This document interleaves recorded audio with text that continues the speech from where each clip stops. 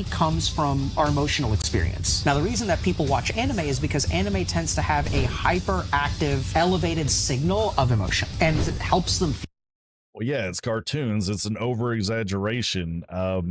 Whereas Western cartoons, I would say, focus more on the comedy and over exaggerating the characters in order to make something funny.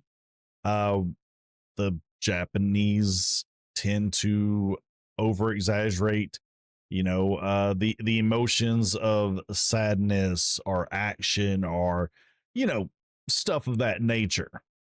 Feel. You are doing what a hungry person does when they eat. You are discovering that there are some environmental stimuli that are bringing out these emotions that you don't know how to bring out in other ways, but they absolutely need to get out. And especially when we talk about things like sadness, I mean, there's so many physiologic things with sadness that are helpful. The rate of our breathing when we become sad and we start crying and then we...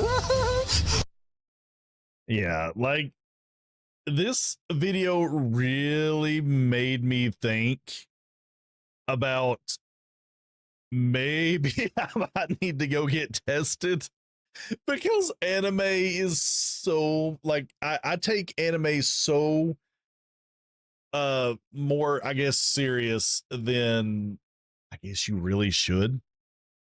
But I do have a line for it, but yeah, like anime just really speaks to me. I mean, I made a whole channel about anime and I'm trying to make it grow. I enjoy anime more than the average person just watching it. Sora AI anime that this guy made. It's kind of a bundled up compilation of stuff, but let's just check it out real quick. You're wide open. Like, I ain't gonna sit here the whole time and let the whole thing play, but I mean, it looks really good. Zero. Like, if you were not savvy and it didn't have the big Sora logo around it, I'd be fooled. The action is really actiony, right? I mean, then you get silly stuff like that, and it's kind of obvious. But I mean, let's be serious. This looks really, really good, and I already hear comments, and I already see what people saying. AI slop. I get it.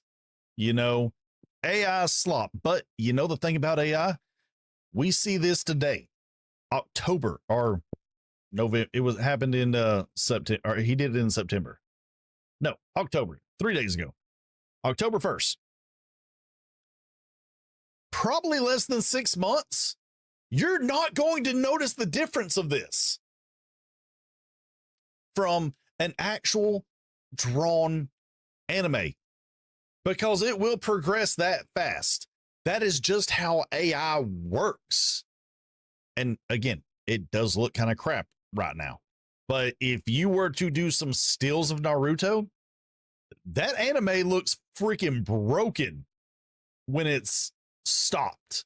In motion, it looks great. But I do want to say something that is a similar thing of that happened. The first notable use of CGI, and that's CGI in anime, from 19 and how it looked, and honestly how it looked in film in general. Effects produced by Koei. But we all thought CGI in anime was crap and it would never happen. The fact is CGI makes anime faster. It gives the animators in the studios less time to have to work on doing backgrounds and other tedious tasks. This is going to do the same thing. And if you don't believe me, give it a year. All right. Now, honestly, this is probably my most excited anime that I wanted to watch this season. Tojima Wants to Be a Common Writer. So good. Like the opening episode, the music, the animation, the characters, the just the everything was so fun to watch this. I mean, if you don't know, this is an anime about a 40-year-old guy that wanted to be a common writer, was obsessed with it as a kid, and obviously grew up. But they have the OG, the original common writer doing the voice of the main character. And I absolutely love that. Like he does so good, like steps right back into that role. What I did not expect to see is that the what looks like is going to be the villain is someone who is just as obsessed as the main character. And but he was for Shocker, the villain organization that opposed the common writer. And I'm loving it. Like again, just the music so good. The just being close to this age myself and me wanting to like, I mean, I ain't gonna lie, I wanted to be a Power Ranger growing up, a Ninja Turtle, you know, all that fantasy stuff. But you grow up, you forget about that stuff. This guy didn't, but we also get some of his backstory to where he can do something.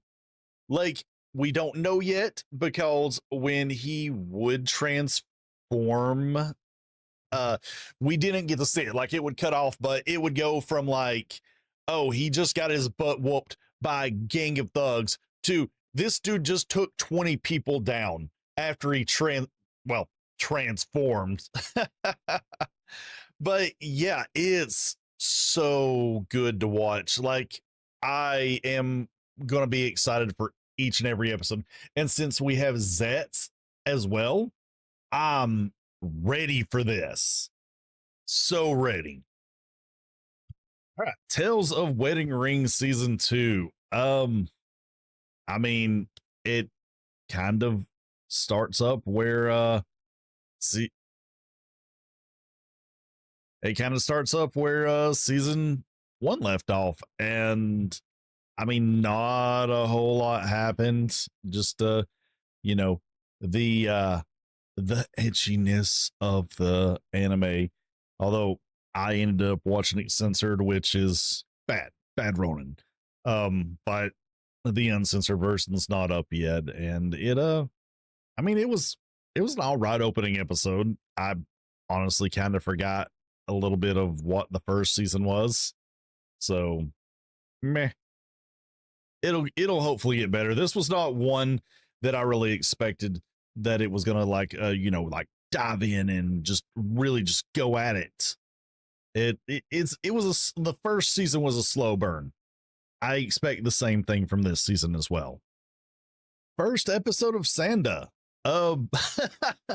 What to say? Like, I did not expect the first episode to be as fun to watch as it was. I mean, the first episode is literally, or the first line of the episode is the main character saying that I didn't expect a girl's butt to be this cold. What kind of opening to an anime is that? But I love the character designs. Like they're very different from what I'm used to seeing.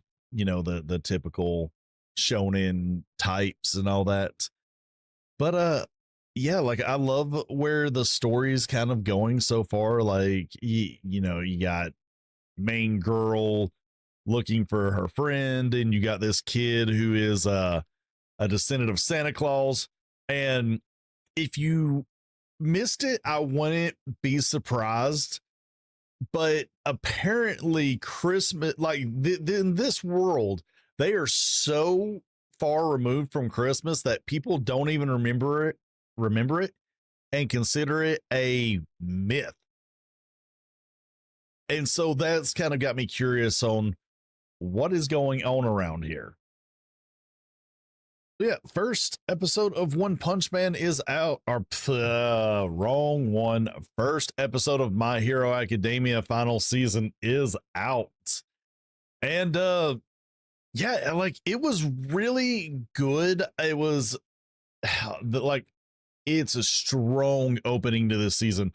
No, none of the Deku fights, but we do get to see opening to the all man Iron Man, all man, all might Iron Man suit fighting all for one or one for all. I always get those mixed up, but it was so cool to watch. It really had that moment of when All Might lost his powers and it went to everyone else, or it went to Deku and his him pointing saying that it's up to you basically. And it was kind of really cool to see how he incorporated all of class 1A's powers into the suit and how to use them. And then the kind of like the B side of the story, getting to see Naval Laser Guy and Invisible Girl kind of have their moment in this big fight. So overall, it was a really good opening episode. And I still don't think we're going to get a strong 12 episodes out of this. Like, there's got to be a backstory somewhere. Backstory, going back and seeing what's happened over all of the show. It's got to be somewhere, because there's just no way we're getting 12 episodes of straight fighting. For the final anime ranking of the season, Dan to Dan season 2. I don't have a lot to say about Dan to Dan. Although now that I'm thinking about it, I'm not caught up on Dan to Dan because I think I missed the last 2 episodes. Shame on me. I'll rectify that as soon as I get off stream. But Dan to Dan season 2, I mean, it's been good. Like, it's probably been some of the best anime in the entire season. Like, just with the evil eye stuff, and there's an entire episode that masterclass in animation. But I am disappointed that the majority of the season has focused around Gigi and the evil eyes stuff. Like, it was I didn't want it to rush through it, but I was hoping that it'd kind of be like done and over with fairly fast. And then like when it finally does get to it, I haven't watched that stuff because there's definitely more to it than that. But I mean, Dan to Dan season 2 has been really solid. Just kind of more of a disappointment for me because the evil eyes stuff just wasn't all that interesting. So I will get to the later, like the next stuff. Like, I love the trailers for the next guy that's coming into it. Dude is an otaku, like otaku stuff, kaiju stuff. It looks so fun, but just based off of what I've seen, which it probably won't change too much because they're probably not going to advance the story all that much, which, like I said, I did want to see them kind of get back to the main story of finding Okarune's golden nuts. But like I said, it's been a good season. It's been a good season. They definitely have done a lot with it. Gachi Yakuda, roast me if you want. I'm going to say it the way I can say it. Gacha Yakuda, I actually got caught up on this today. Gosh, what an anime. What an anime to have. No, 13? 12 episodes. and it should be, I guess it's doing consecutive course. Yeah, it's 24 episodes, so it's not done yet. But I'm going to go ahead and rank it because, I mean, we're at the end of the season, so yeah. So yeah, Gacha Yakida. Oh man, this is a solidly good show. I am so happy that it did not disappoint. Like I remember when I was seeing stuff for the manga and seeing people like saying this is the next big manga to come out, and I like it either. Yeah, well, the English wasn't out just yet, I don't think, or I couldn't find it. And I really was trying to read this before this came out to see if I even wanted to watch it. But the trailer was excellent for it. The fact that the mangaka is an alt lifestyle person is phenomenal, and that she like some of her favorite mangas are Fire Force and Soul Eater, and you can tell that in Gacha Yakida. Like it's such a good show. Like the revenge aspect, the power aspect of like things that you like, you give them power. And Rudo, the main character, being able to give life to anything that he touches because he sees the value in everything is so cool. It's such an interesting concept. And I have been enjoying every episode of this, just every single episode. I loved season 1, but I forgot this one was airing.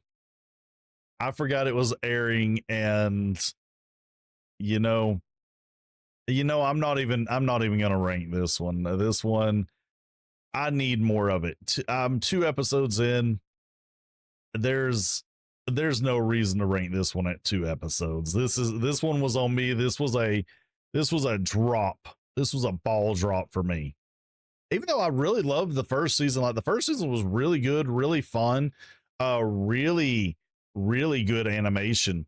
Like I love the idea of just like, hey, this guy got reincarnated or resurrected actually, because he doesn't go to another world. He stays in the same world, but gets to play with magic now. And he was like a magic fiend from his previous life. And he just just really creates these cool spells. It's just like kid creates cool spells, and things happen. And it's just a fun show. I wasn't really hating this show, but it just wasn't. It should have grabbed me. You know what? I shouldn't rank this one either. Like, it looked fine. It seems like it has a good premise. Like, I love the first episode. It's kind of funny, but yeah, this I didn't forget about this one. I just didn't want to watch it anymore. Hey, June number 8. Kind of disappointed with this season. I have not gotten to the end of this season yet. I think I was at episode 4 or 5, and it is dragging hard. And I would say it's not good on me to score it, not being that far into it, but at half the season, that's more than, I mean, that's more than 50%, right? And it's just dragging. And I'm not hearing anything about it. It has to be the anime that first season, so solid, so good. But this season, no one's talking about it. I see no compilations being made. and there is stuff happening in it, but nobody cares about Kaiju number 8 this season. And it is insane to me that an anime like this is falling off so hard.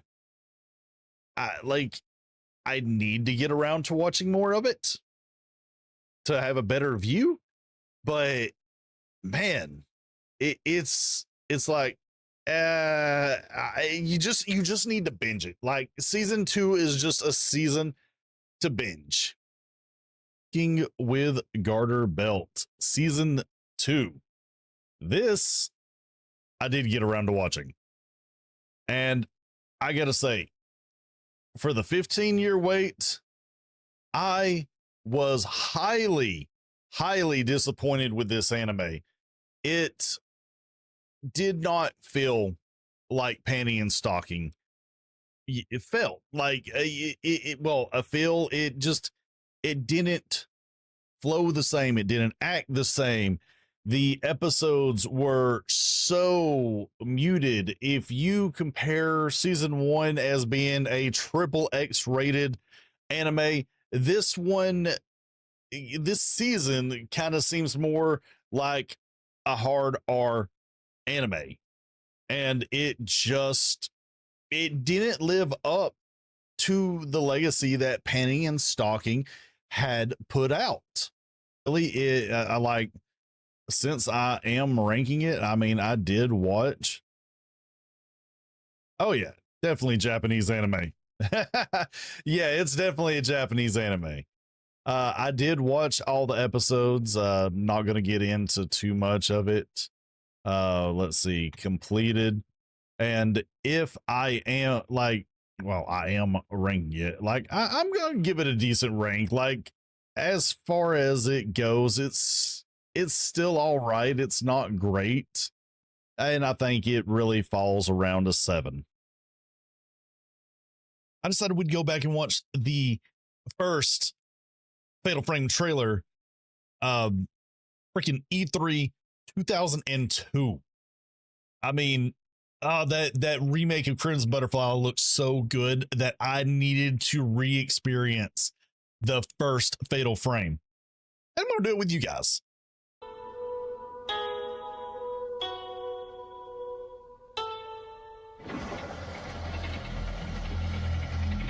Like, I mean, you see how much it changed or how much they're doing for the cinematics, but this is probably gameplay. But I mean, this was from 2002, PS2 era.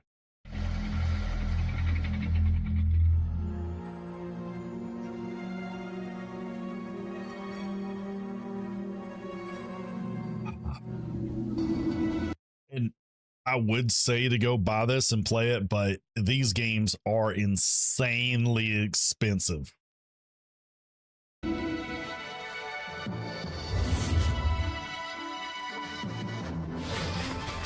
And by insanely expensive, I mean that if they are more than $10, no. I mean, they're good, but don't break the bank to play them. Emulation is still a thing in 2025.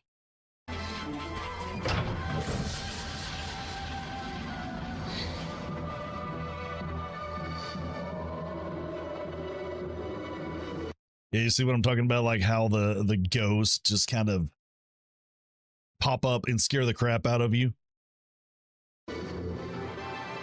And there's the camera. That is your main weapon. Main weapon. That's your only weapon.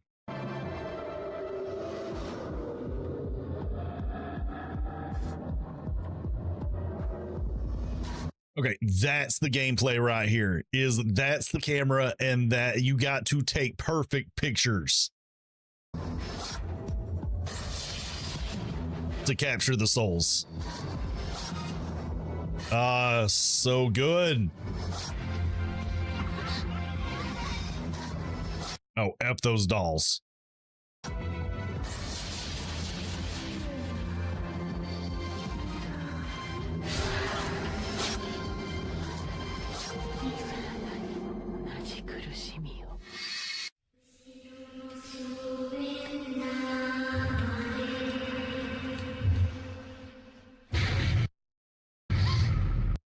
Yeah, this game just scares the crap out of me. All right, so not anime, but this is probably one of my favorite game franchises of all time. Fatal Frame. For those of you that know, don't know actually, I should say. Fatal Frame was a series back on the PS2. Like, it is horrifying.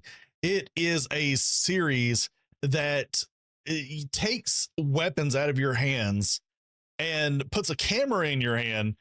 And the way that you've got to defeat enemies is by taking pictures of them. So you literally have to stare them down in first person view and have the ever loving shiz scared out of you. But there is a remake of Fatal Frame 2 Crimson Butterfly coming. This place. And I can't wait for this. Like, A long time ago, it looks so village here good. disappeared during a festival, and people who get lost in the woods are called to the village. Do you think this is... Like, I mean, I'm so happy because Crimson Butterflies was probably one of the better of the games. And the fact that a new generation is going to get to experience this with this amount of clarity and graphics, so good. I wish they would have redone one, but Crimson Butterflies, top tier. What happened? Ritual will begin soon. Everyone's dead. Mia, no, stay back, run away. And I mean, you might be asking, like, where's the gameplay? Where's gameplay? Hey, trust me, you don't. The gameplay doesn't have to have improved a lot to get the effect out of this. The fact that they're redoing the cinematics for me is enough because it just looks so good and horrifying.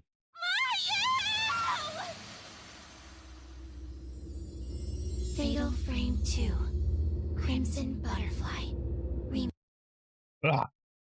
Can't wait for it.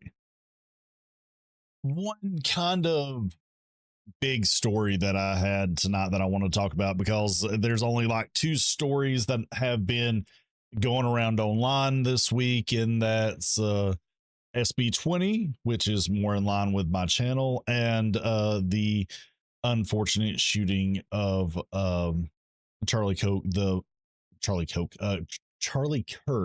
the right wing talking head. And I'm not talking about that. I'm just not.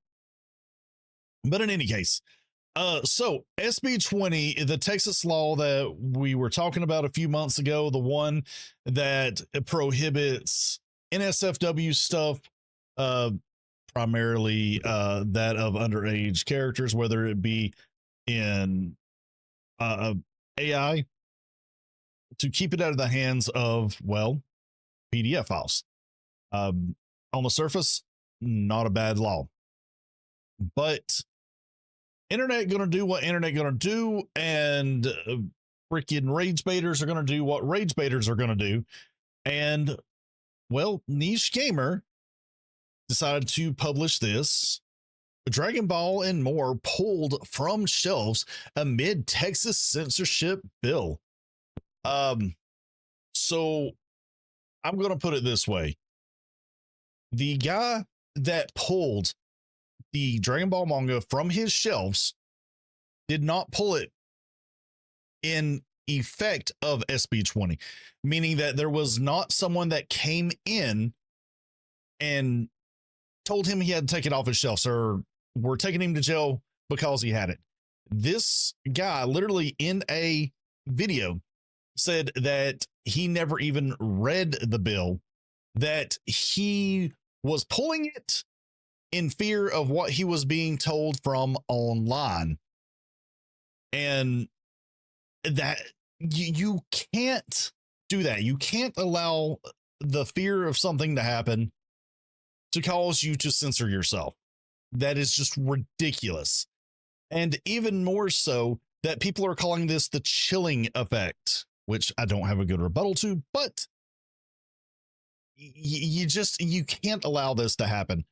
And the fact that people are going in and saying how bad this is just absolutely asinine. It's an overreaction. And we really need to take a step back and realize that this man did not educate himself. And to a certain extent, it really does seem like a performative piece to it. Hey, Miss Makima, do you think I have a heart? Yes, you do. The name's Reze. I mean, the animations, it doesn't look like the show. Like it looks like they took a little bit of a different approach with the animation. Not so much that it's real noticeable, but it does look different, I believe. I can teach you everything. Let me teach you.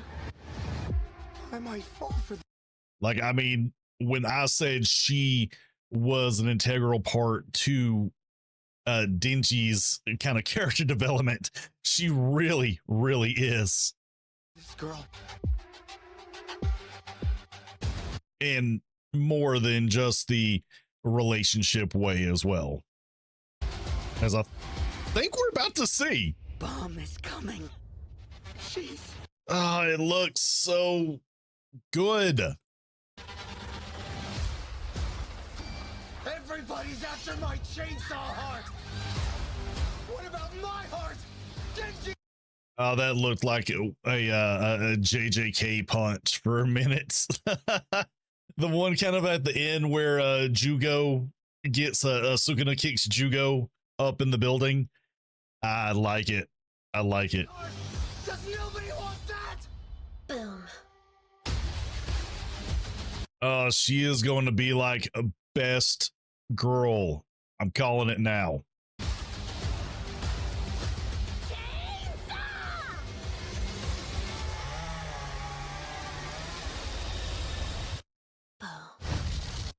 It just looks so good.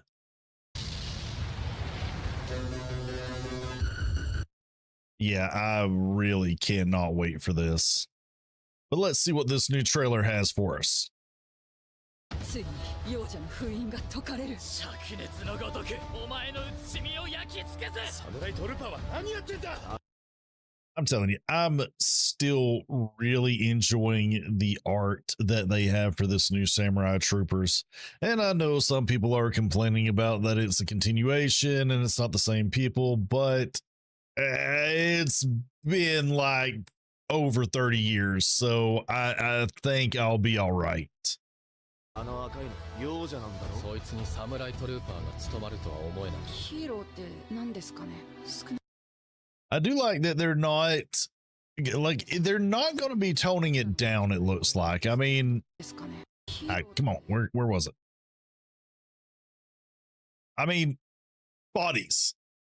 There are bodies bloodied on the ground. I don't think we got that in the original one. ヒーローって何ですかね。少なくとも僕らのことじゃない。俺が無双してやるよ。お前がやったのか。俺は誰の手も借りるつもりはねえ。誰もやらねえなら俺がやるしかねえだろ。戦う覚悟。ヒーローになら。Like, I really am looking at the positives here. I think it's going to do well. Like, I don't think it's going to please everyone, but then again, what show really does? But it does look good. Like, I think it is going to be more modern, audience focused. 助けたいこの力で俺が終わらせる燃える展開じゃねえか陣の誓い炎の使者武装灼熱早急 And I mean, the CGI does look like it's going to blend pretty well.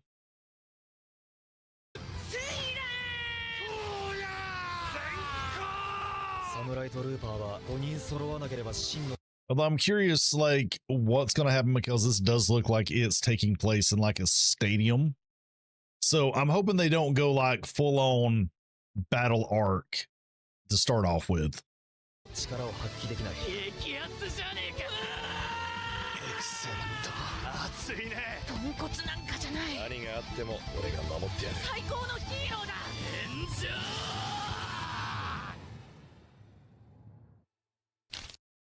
Yeah, overall, I am really looking forward to this, and I'm hoping that it is faithful enough to the original that it's not going to piss me off.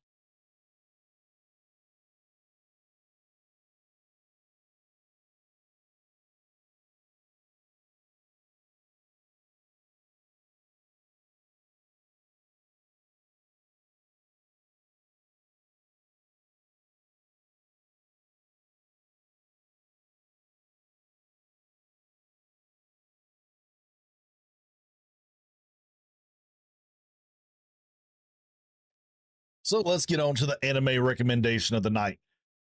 This is an oldie but a goodie, Basilisk. Now, if you don't know about this, I didn't know about this until last week. Well, correction, I knew it existed, but I'd never seen it, and I've never heard anybody talk about this show. Now, on the site that I use to track my stuff, AnyList, it is not rated well. Like, it's 71%. I mean, a little above average, but not the greatest. Could be better, right? The best way for me to describe this anime is Romeo and Juliet meet Ninja Scroll. And it's so freaking good. The animation on point, which who actually does the animation for this? It looks to be Gonzo, which if you know my channel, I love Gonzo animation. They do a lot of good stuff. They had an amazing voice cast, especially my favorite voice actor of all time. Where'd he go? Justin Cook. Granted, he didn't get a lot of acting in it, but I love Justin Cook because he does the voice of Yusuke Urameshi. But if you're not convinced, let's check out the trailer real quick. Two souls believed that love would conquer all. But when I mean, there's that Romeo and Juliet right there. honor means nothing and power is everything, can love survive? Two lovers born of rivalry. I mean, the animation doesn't even really look all that dated. It looks like a 80 or a 80s 90s animation, but it was done in the 2000s. Generations rekindled once more. War has, And it is bloody. their fates have been chosen. All but Also, died. English dub is very much on point.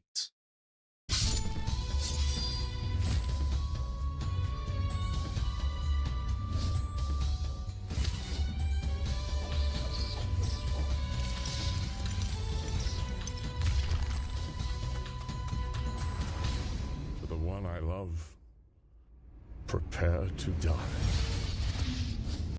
Yeah, if you haven't seen this, I highly suggest watching Basilisk, and there is a follow-up to it. Haven't seen it yet, but the fact that there's more makes me happy. All right, so recently Baki got a new trailer for Netflix, so it's going to be getting another season. Now, I'll be honest, I don't know a lot about Baki. I have watched all of it on net, or that Netflix has, and be honest, I don't get the appeal of it. Like, the fighting's not really good. The character designs are maybe a little bit too muscular for me, I guess. They're not appealing to me, is probably a better word. But it's I don't know, it's a show that just has not caught my fancy. But let's check out the trailer.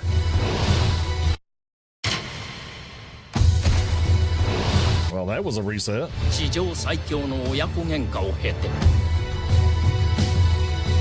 男たちは退屈していた無味乾燥な日常を打ち破るのは Yeah, like I'm curious where they're going to go because apparently the whole series was the build up to the Baki and his dad fight, but it just didn't. Again, I wasn't impressed with it.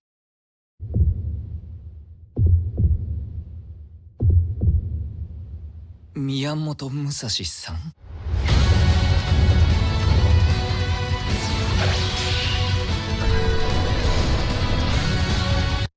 So they're gonna clone people now?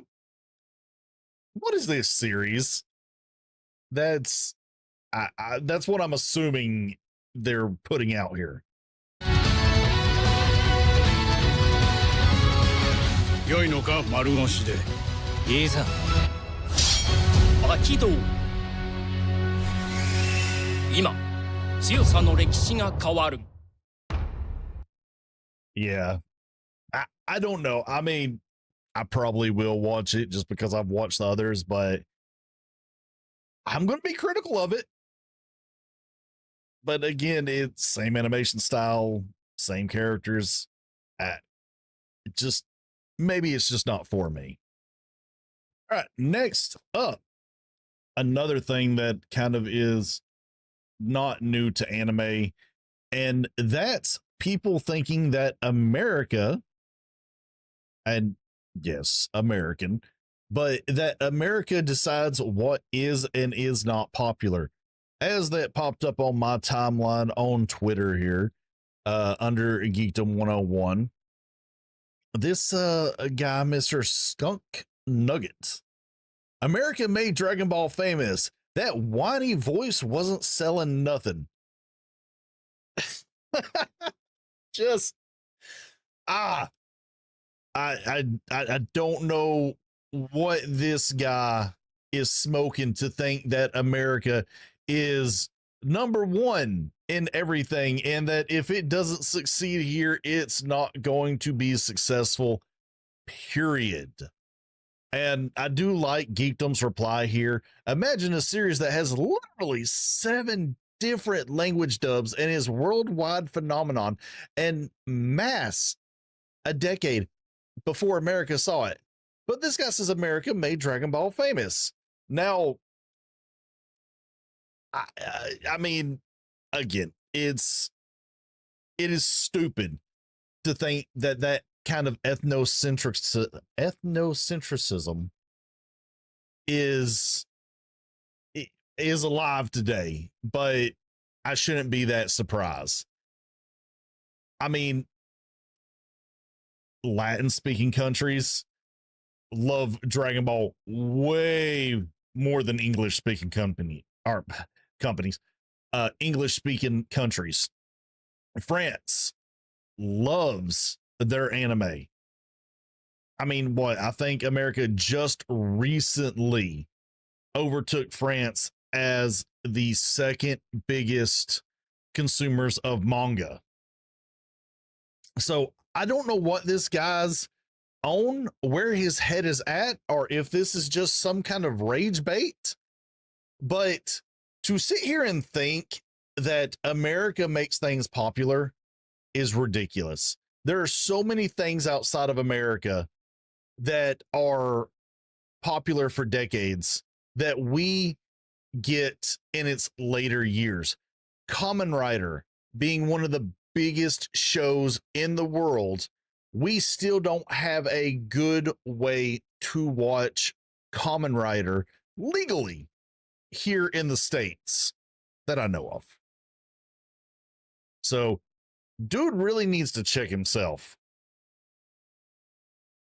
Now, next up, I'm a little bit late to this one, but I am excited and am probably going to watch this when it comes out.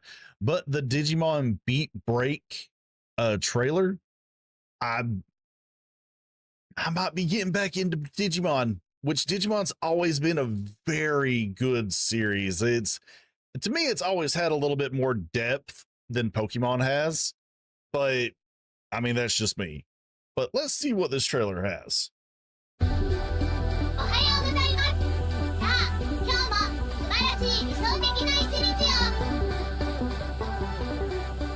I mean, it's already showing off some really good animation, is it not? 理想的ね。なんかつまんなくね。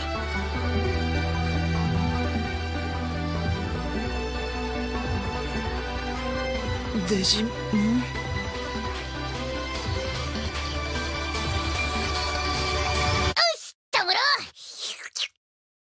I mean, I don't know what to say about it. It's really looking good.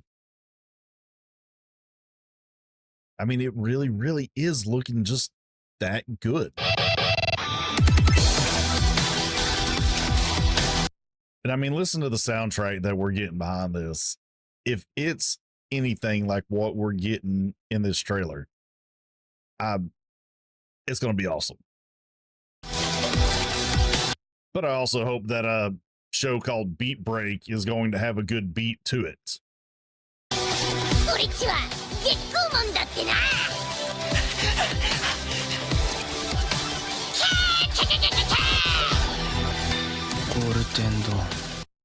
I will say I'm not sold on what's probably going to be the main mon of the series, like the mon of the main character.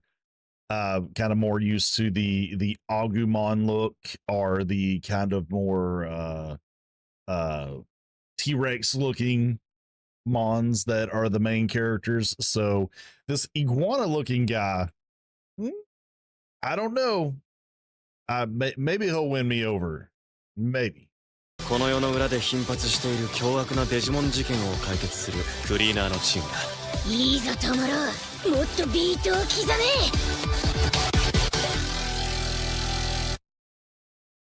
Yeah, I am looking forward to it, and the fact that it's coming out next season. Let's freaking go. I have here, I've talked about him before in some other videos, Chibi reviews. I know he's big in the anime YouTubing content creator scene, but I don't know if it's just what I'm seeing, if my algorithm's just feeding me stuff that he's doing, but dude can't stop with censorship this and just kind of a real hatred towards anything that isn't loot, NSFW, you know, not safe for work. And, you know, unfortunately, people that go as hard at it as Chibi does. Now, before I really get into it, no, censorship is not good. I really dislike censorship. But when you go as hard as Chibi does, at least on his Twitter X account, it makes you look really weird as an adult, kind of wanting to see the bare chesticles of anime characters. You know, I obviously been around the block a while. It exists, but the censoring of those characters also exist. I mean, God Rays and Random Fog has existed for just as long in anime as the lewd NSFW stuff has. And if I could find it right away, there were people definitely going at Chibi for this, and rightfully so. And in all honesty, again, it just makes you look weird trying to go at this as hard as he goes. But he also refuses to acknowledge or find that maybe they're airing at different times. Maybe there are different studios. It just isn't a good look overall.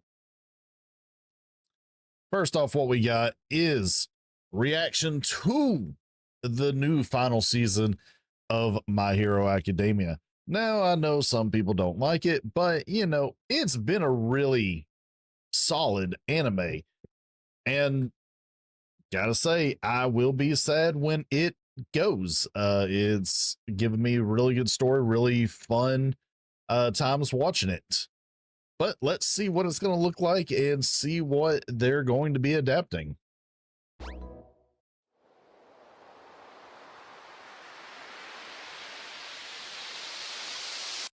All right, so just previewing what we've already seen up till now. I guess that's a good thing, right? 何度だってこうしてやる。お前もこの国も全部早く止める。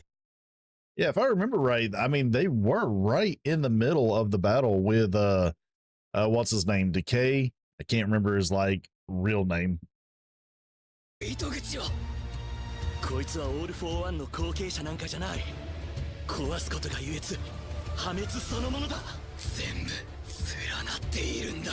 My question is how are they going to get 12 episodes out of this when, if I remember how they left it off, they were already like nearing the end of the battle.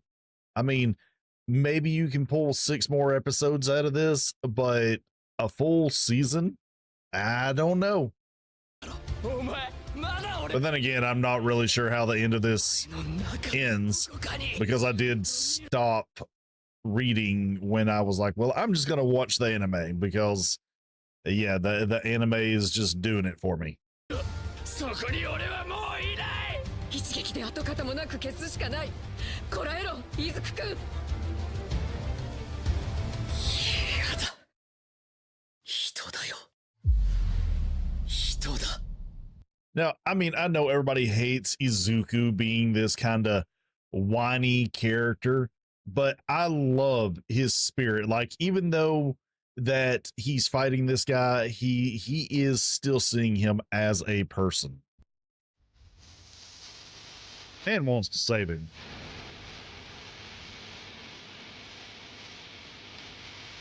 泣いていたあの少年は諦めはしない。凛ちゃんが頑張ってると何かしなきゃって思うんだ。心配すんのは信用してねって。 Yeah, I really can't wait for this. ことになるのかな。全員が少しだけみんなのことを思えたなら。その面があまりに必死なもんだから応援したくなっちまう。この少年が正しいのだと信じたい。守れなかったものを見ないふりして泣いていた少年はもうとっくに乗り越えていたんだ。上から蓋をして少年は俺になった。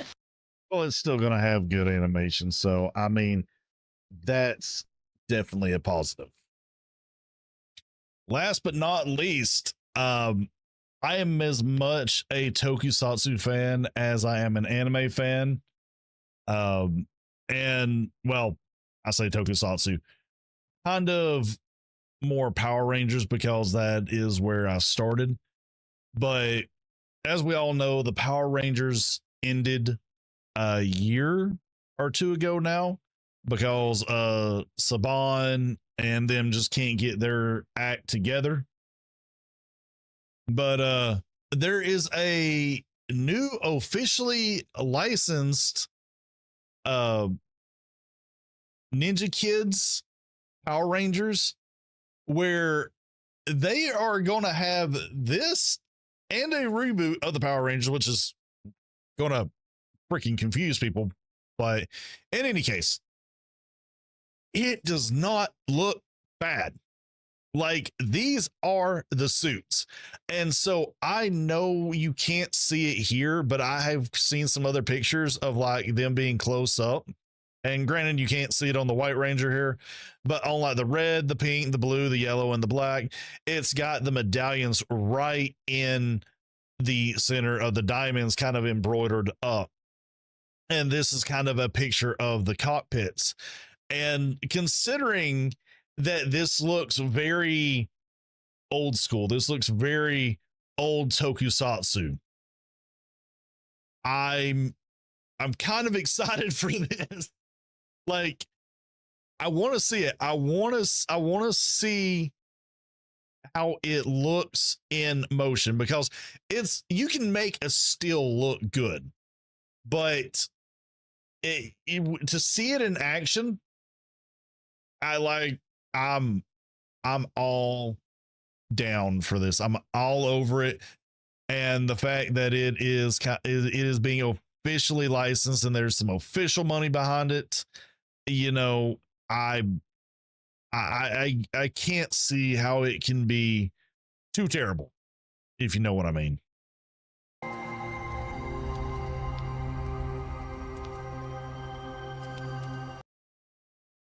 All right, so a little bit of tokusatsu talk. Kamen Rider Zets is actually premiering tonight. Actually, let me refresh this.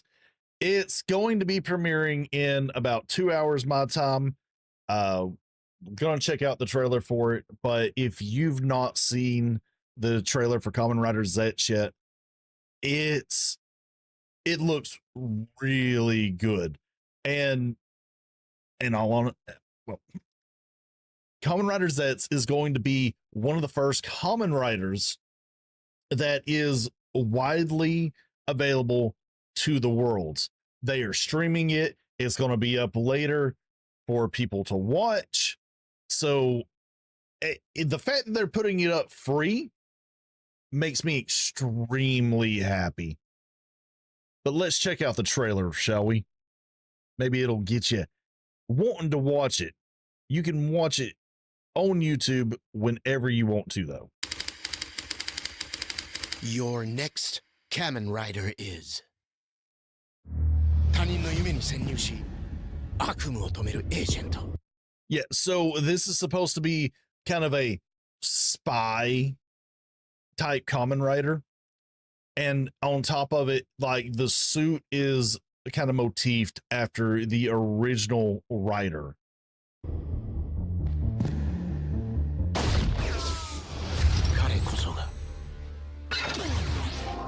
Now, I'm not gonna lie, the belt across the chest thing, a little weird, but that's fine. I mean, as long as the action is on point. Like, I watched a little bit of Gav from last season, and I was amazed with the amount of action that they were able to do in those suits. I'm on it. Impact. 変身 Kamen Rider. But it also looks like they're going to have like an 8-bit style as well. Sit.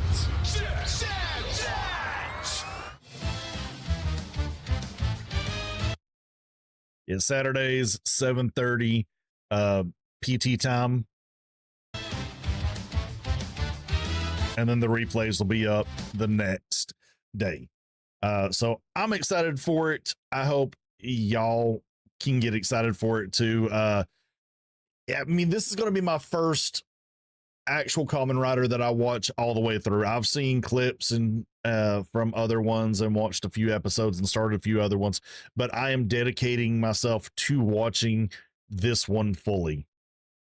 I did want to do a little bit of something, and I, just for kind of shits and giggles, I wanted to recommend an anime from the year of my birth.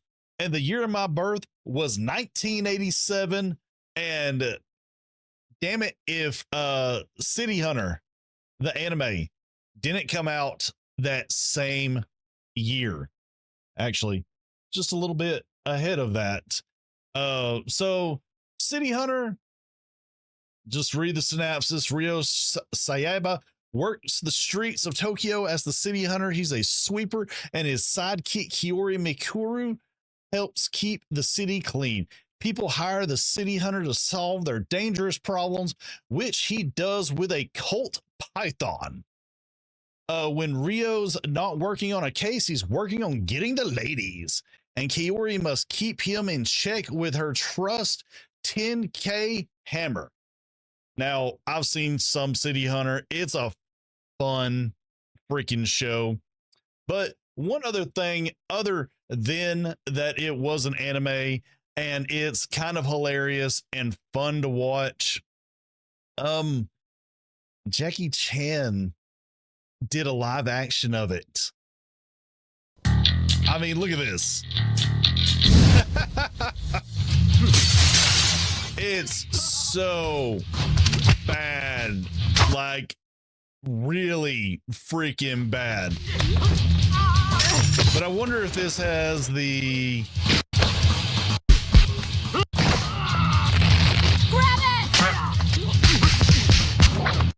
like, I'm not gonna react to it. It's just a bad anime or anime adaptation, but it is so right up Jackie Chan's alley. Oh, they do have it. And Jackie Chan gets to dress as Chun-Li.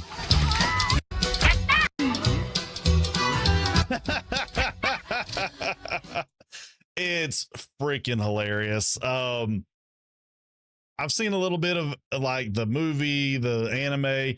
It's a fun show. Demon Slayer Kimetsu no Yaiba Infinity Castle trailer 2, where I think this is revealing or giving some info to the poison Hashira. So let's see what it's about. I mean, it's already looking beautiful. We can say that. Oh. Okay, so yeah, like this is probably the most backstory that we've gotten for her, where she has a grudge against this guy.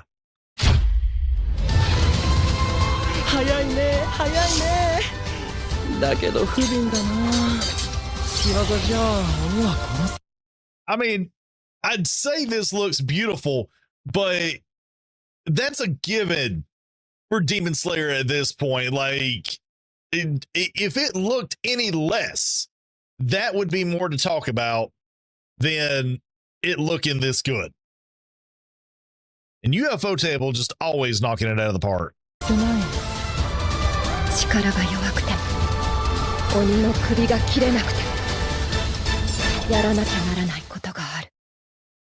Yeah, I mean, I don't know what else to say about it. It's Demon Slayer. It looks good. I kind of can't wait to see this in theaters. I'm hyped for it. I am hyped for it. I'm ready. I'm kind of ready for Demon Slayer to be over with, to be honest with you. Producer Kodakawa must consider anime liked by Westerners, also such as zombie and vampire titles, amid global expansion push. So this story basically says that the producers at Kodakawa are talking about, like, they're understanding that anime is becoming way more global than it ever has before. And in it, he mentions things like Castlevania getting popular and Blood the Last Vampire, and basically trying to push these more European style stories into anime that we will see, which, I mean, honestly, anime's kind of always had stories like that. I mean, if we're really being honest, Full Metal Alchemist is a European style story. And, you know, even Demon Slayer is kind of European style as well, even though that it is definitely, you know, based in Japan, but it has kind of those elements of more vampire-ish characters. But yeah, like I see it coming. I knew it was going to become, like, in the last year, I knew it was really coming, that they are going to push for this. Not my reasoning was more for that the streaming services were getting much bigger and getting more of these animes, and with Disney getting into it, Amazon getting more into it, it is definitely one of those things that is just going to happen. And we are going to lose probably the some essence of what anime is, although I don't think we will fully lose it. But the fact that Kodakawa is saying this means that the industry is going to go in a very weird and interesting direction in the future. Like the recency bias that Solo Leveling had is really, really stupid that it got that hyped. But I mean, they really did not like the fact. Yeah, I'm walking all over myself. The fact that Crunchyroll produced it and they put it out at the same time near their awards, they knew what they were doing. Like 100%, they knew what they were doing, because what it is it was a push for Solo Leveling to get pushed out, and it wasn't even really against Frieren. It was just that it was like Crunchyroll had so much investment into Solo Leveling that I didn't realize it at the time, but it was going to win no matter what, and it is stupid.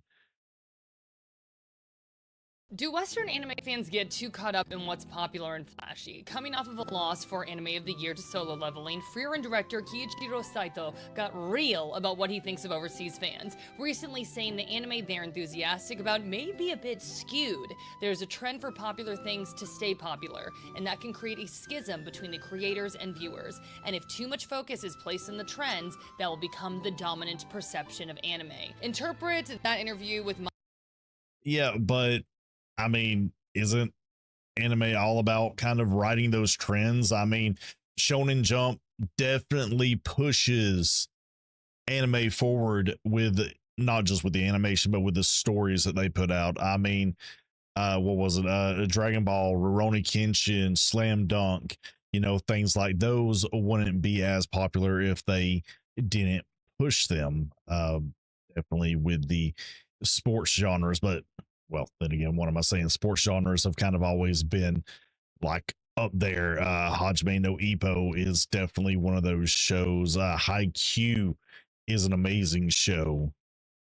Montan Web Global Anime Challenge, as you will. But it raises the question, how are more unique stories supposed to survive and or thrive when so much attention is placed on visuals or a mainstream formula? So often anime in the States is written off because it doesn't have... Well, a friend of mine told me a while ago, like, he can't watch older anime because it just doesn't visually appeal to him. And he actually said something to me that he watches anime for the visuals. Now, was he an avid anime watcher? Not really, but that's what gets people into anime is the visuals. Like, I think of Akira and how amazing it was and how we were just stunned when that movie came out. And the trends, that is just kind of lowest common denominator stuff. It's going to appeal to more people. Have eye-catching fight scenes or more or less average animation. Perhaps this is really a bigger discussion to be had. Back in my day, anime, though gorgeous in its own way, lacked the movement we see today. We had to use our... I mean, yeah. But I mean, also, we've got to think that 2020 was a new boom of anime watchers, and it kind of reset anime for us as a whole. And so we kind of have regressed a little bit to where, we're not those teens going out into the world and discovering anime anymore. We're like, the anime community is now regress to where they're more kind of toddlers, just kind of crawling on the ground for new shows. Who are freaking celestial dragons think they know One Piece? Explain the celestial dragon. Long story short, celestial dragons are basically the people who cannot be touched. They are the ones that are in power. They don't even breathe everybody's air. They go out in public wearing bubbles over their head because they don't breathe people's air. What? Yes. Hey. And Luffy punched one of them square in the face because he was trying to buy somebody like a slave. A lot of people don't get One Piece. First off, a lot of people don't watch it because they think they know it. And the ones that say One Piece is mid, I ain't never seen nothing that's mid that's been around that long. I don't give two shits. A lot of people who are. That's why I had it on. That's why I had recorded this. It's that final line. The I don't see anything that's mid. I don't give two that's shits. Been around that long. Okay. And now I remember why I had this up. Mid shows are some of the best shows for people to consume. I mean, I've said it before. I would rather watch 10 mid shows than one perfect show. And is One Piece mid? Very subjective. I think it is. But I'm also not digging or seeing some of the concepts that some of the people get from One Piece. Like, I think it's a very boring show. I think Luffy's a very bland MC. I think they don't explore in-depth relationships enough with each of the characters. Now, yes, I know people will say that they had you crying over a boat. Ain't gonna lie. I do cry over that boat. Every time that goddamn scene pops up on TikTok, for some reason, my eyes start watering up. It is what it is. I didn't even care about the damn boat that much. But it's the emotion that gets put into that scene and the lead up to it that is very good. But that doesn't make One Piece a super, top tier anime to me. I think there are anime that far surpass it in storytelling, in art, in pacing, and just kind of will dog walk One Piece any day of the week. But I can see people's points. If you are going to look that deep, it's going to probably be a top tier anime for you. I just rewatched How Not to Use Healing Magic, and I have the whole concept for a small little video series because I literally found so much more meaning when I started comparing it to other medium that I have watched. So I am kind of interested to get that started because I want to not only kind of flesh out that idea, I want to see what other people think about it.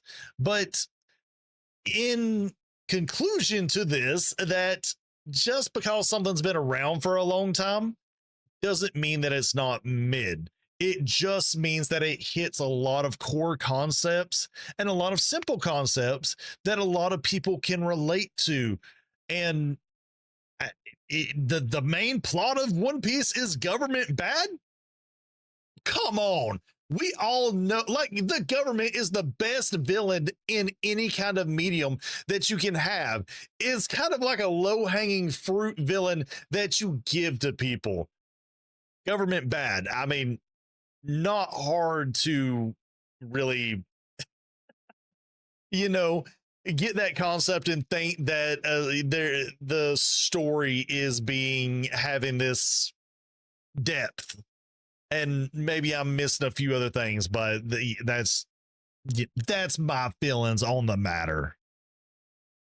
She brings up this concept that watching One Piece is not equivalent to someone who has watched 25 anime.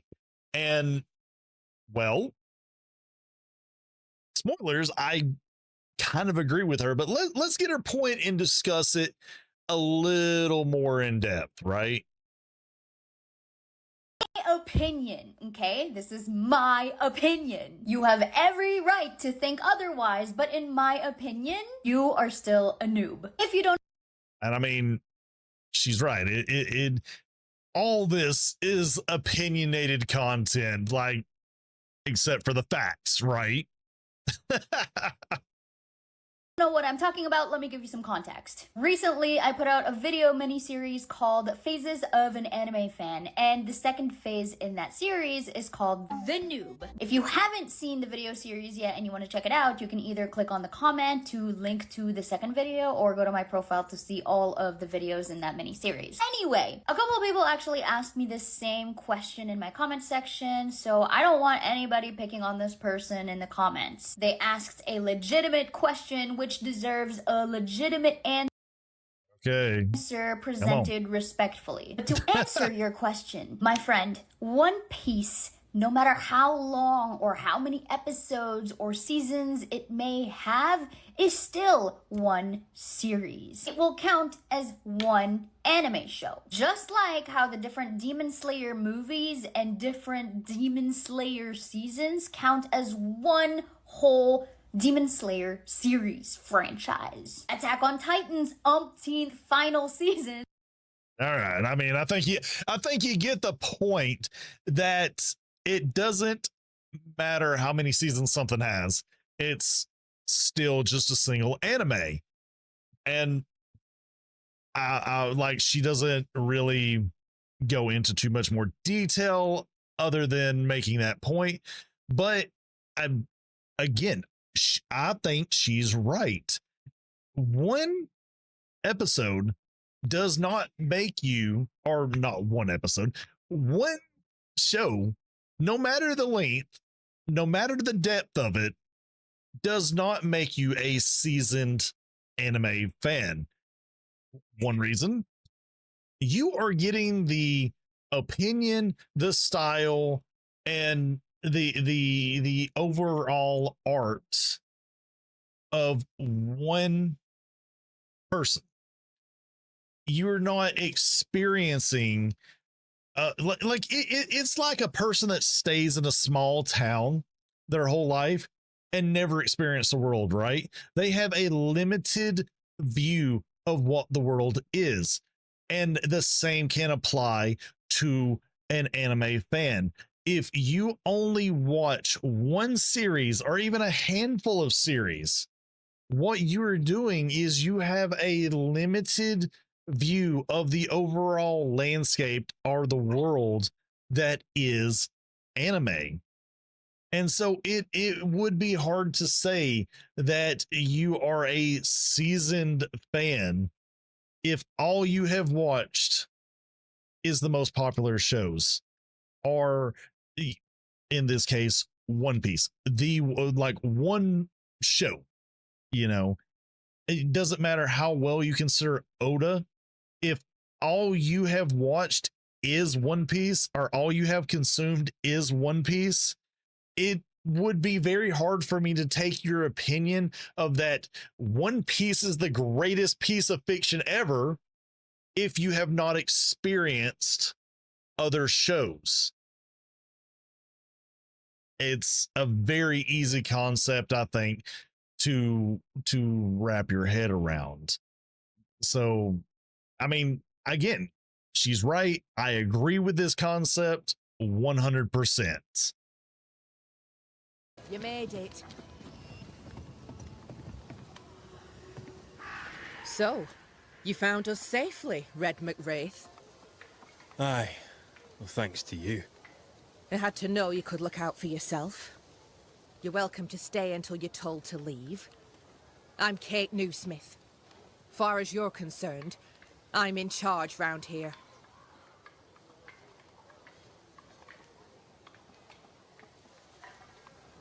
Newsmith? Anything to Thickskin? Aye. We're sisters. Me and Antea, we met her in town when we first landed. Thickskin will return from the hunt soon enough. Sorry for your loss, by the by. Why might you tell me to leave? He who don't pitch in, pitches out. We'll not go hungry to feed him that don't contribute. Hungry? Child, you have no idea.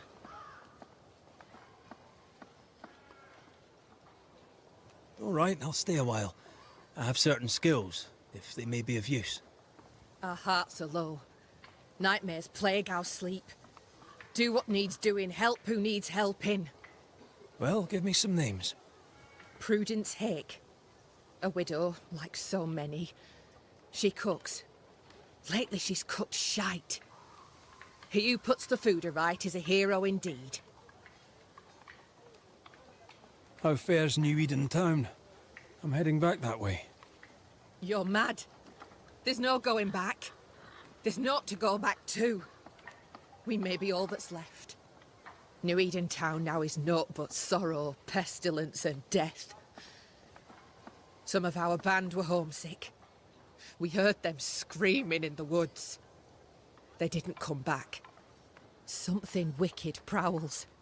Folk dream of a murderous beast that'll kill them if they dare to leave camp.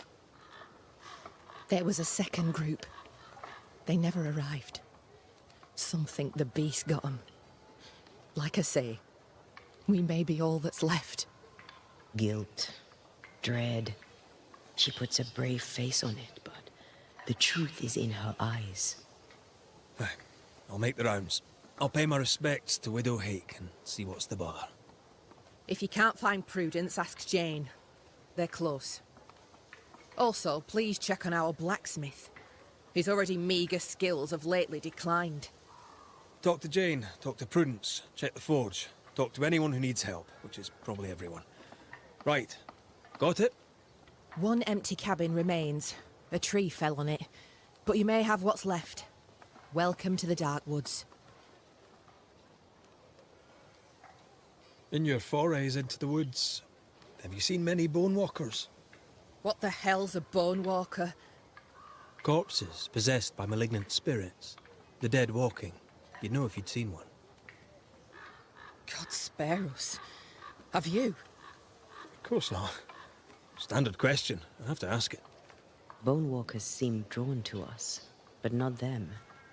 Is it you? Is it me? We both? Can I ask you, what do you know about the nightmare? I have bad dreams, aye. The worst kind. We all do. A nightmare is what we banishers call the creature in the meeting house. It's a breed of ghost. A bad one. Aren't they all? Town was doomed. My sister knew it. After your mishap, it was time for us to go. Your bad dreams. Care to share? Might be the hunger. Might be the fear. But we all seem to dream the same dream. A beast. A wolf, but not a wolf. Larger, stranger. It howls and hunts from the shadows. Intriguing indeed. But still, just a dream. Is it? Thick skin apart, those who leave don't come back. Some blame the beast. We stay close to camp now. Tell me about this beast. Though we've heard it howl, none have seen it. We've heard screaming too, and those who've travelled on have not returned alive. We hope against hope that they found their way to Boston, as we must, if we're not to starve. But our dreams say they did not. There's really no way out. We can live here, on the edge of starvation, keeping our cheer as best we can. Or we can die in the woods, prey to a drooling beast. We choose to live. I must ask you about the camp. Ask?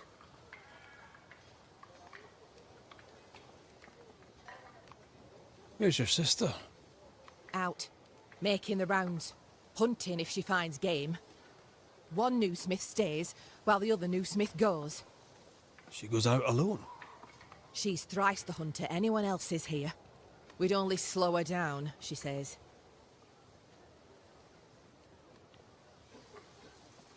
Have you been here long? Huh. Not one of us knows for sure. Time here flies for some. For others it stands still. There's no night, so counting days is difficult. What would Thickskin say? She'd say about a month. She'd be lying. We both counted days, but the numbers didn't tally. I gave up. The nightmare twists the perception of the passage of time. These folk have not escaped the curse. Who about the place needs help, do you think? Something's not right at the forge. You could start there.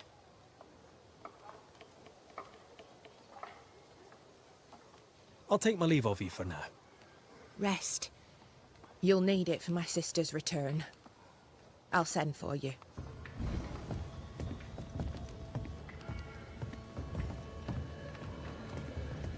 She seems to like me. Let's find your cabin and see how much.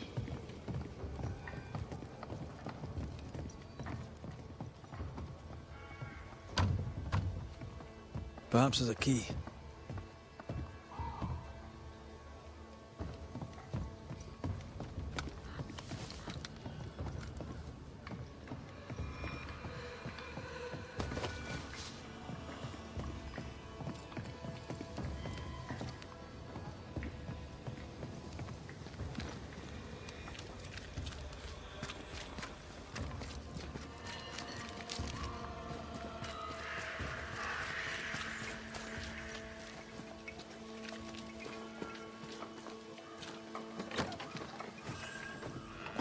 I've slept in worse. And it smells better than Jacob Lynn's lean-to. Poor lad. I wonder where he'll go.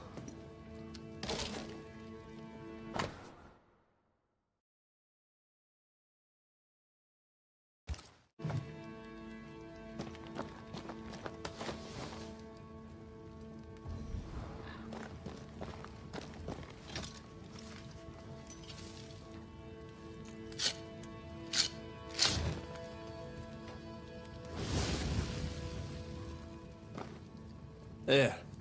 Now we won't freeze. I won't freeze.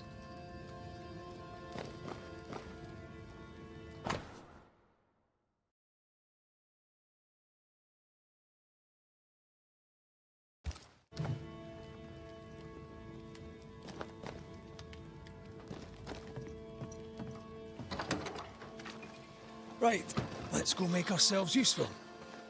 If the nightmare is at work here, they'll need us. The forge. Kate said the blacksmith may need help.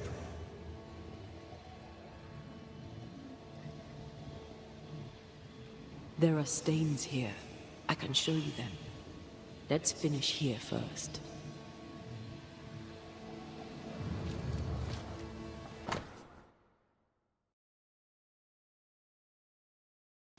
What is it? Salt water. It's pulsing. There's something here.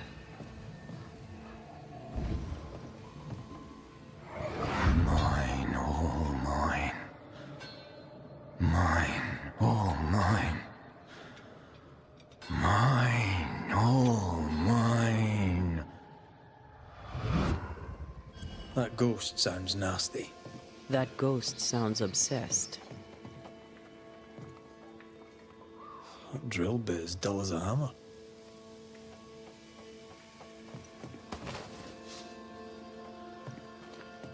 What kind of forge has no tools?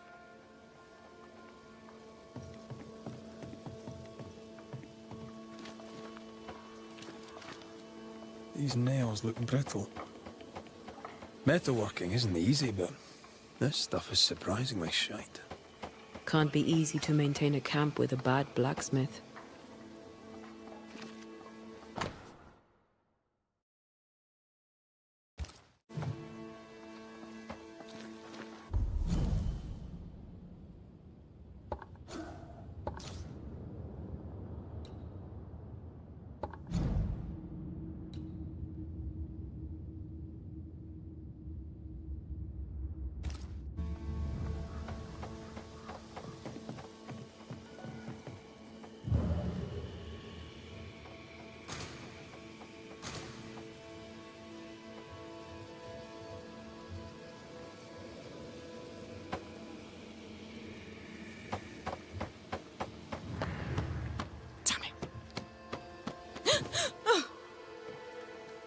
Forgive me. I oughtn't have startled. Oh well. Ain't you a sight? Who are you, then? Red McCraith, ma'am, the banisher. To whom do I owe the pleasure? Oh, the Scotsman. I like your accent, and I like your manner too. Nellie Heaton. A friendly Londoner. I like her already. To the point, madam. Kate Newsmith worries for you, and for your husband too. He around? Fortune left some hours ago and hasn't come back. I confess I'm beginning to worry. What if the beast got him? Did he not say where he was going? Thickskin has him making nails for the stockade. She presses him, and he feels the weight of it. Could he have gone out in search of material? Doubtful. He's exhausted. He doesn't sleep. He works day and night. It wasn't always so. Coming to New Eden saved us. It saved the marriage. I should go look for your husband. He's no woodsman, so he can't have gone far. Please, do find him. I didn't come this far only to lose him now. Can I have a look around your house? Yes, if it helps. The forge is empty, no tools. Any idea why? No tools? That's strange. Why would your husband take tools with him? Why would he take all the tools with him? I don't know. Here's the thing. In your forge, I found a puddle of salt water. Any idea how it got there? The forge uses a lot of water, but that doesn't explain the salt.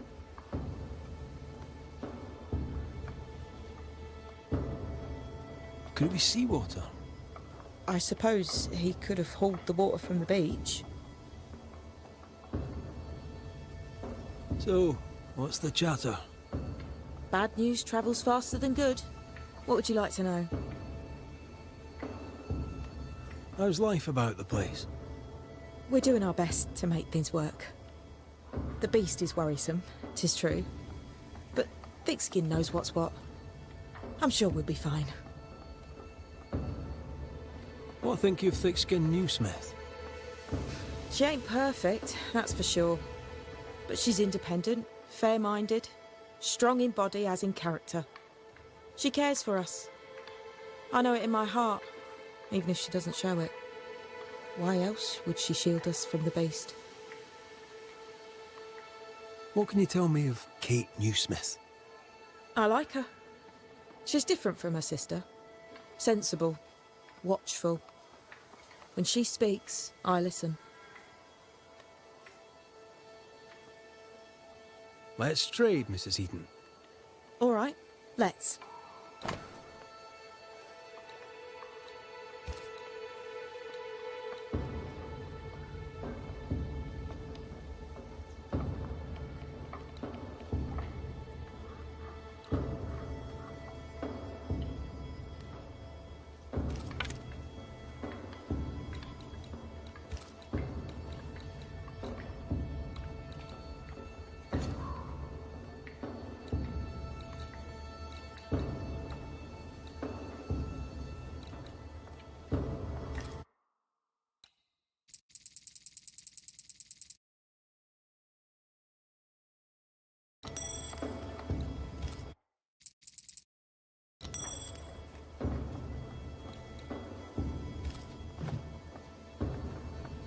Let's trade, Mrs. Eden.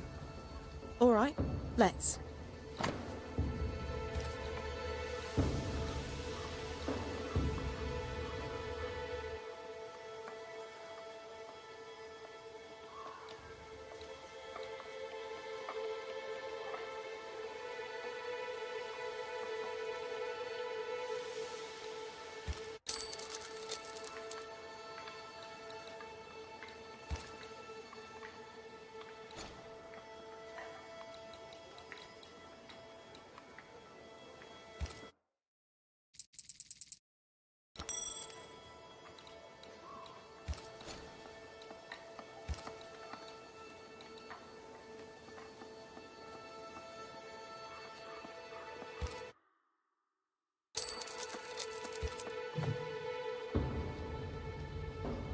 Thank you for your time, Mrs. Eaton.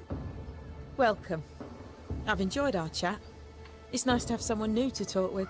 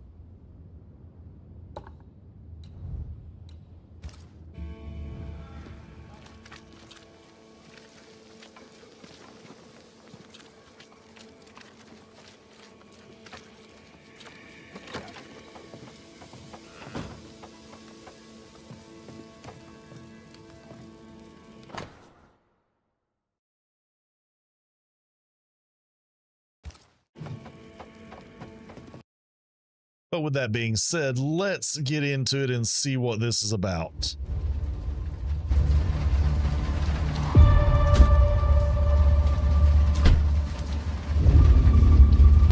Like, for fan made, this looks like, granted, 5 seconds into the movie, but it looks freaking awesome. Like, this looks like a high quality production.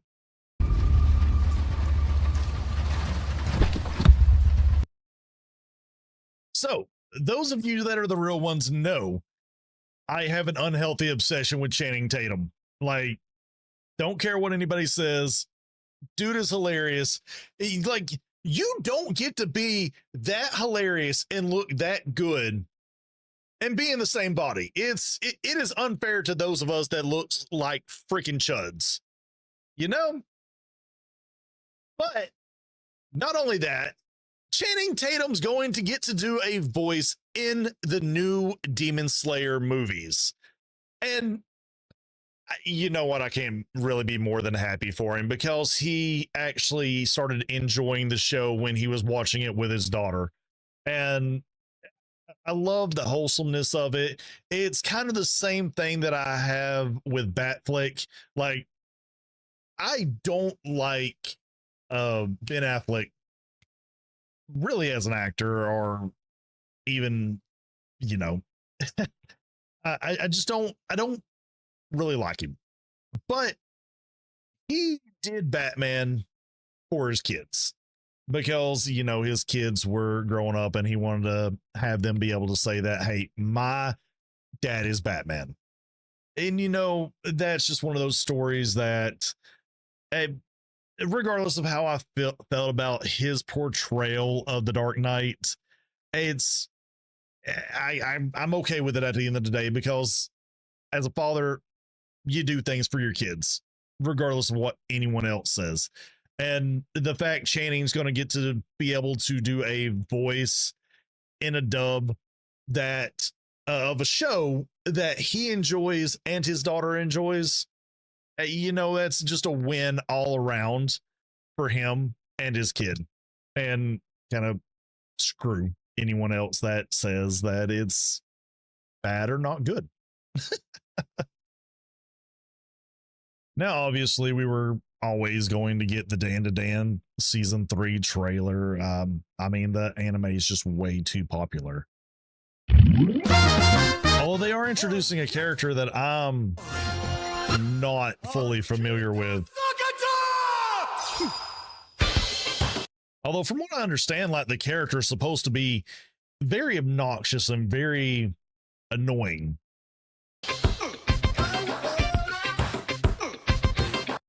Although I love the whole little Spider-Man dance. Looks really fun.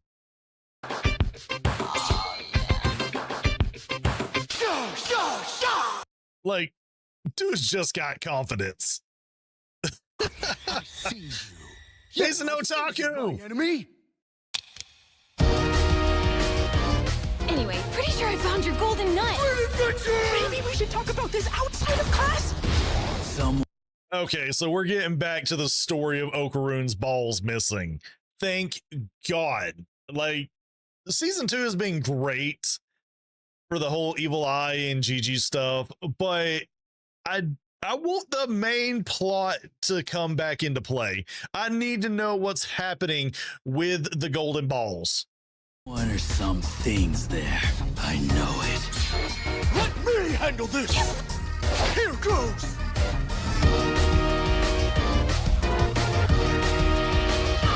Dude, Godzilla freaking running amok. Nice.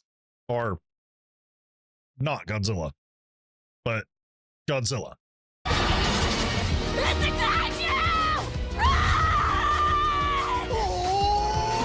Going all out. For the last time, you'll address me as leader. Do you want to be butchered? You'll have to tell me what you two really are some other time. I'm so ready.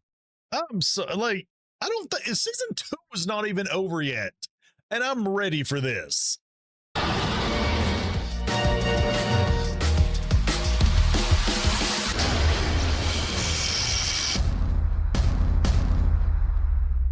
I shall call. Man, I cannot wait for this season to come out. It's already looking good. So yeah, I did want to talk about this, and this was is this the, oh no, this isn't the Dan to Dan. Okay, here it is. This is the Dan to Dan story that I wanted to talk about. The one about the exorcism episode, the Hashira stuff. How the episode where they were trying to not resurrect, pull the evil eye out of Gigi. And how, you had the Hashira, the rock band, playing their music, and amazing scene. Like, again, I think I had a short, or I said last time that last episode that I watched of it was, oh, well, here it is. I'm not going to play the whole thing, but how this entire episode was an amazing masterclass in animation. Just the coloring, the characters, the way they interacted, the change of every emotion that you were going throughout the animation. It was absolutely amazing. And it wasn't even just this rock scene, because again, there was a scene later where the girl that was possessed by the silk spirit, that she getting ready for the morning day, just taking her makeup off and everything, just was absolutely amazing. Well, it turns out that they had to pull this episode, and that was because the band that was that was motifed off of, which was X Japan, kind of wasn't too happy because their look was stolen. Which, if you look at it and look at them, how they have that very 80s looking vibe to them. Yeah, they you can see that they were very much represented in the anime, but they also said that the song that was played was close to one of their songs. So, and probably until all this can get worked out, this song or this episode is going to be pulled off of streaming services.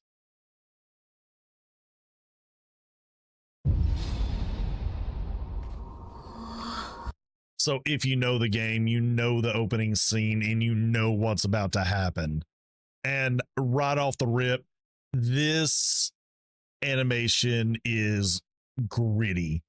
Like, it's giving me those hand-drawn vibes, and like, I like it. Like, you can see the imperfect lining, you can see the like just grittiness of it.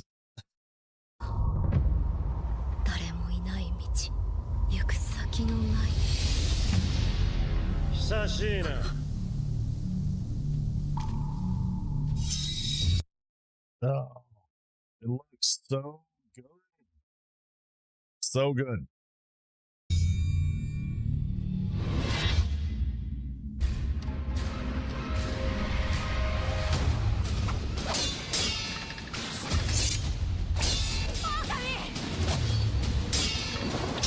Like, I'll tell you what it kind of reminds me of. If you ever seen what was it? Lone Samurai or Sword of the Samurai, I think it was called. A little bit of an older movie. This looks very similar to that, and that movie was very good.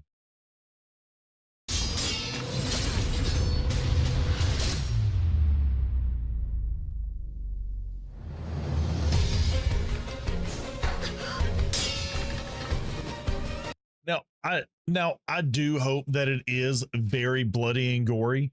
Like, that just screams Sekiro to me. Like, the blood, the gore, stuff of that nature.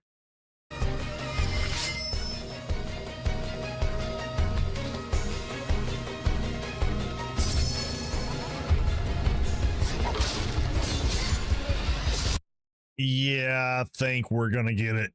I think we're gonna get that gore. Yes. Oh. Exclusively to Crunchyroll. Boo. But we will find other ways, right? That I was too dangerous for the world. Well, we got a much older Dante from the first season. That's a good sign. I'm here to help you. What's the catch? And the suit from the last season has apparently been retired. Or jacket. I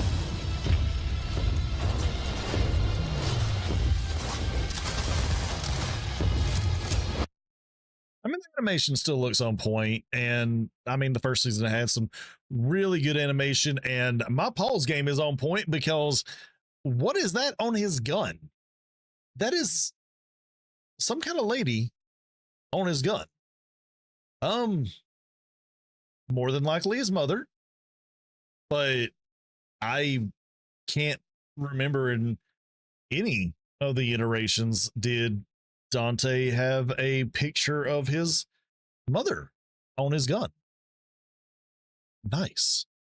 This is about your twin brother. We found him.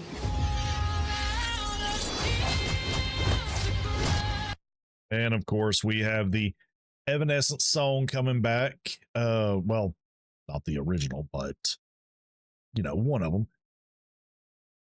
Still wasn't a fan of all of those from the original season. It wasn't the kind of songs that I felt worked for Devil May Cry.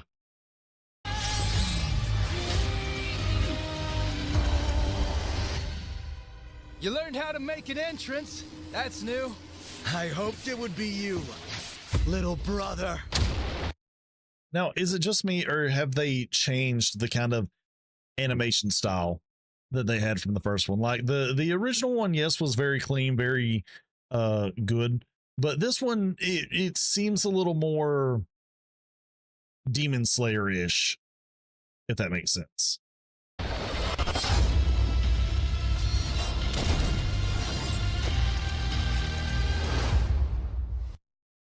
I mean,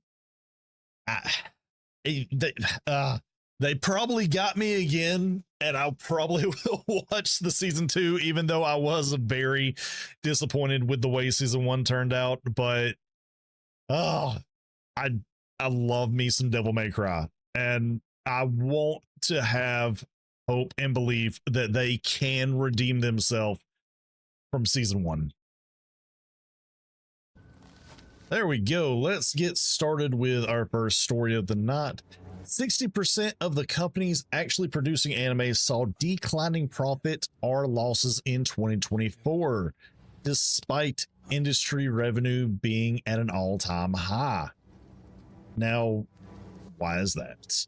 Well, You're confused. I've got a few theories that I think make sense. You've lost your beloved. And one of the biggest things is that there's more companies entering the anime industry. You know, we've seen a big push last year for Sony buying up a lot of anime and merging not just Funimation with Crunchyroll, but also buying Right Stuff and a few other sites and a few other subsidiaries buying other manga websites.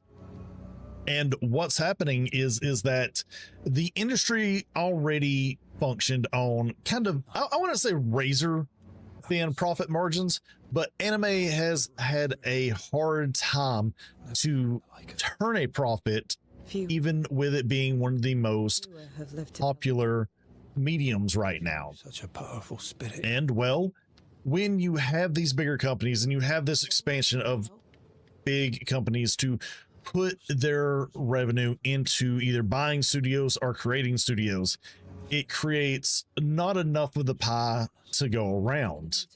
So yes, there are a lot of studios. Yes, there is a lot of money going into this, but there's not a lot of money coming back. So it is going to lead to this decline of profit that they will see moving forward. And it's something that I think is going to happen. I don't think we'll get a full-on crash of the anime industry, but what will probably happen is we'll either lose some of the lesser known studios or even some of the bigger known studios, because we've already seen that happen to a certain extent, or they will be bought out by these bigger companies. I'm just gaming, for an example. Microsoft has moved into buying a ton of companies like Bethesda, and then just using its name and the IPs to make money and to kind of keep games on their own platform. And as we move into the streaming service, which is a more of a global thing, they need that content. They need those libraries. And that is what these companies are more looking for. They're not exactly looking to make new or interesting anime. They're looking to buy up past catalogs in order to put on these streaming services. And it's, again, I think we will end up heading into a crash at some point, but I'm not sure when that will The wall between be. the living and the dead is under threat. Anime's always been kind of very resilient in that regard. You've lost me.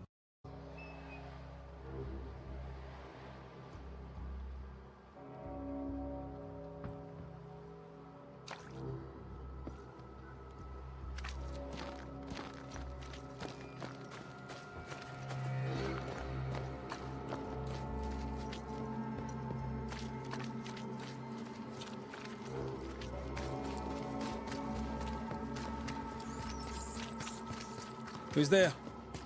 Antea?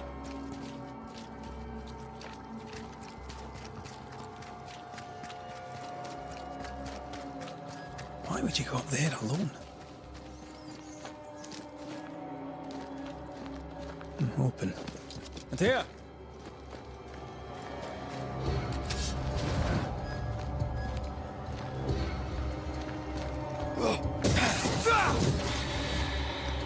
Don't suppose you spectres have seen Antea, have you?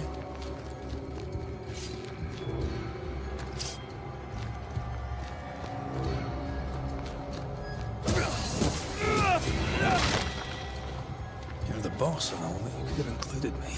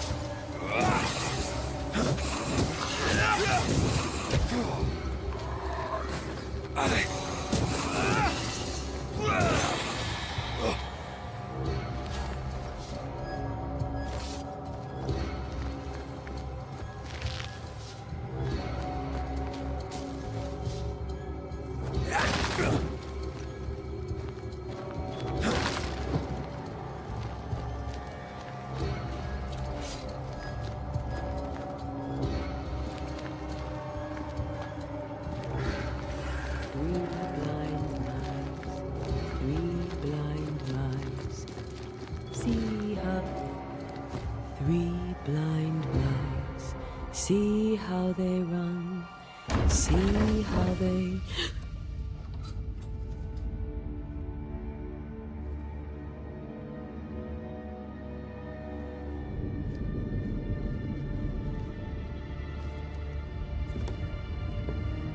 Antea? Blind. All blind. Red, can't you see? We never stood a chance. Antea?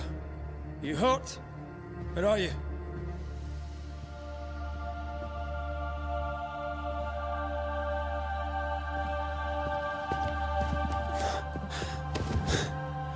I'm here, my love. What happened?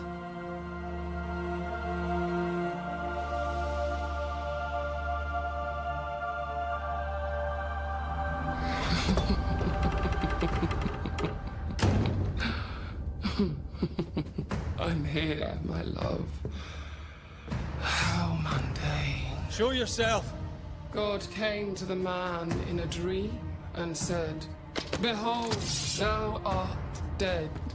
But the man had done nothing wrong and said, Lord, wilt thou also slay the righteous? What?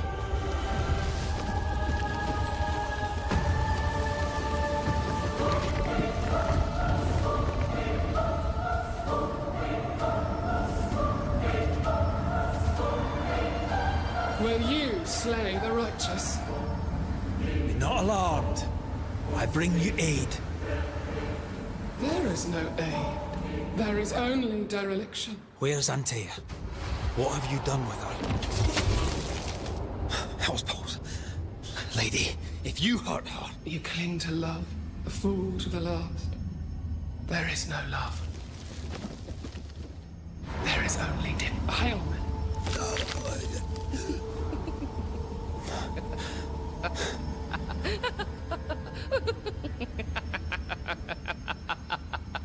No.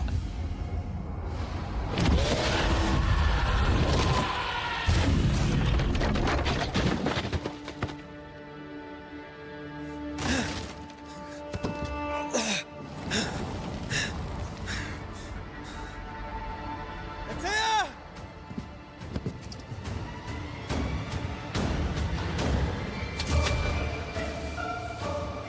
Betrayer! I believe you failed! We want to help.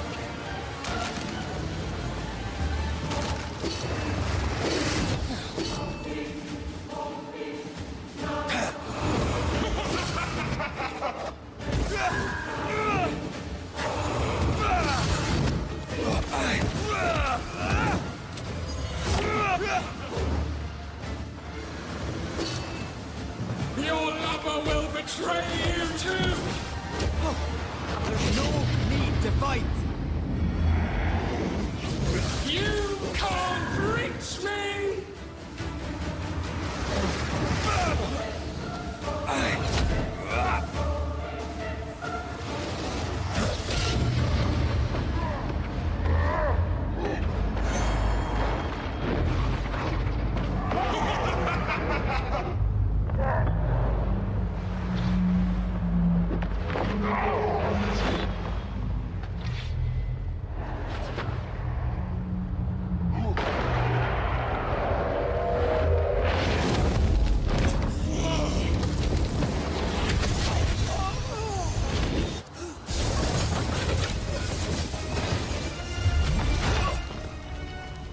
Yes, Antea. If you laid a finger on her... You're what? Come to her aid? There is no aid. There is only... retribution. Give him back. How touching. You come to claim your man. You think you love him. You do not. There, in the dark of your marrow, there is no love. Only betrayal. I offer you a trade. He stays and you leave with your life. I'll bargain with no ghost. You have a brain, yet you think with your idiot heart. You're weak.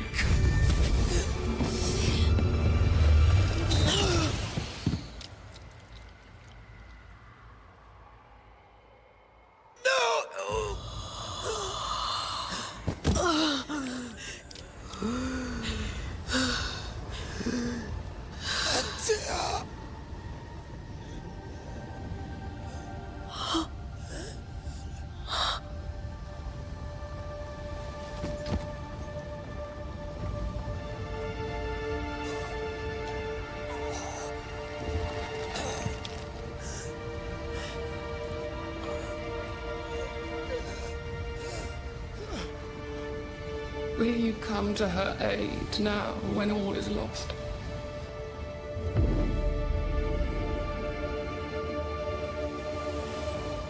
If you do, I'll be waiting.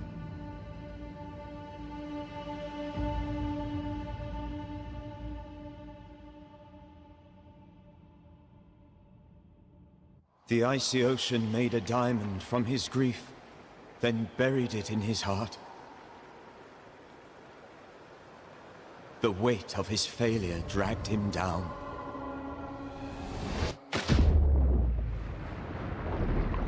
Outside time, drowning in the gloom, he spoke her name.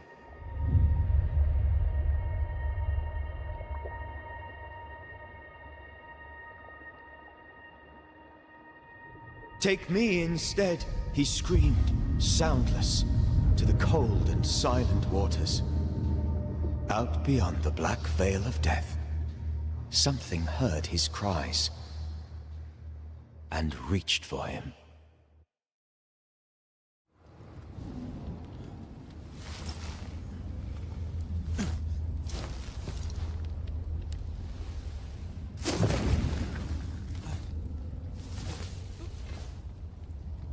Let her go. Take me instead. Let her go!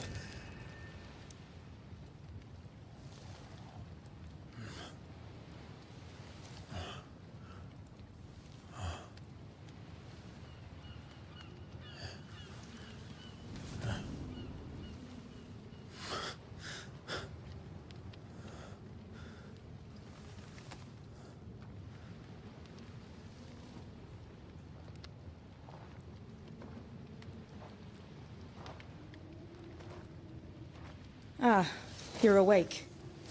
Who are you? She who rescued you. Tended you for days on end. Weeks, maybe. We? Oh, God. What have I done? Get your strength back before you beat yourself up. She's dead. Yes. That's why you're here. And why I was sent to look after you.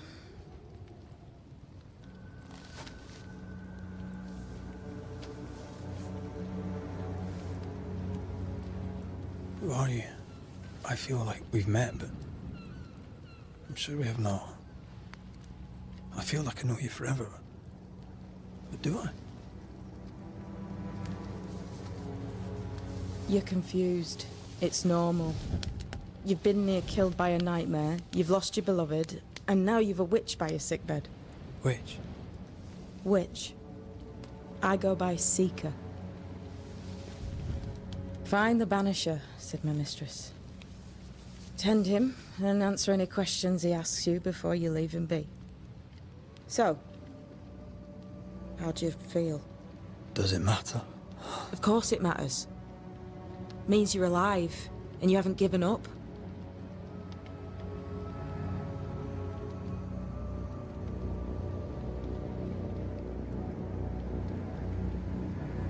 This nightmare. How it spoke. How it tore right through her. I've never seen the like of it. Few have. Fewer have lived to tell of it. What drew such a powerful spirit here? Who knows? Something awful, I don't doubt. The worst angers rise from the most terrible wrongs. A friend said that. He's trying to warn us. An immutable law. You have wise friends. Who sent you? Her name is Ceridian, and my hands and words are hers.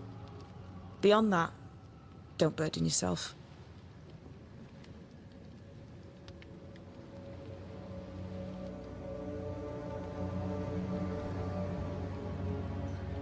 Ceridian. This little seeker who asked you to find me, is she Scots or something? It's Ceridian. She's too old to be from anywhere in particular, and while yes, I found you, she told me where to look.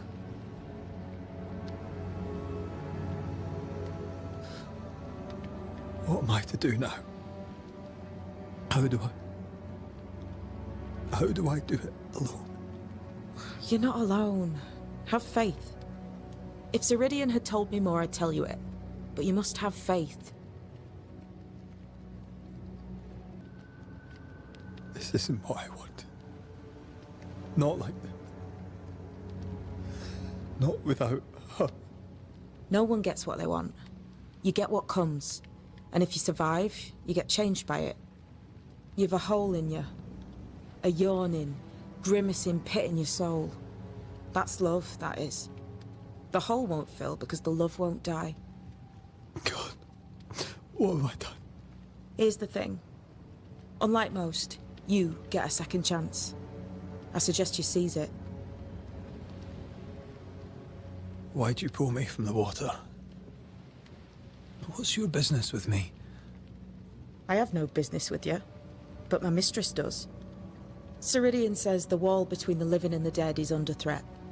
You, it seems, have a part to play. This is mine. You've lost me. No, I found you. But so did your grief. And it demands to be felt. You may think you're done with your ghosts, Red McCraith. But they aren't done with you. I'll go now. Rest. Why ever my mistress saved you, she has good reasons. The best. Where are you going? Home. To Ceridian. She needs me. Where shall I find you if... or when I need to? Maya Marshes. Great big swamps other side of the woods. You can't miss them. We'll know when you're coming. Till we meet again, then. That's right, Banisher. Now, turn around. What? I'm leaving.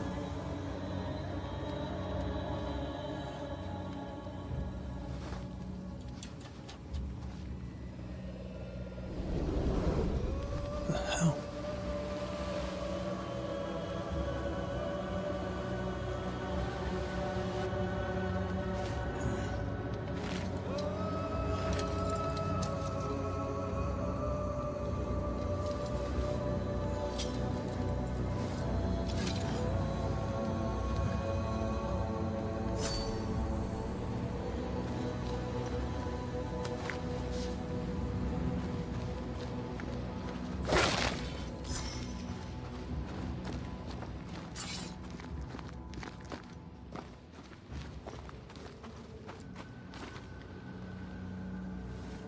I don't know what this is, but I'm staying away from it.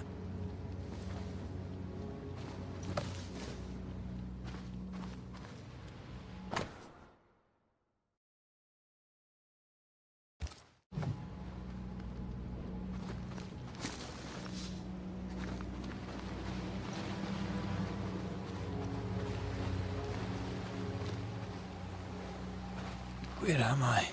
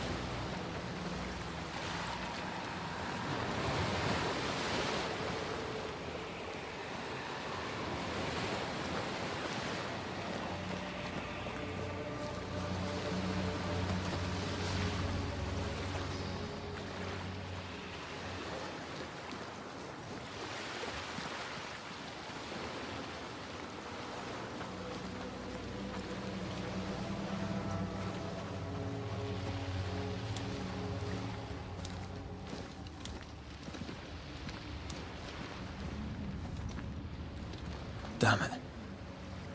What am I doing here?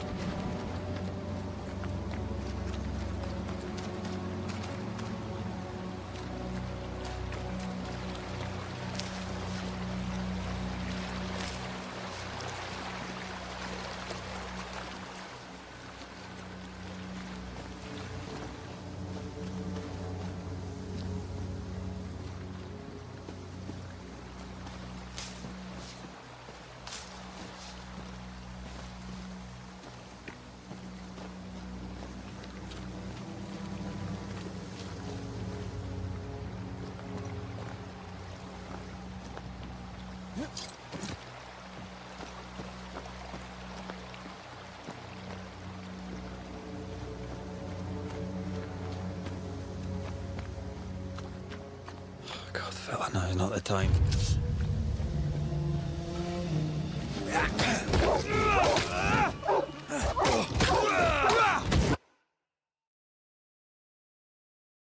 Have won!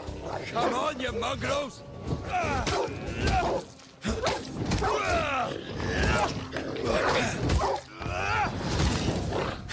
What in the hell am I doing?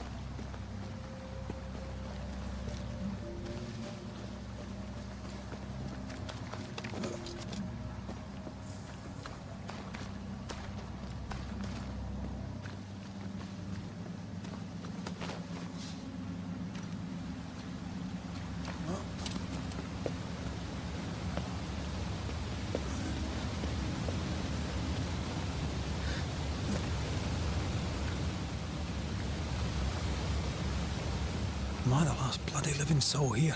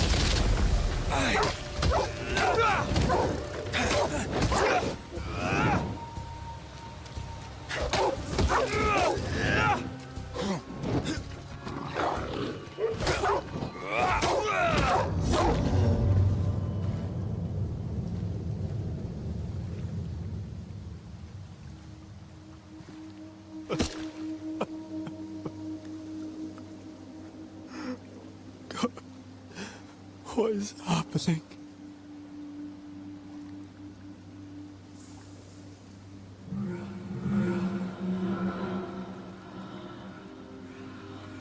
What? Antea?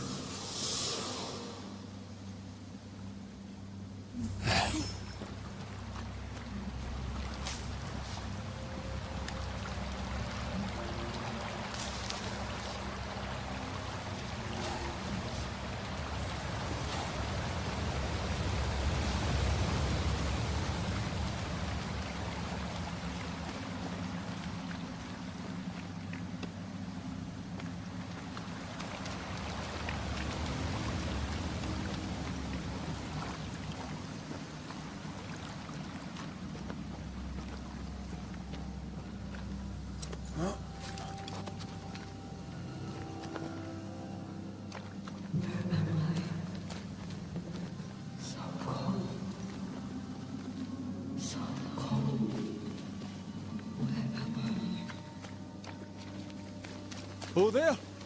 Antea! Oh, God.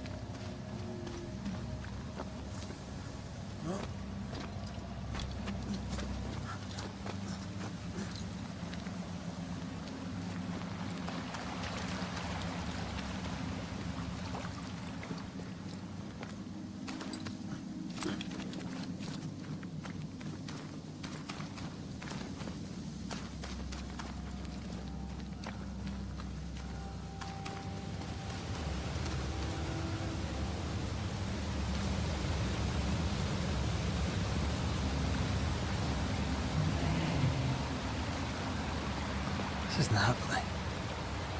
This can't be happening.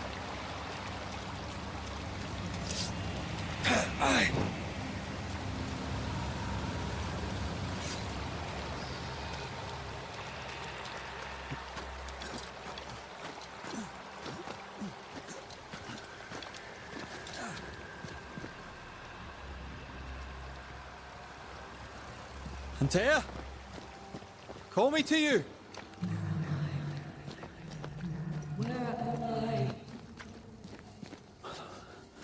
Aloha, I'm sorry. I'm so sorry!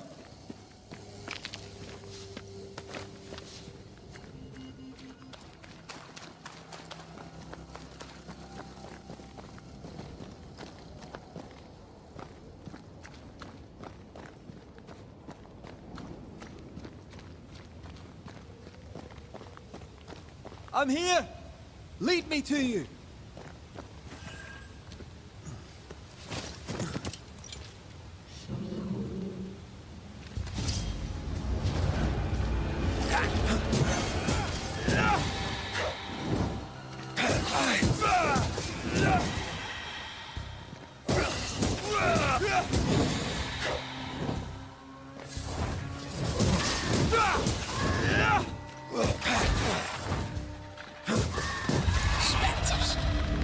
Here. Taya, are you there?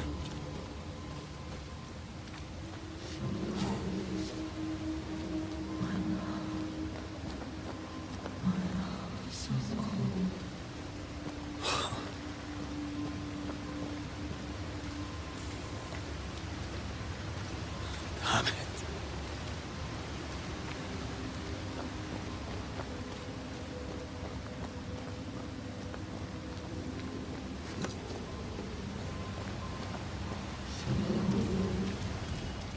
Right here, my love, right here.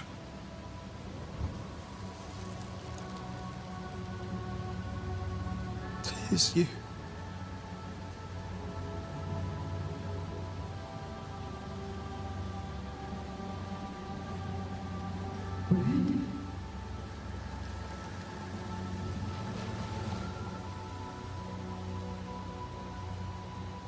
No!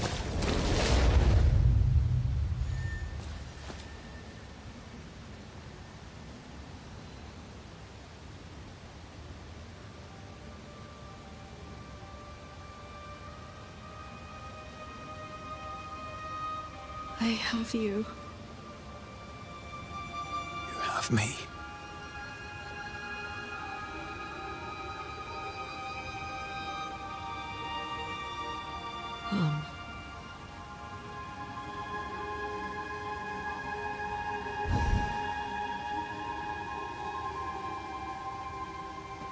No, don't go. I'm here. Follow me.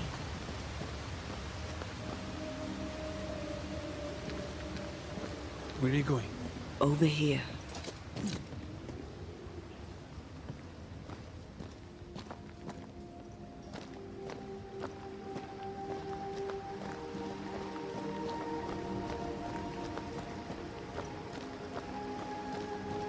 I have you. I'm right here. Where are you? Where have you gone? Antea!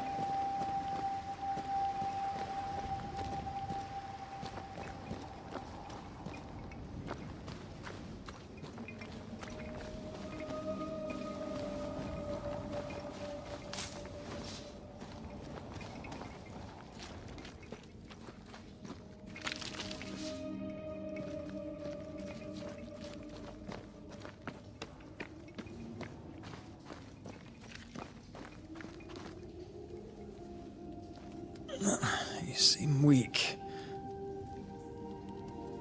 You need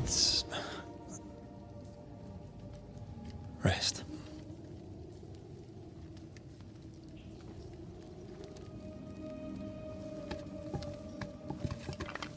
I feel hollow.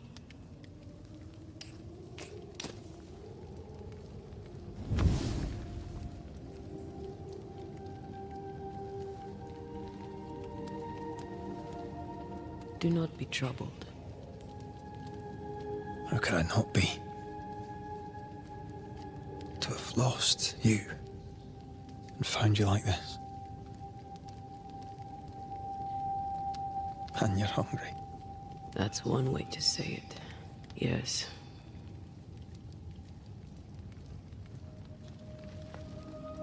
What can I do?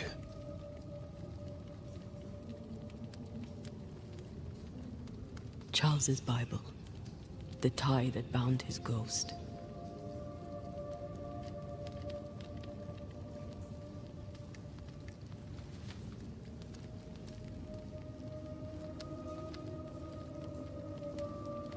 Some essence remains upon it. For now, it will do me.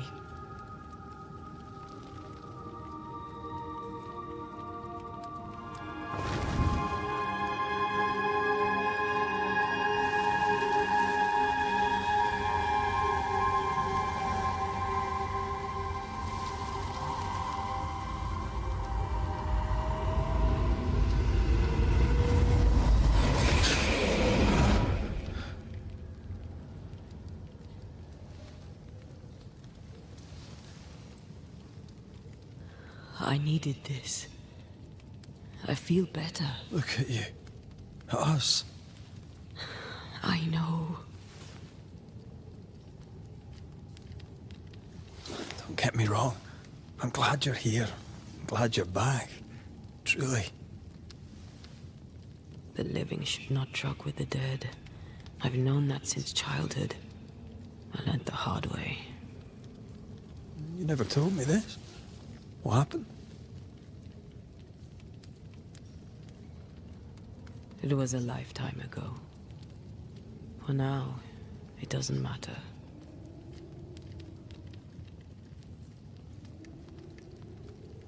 How are you feeling? Awful. And with a few more words? Angry, frustrated, useless. We should talk about what happened. After the meeting house, I mean.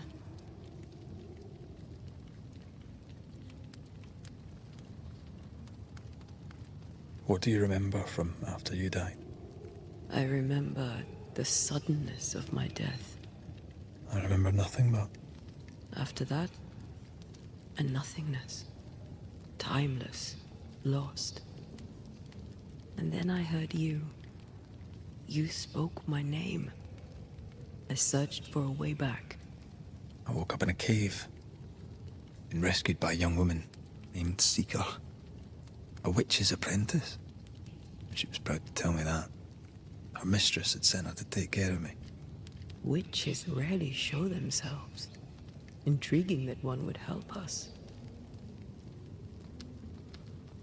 I think we should go back to New Eden Town. I agree.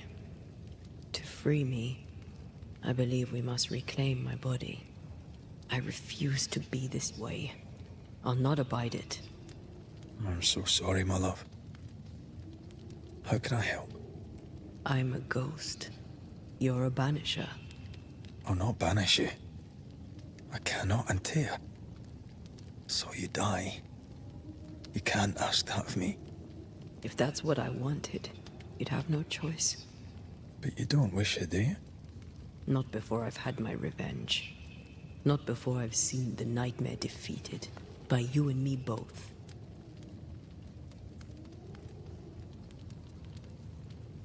In the schoolhouse, he joked about bringing me back to life. Is that possible? Yes. The ritual of lesser palingenesis. It's extremely difficult. Highly dangerous. I could try, right? You'd teach me and I'd bring you back. Red. It's an ancient ritual. It requires power. It consumes essence in large quantities. We're talking about human sacrifice. Murder. Just maybe we could consider it. I mean, if there's the slightest chance I could bring you back, I'd take it. It's a dark ritual, Red. It's tempting, and that's dangerous. To think of being back in your arms. I'm tempted too. Could I give you your assent? That would be the simplest solution, but not the easiest. Why? My body is my tie, and the nightmare still holds it. In the meeting house, but before she let me fall, I swear she dared me to come back. She's as devious as she is powerful. She won't just hand it over. Then what shall we do? If we are to return to New Eden Town, we must first learn more about our enemy. Charles said nightmares don't appear without good reason. Yes, we have a mystery to solve. Witches to meet, people to find, and questions to ask. And then you'll help me go, one way or another. I will. I swear it, my love. Rest. You need it. I'll stay close.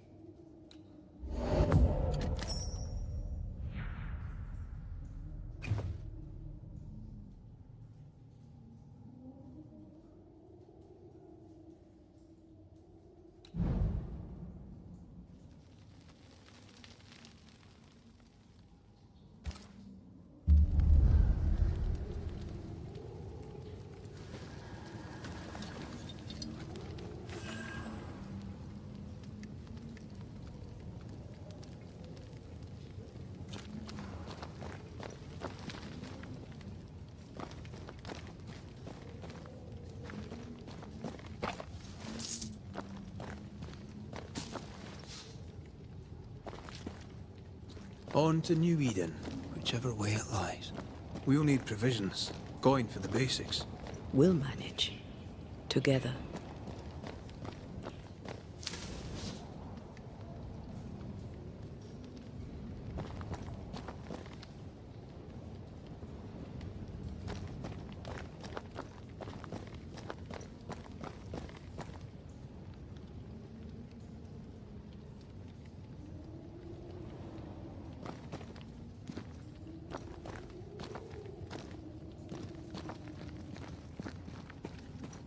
What the hell happened here?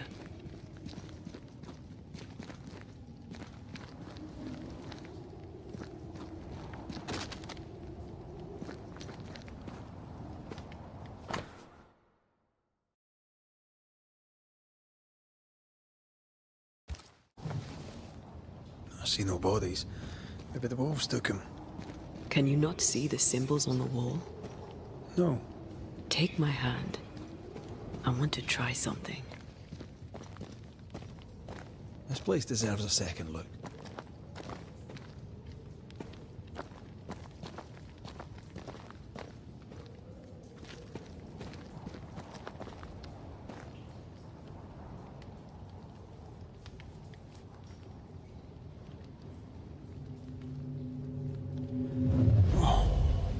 Is that possible through our bane rings? They allow us to connect the invisible and the incarnate. Through this bond, what I see I bestow on you.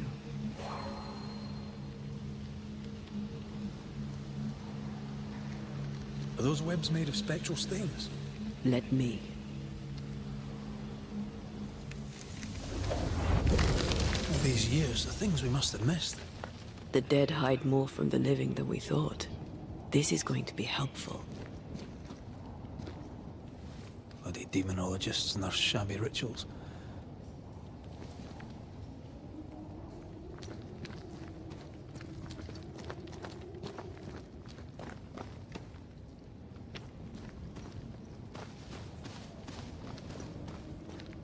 Something's nearby. Where is it?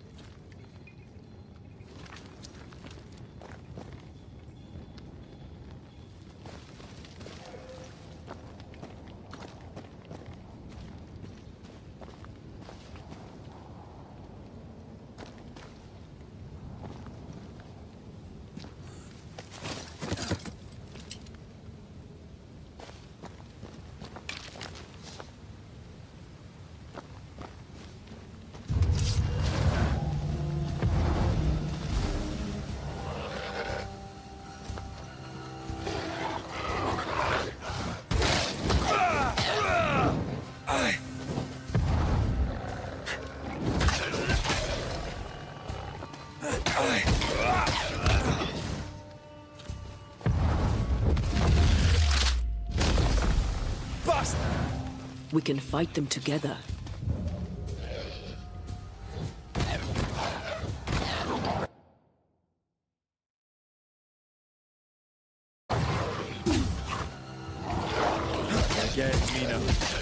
I can help. One less to worry about.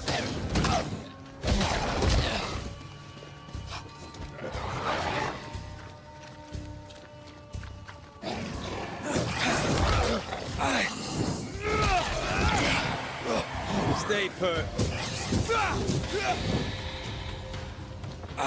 We did it. We did. Thank you. I wasn't much use.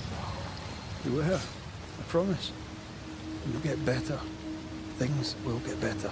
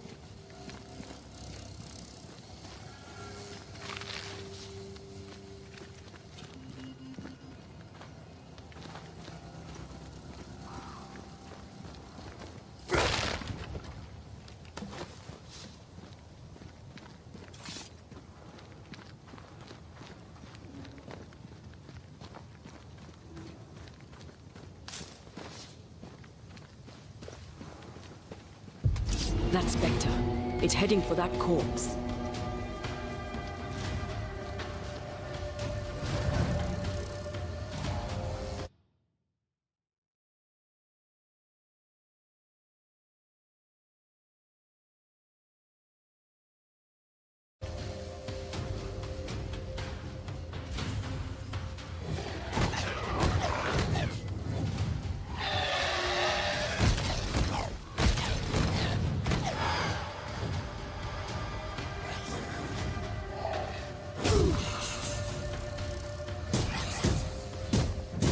Did we miss a few?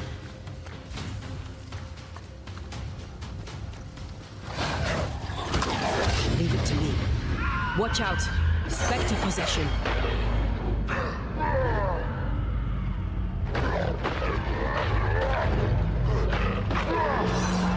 Enough!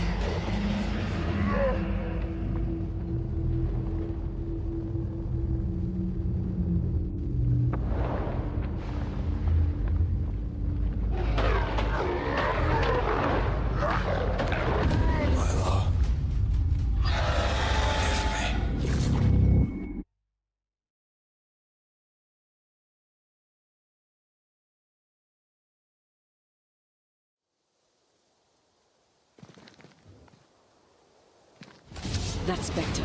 It's heading for that corpse.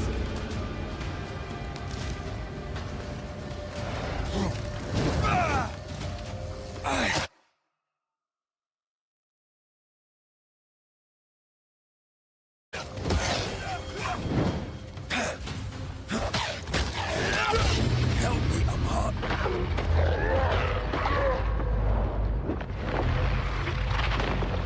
Hey, that's your face.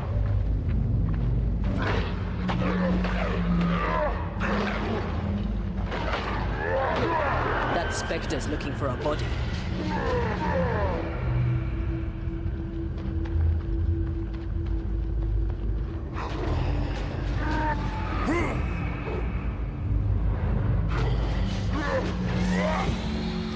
The whole region's crawling with spectres. It's not just New Edentown. What happened here for the veil to be so thin? War, invasion, or colonization of a land that's vulnerable to haunting.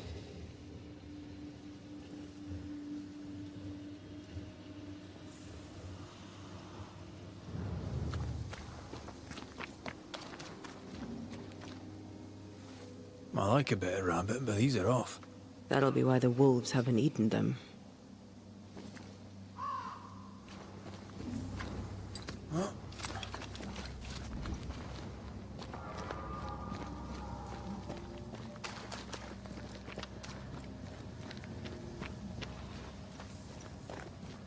Hunting gear. Perhaps our trappers are nearby. You took yourself up there very fast. That might take some getting used to, for both of us.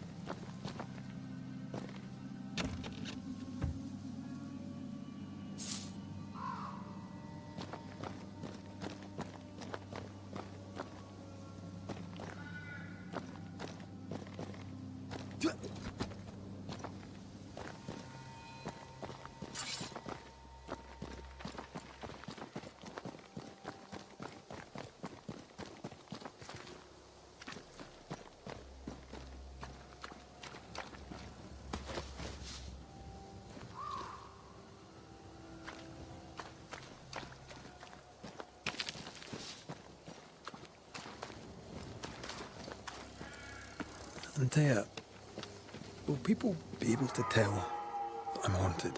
Perhaps, if they had talent or training. What if someone sees you? Unlikely. If they had talent or training, they wouldn't have needed us banishers.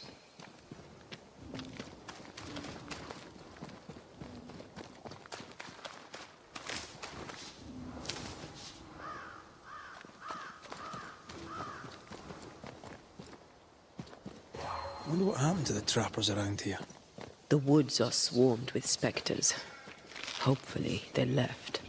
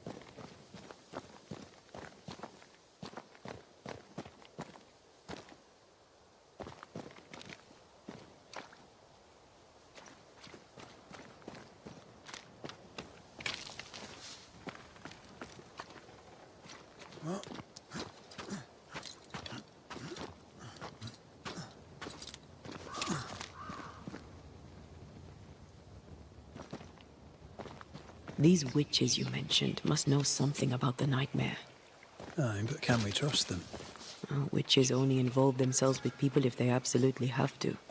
Yours must have good reason.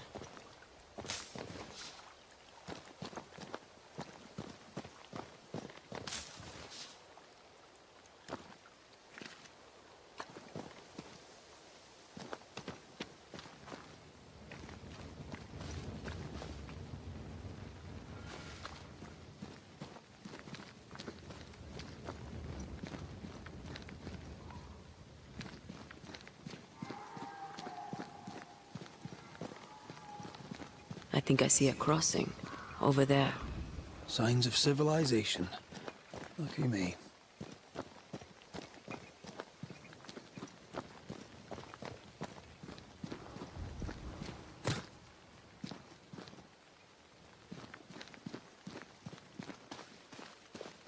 Nice place.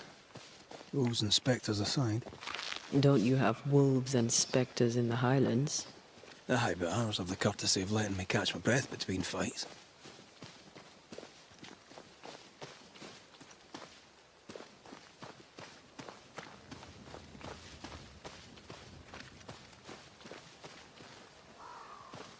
Creeping ivy. I always hated these sap-thirsty spectres.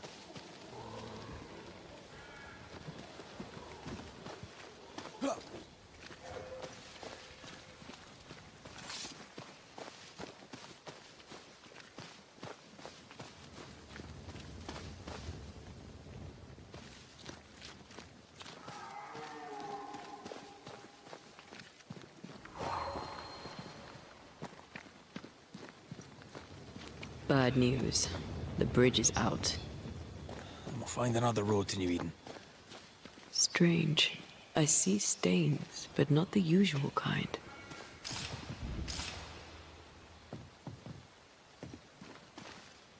There's a pattern to them. Don't you see it? It calls to me.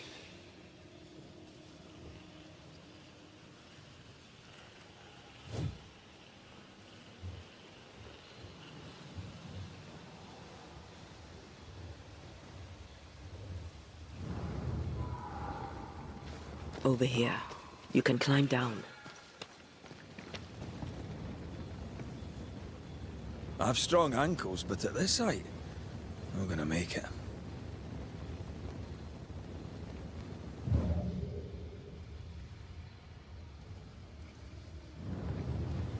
I've strong ankles, but at this height, I'm gonna make it.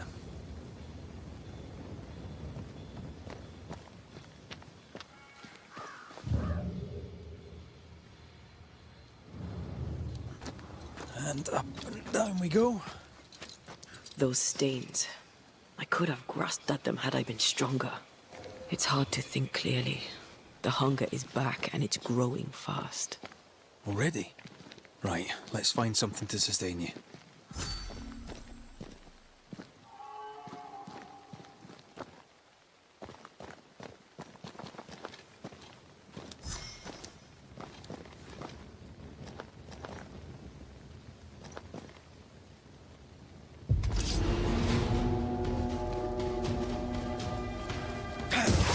They never learn, do they?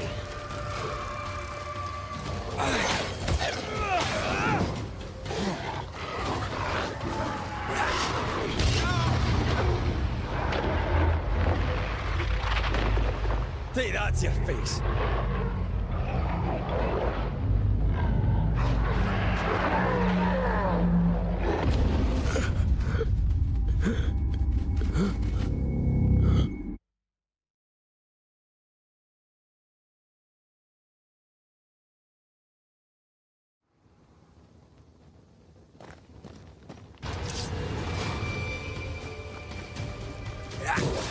Think you could take on a ghost?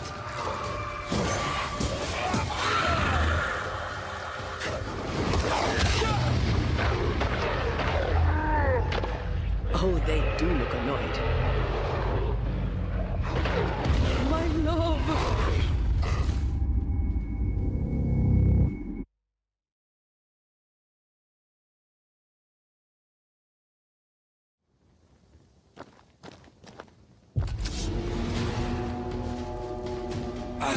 Think you could take on a ghost?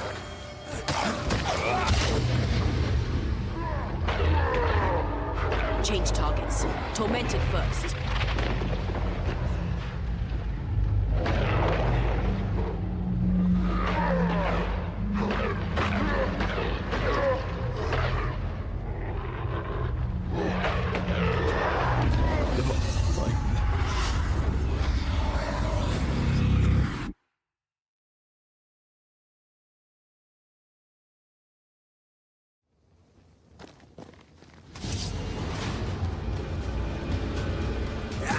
There's more of.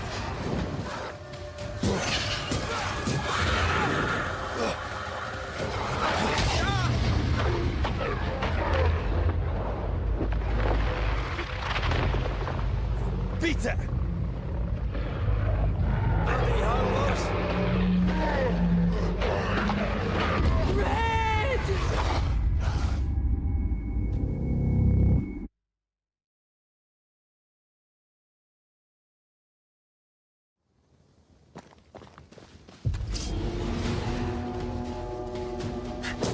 There's more of.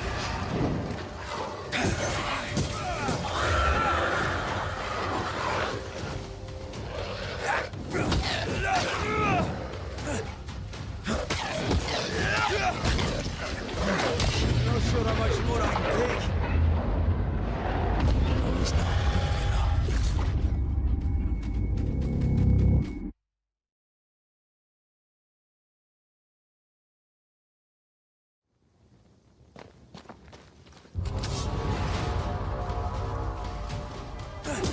There's more of.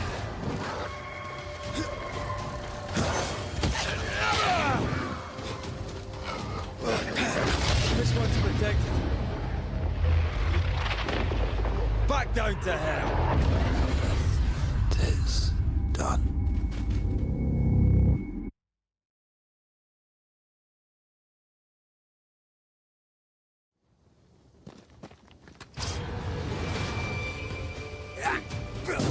Reinforcements!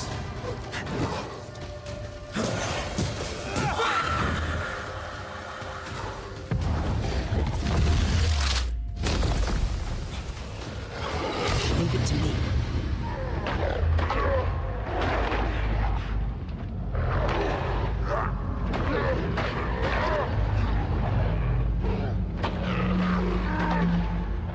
I think we've hit enough. No! Oh God, no!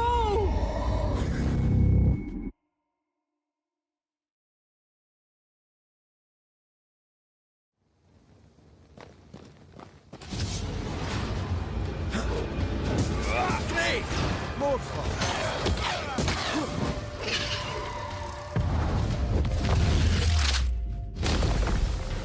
I think we've hit enough.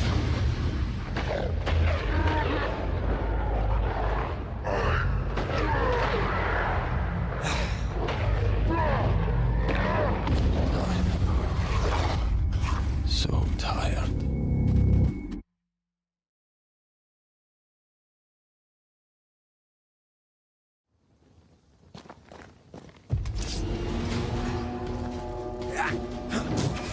Reinforcements!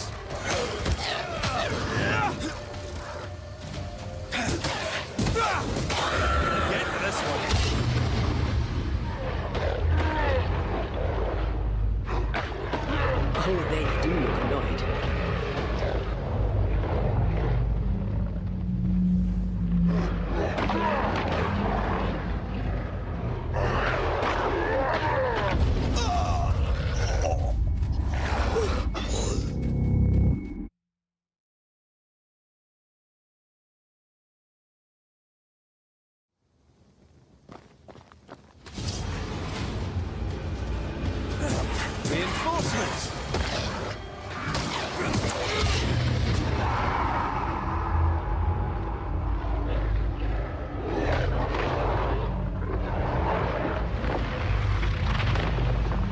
Your funeral!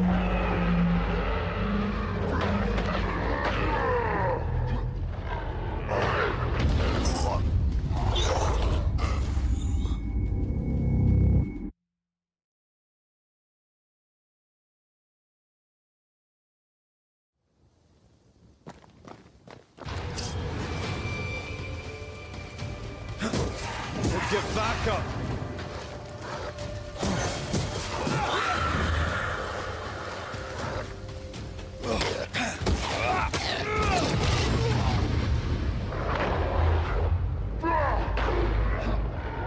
Bloody howlers!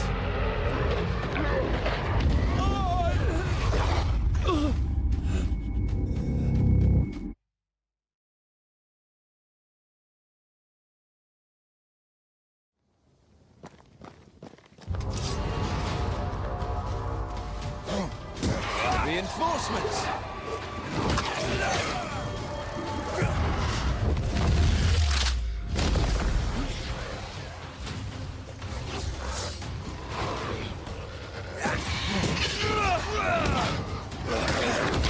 God, you're tougher than a gunfighter!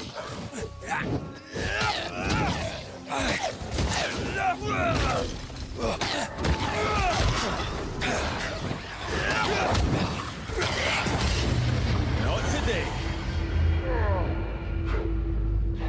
Oh, they do look annoyed.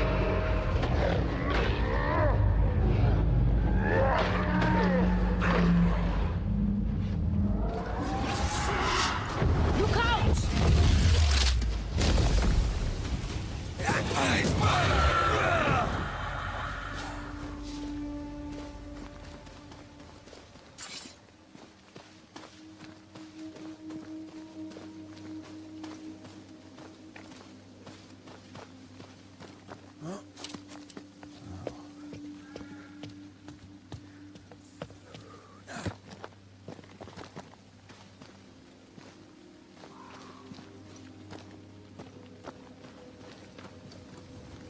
There's someone inside.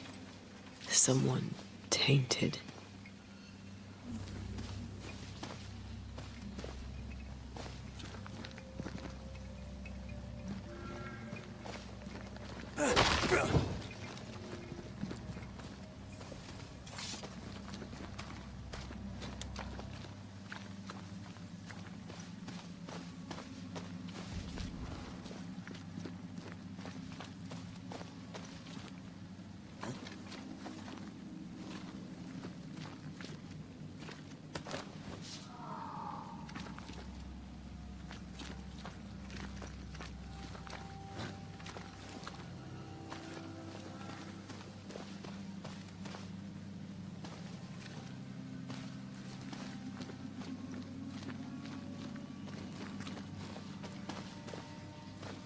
Quick mist.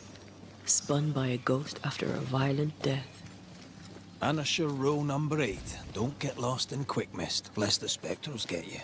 Wise, but I see no other way. A ghost made this, and we need to find out whose.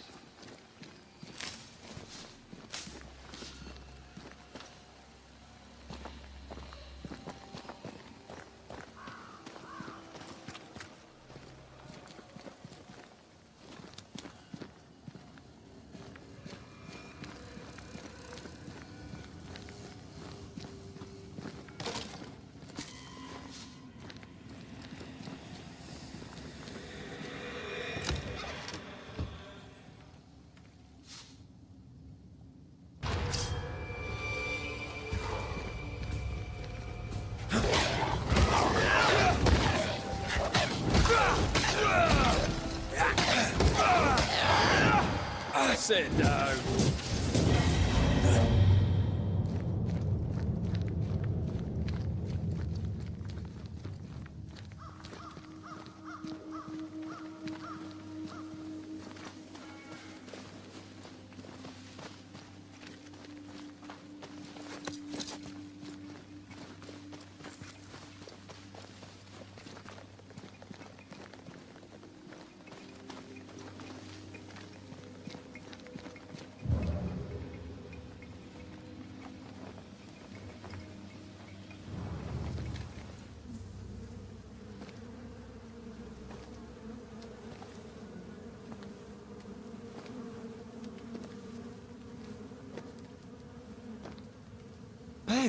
You're back! Beg pardon? Thought you was someone else.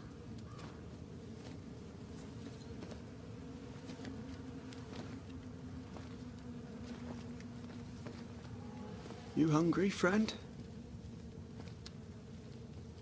The stew is thin enough, but I'd be glad to share.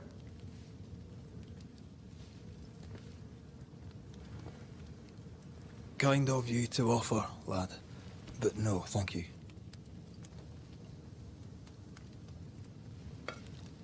Been a while since I've seen another human's face. You come from camp? You a hunter? Of sorts. Red McCraith. I'm a banisher. Like in the stories. Jacob Lind. I'm a trapper. That's a real job. You're exhausted. Unsurprising given how tainted are these woods. Are you sleeping? I don't like sleeping. I see things. Bright eyes in the leaves. What does tainted mean? Marked by ghosts. Haunted. Tell me of your nightmares. One nightmare. Always the same one. Ben has it too. Would you care to share them? No! No! 'Tis a nightmare. Nothing more. What are you doing here? Had you nowhere safer? The woods are kind to them as knows 'em. We hunt here. When we get pelts and meat, we trade in New Eden. But game's been scarce. We've naught to trade, so we wait. When even the wolves are starving, you know it's going to be a bad winter. Winter? This is June. Is it? Could have sworn it was... I'm sorry. On my own, I lose track of time. And with your friend? Oh. You met Ben, did you? He was just here, he was. Just here. Who's Ben? Another trapper? Aye, the best of 'em. Taught me all I know. He's out now, but he'll be back. Where has he gone? The bridge is down. As down can be. Can't cross. Bad things lurk in the shadows. They scent flesh. Game's low. Game's low and Ben's gone. He'll find game, he will. I know it. What lurks in the shadows? Is that what keeps you here? That... and the fog. Can't hunt if you can't see. Ben shoots better than me. Knows the woods better too.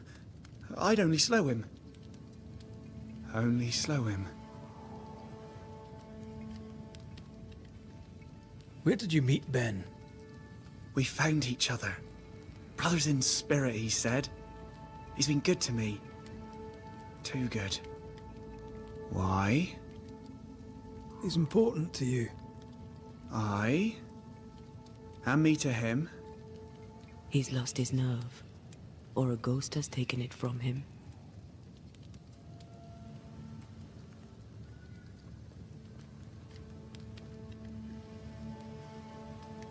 Get some rest, Jacob. You need it. If you see Ben, tell him I'm thinking of him. Tall lad, even when he's lying down. Can't miss him. This explains the quick mist.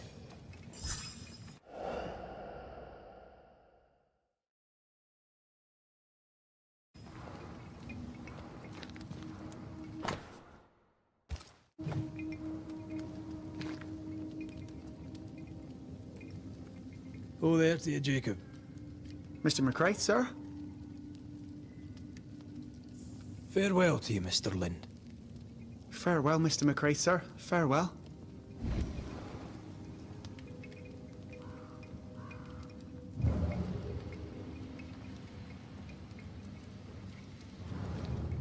Do you sleep here, Jacob?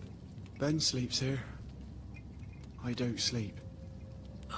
There are maggots in the bed. Your meat's turning, friend. Food is scarce. We make do. Whatever haunts the boy spawns maggots. We should talk to this Ben fellow.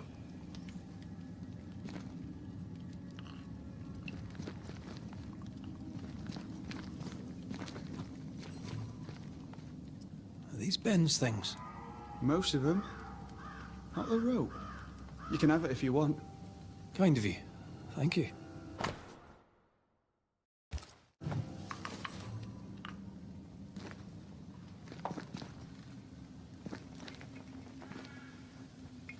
Ben went out without a gun. We're trappers, not hunters. We had the gun for safety, but it got damp. Doesn't work.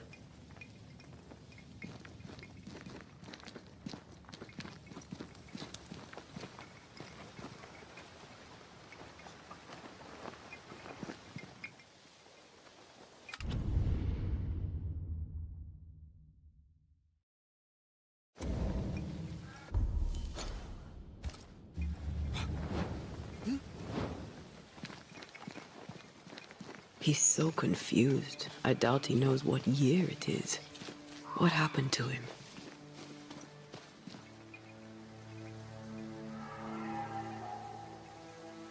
Maybe his mate abandoned him.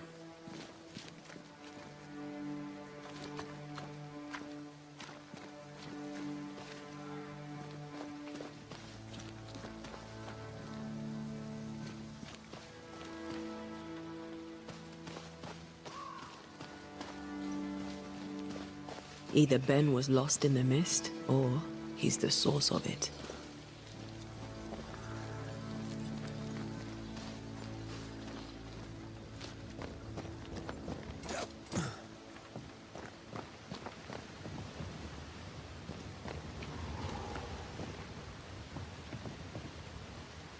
I do love a drop into the deep unknown. Can't see further than the end of my arm down there. Don't worry. It'll affect your other senses too. Oh, this quick mist is thicker than a Scots dragoon. The smell's almost as bad.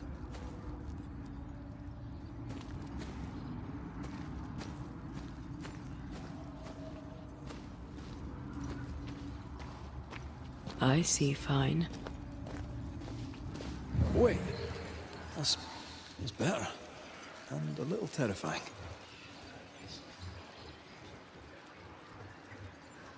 I feel a draft. From the invisible.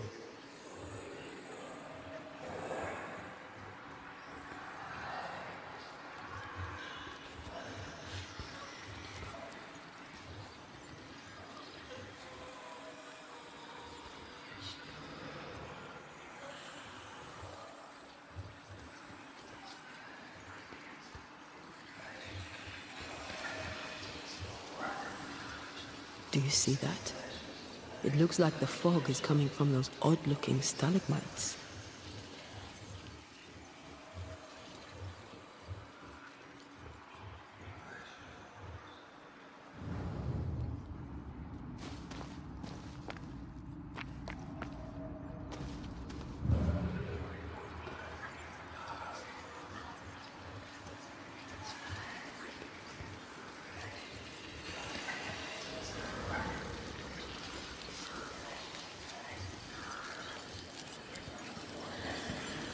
Hold on.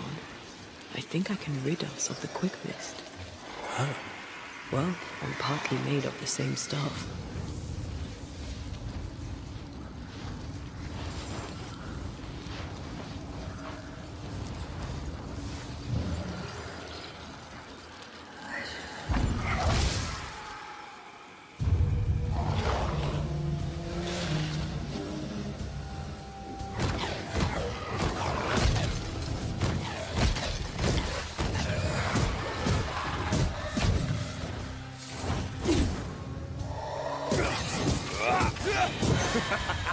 I'm sorry.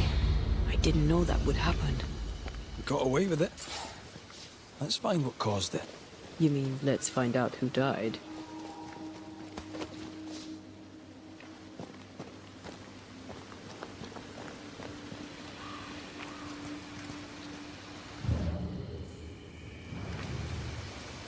traces of a struggle.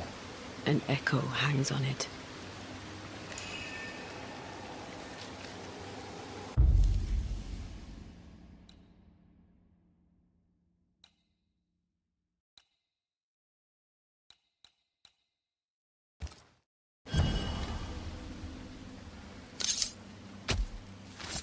Turn out and turn up!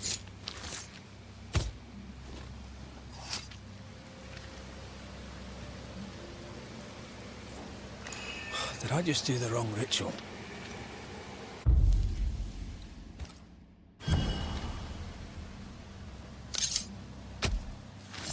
Gavamaka Sanalis.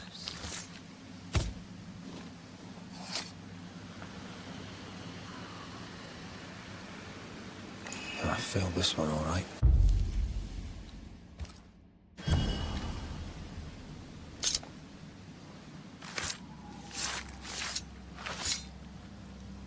Through a single point passes an infinity of paths.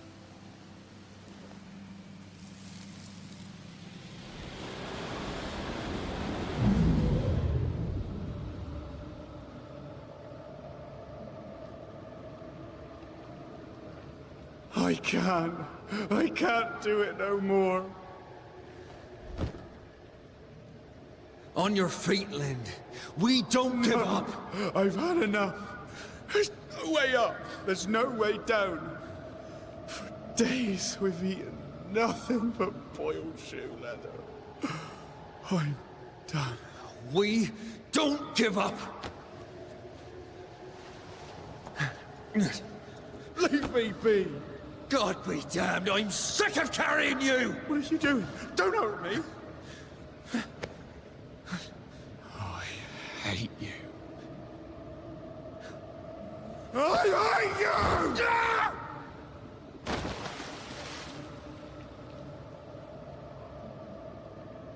Ben died in the fall. And now his maggoty ghost is back to haunt the friend who pushed him.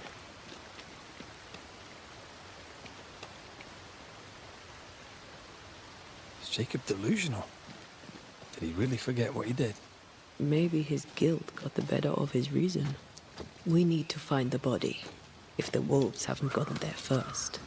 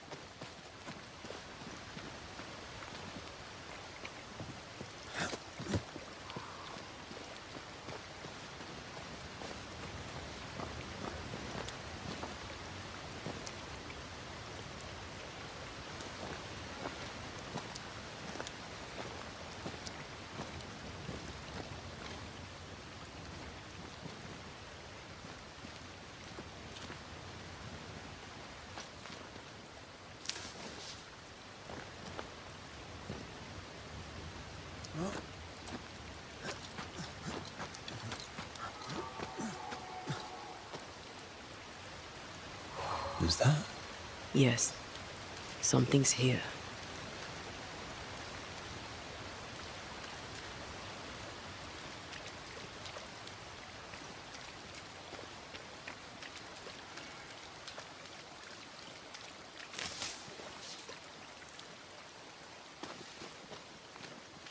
Oh, shite on a short stick. Bloody hell. Lad's been torn to pieces. No, wait. He's been carved with a knife. For his meat. Still no tie.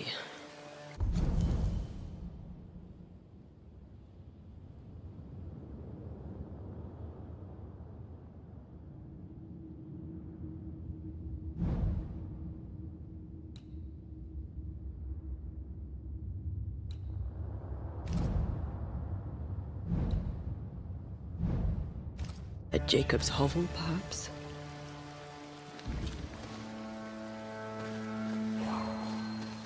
Jacob was eating meat. Jacob was eating Ben.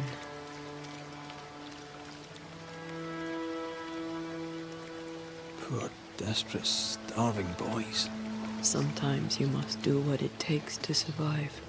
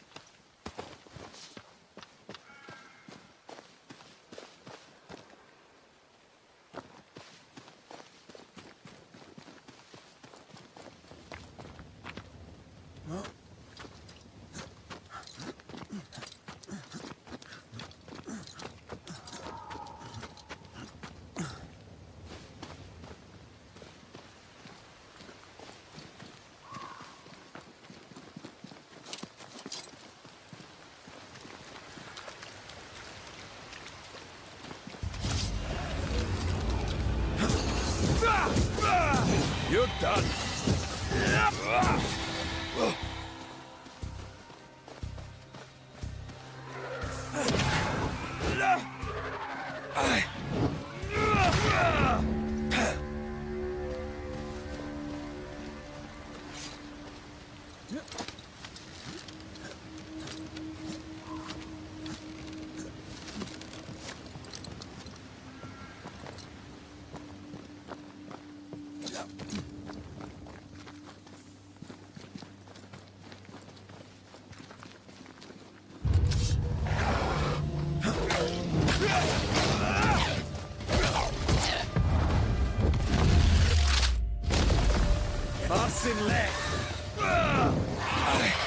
Spectre, going for a meat suit.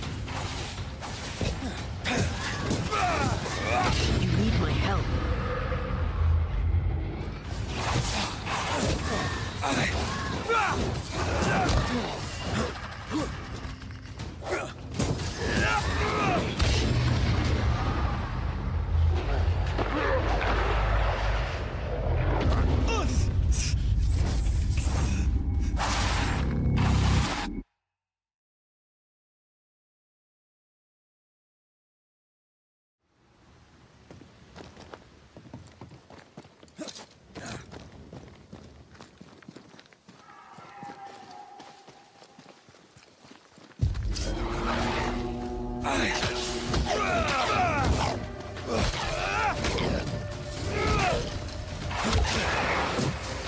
Stay put.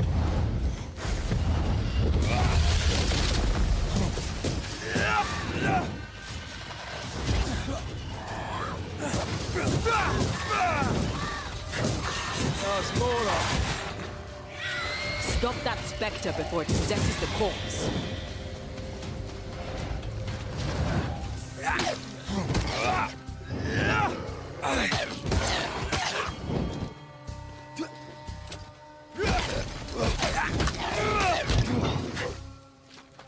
What will they do? Have some of that.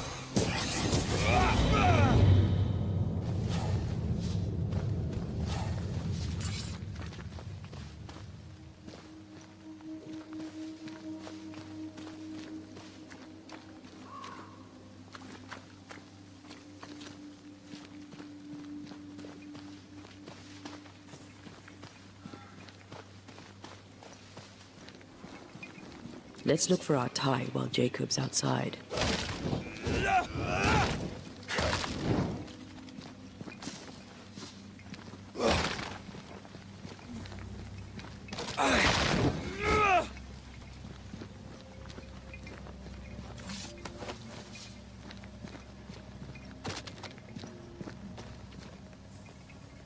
Oh, there to you, Jacob. Mr. McCraith, sir? You were struggling, yourself and Ben. Why'd you not leave? Leave? No, can't leave. This here is home. We trap here, we eat here, we tan pelt to leather here. Our lives are here. Can't leave. Did you not try the river? The fog had to lift sometime, and if you stay, you'll starve. We have enough. Thanks to Ben.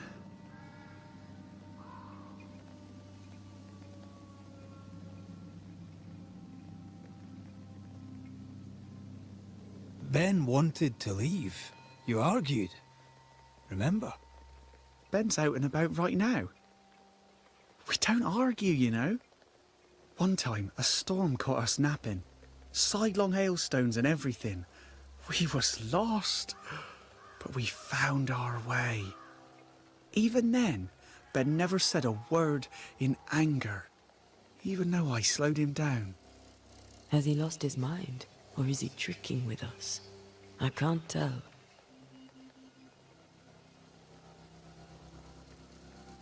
Farewell to you, Mr. Lind.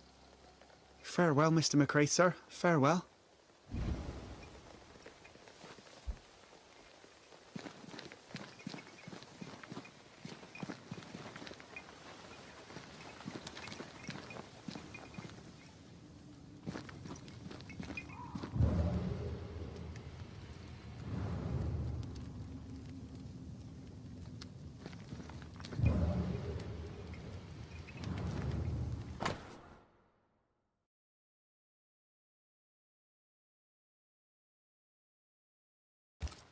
I think I found our tie. How did I not notice it before?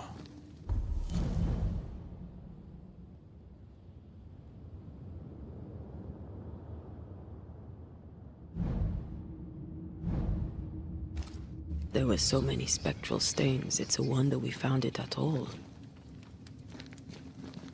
Come on, let's talk to Ben.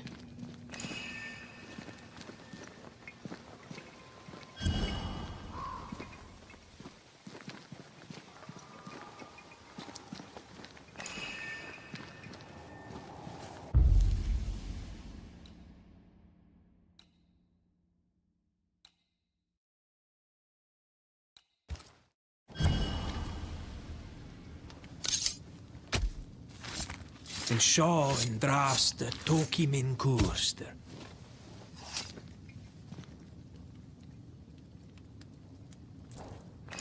Did I just do the wrong rich?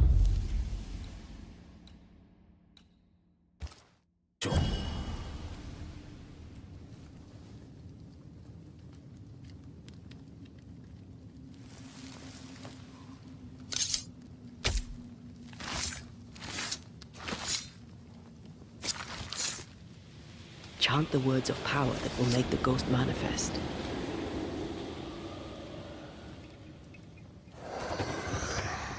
You're not Jacob.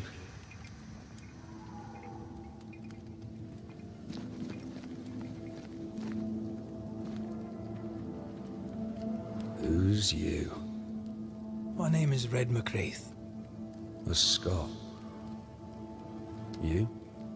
Antea Duarte. We're banishers. We can help you.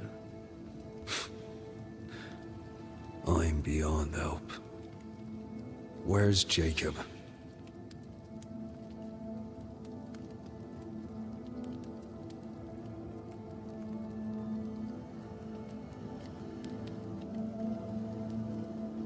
How long have you and Jacob been out here in the woods?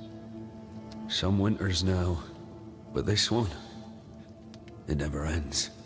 No way out, no way in. We were alone, not an animal in sight. I don't know when things changed. We got stuck. These godforsaken woods. You tried many times to leave this place. I tried and failed. Week on week, month on month maybe. We went in circles. The woods are tricky, sir. treacherous, mean. Round and round we went, round and back again. Jacob said you both had nightmares. The same nightmare. Aye. And yet we got no sleep. Couldn't tell truth from fantasy. The shadows seemed to flicker at the corners of our eyes. We know what befell you, Benedict. What keeps you here? He does. He waits and waits and waits on me. He'll not face what he has done, and I cannot go. I cannot go. But I'll not hate him. How could I?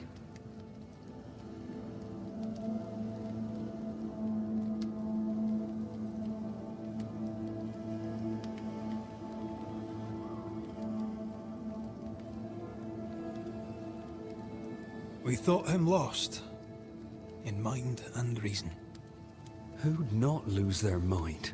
Stuck in place for weeks on end, deprived of a living, deprived of a life. Though I denied it, I saw it coming. I became wary. Some part of me knew what he was thinking, 'cause I was thinking it too.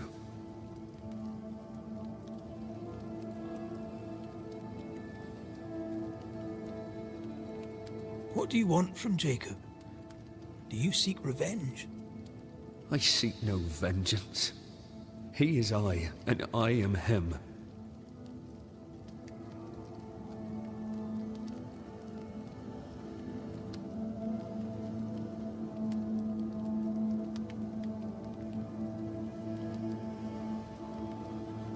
What does he need that he may let go? He needs to face the truth, to accept what he has done to both of us. At night, he'd read scripture. God would mind us if we were good and honest. Jacob taught me that. We were good. We lived honest lives. We kept to ourselves, minded our business and no one else's. So tell me, Banisher, what did we do to deserve this?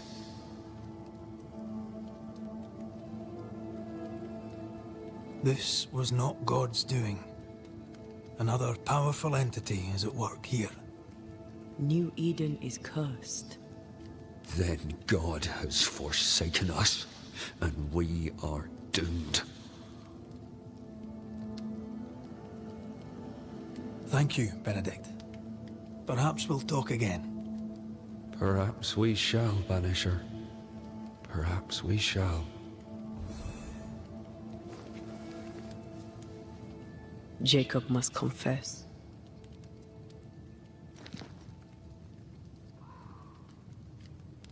I fear the truth will break him.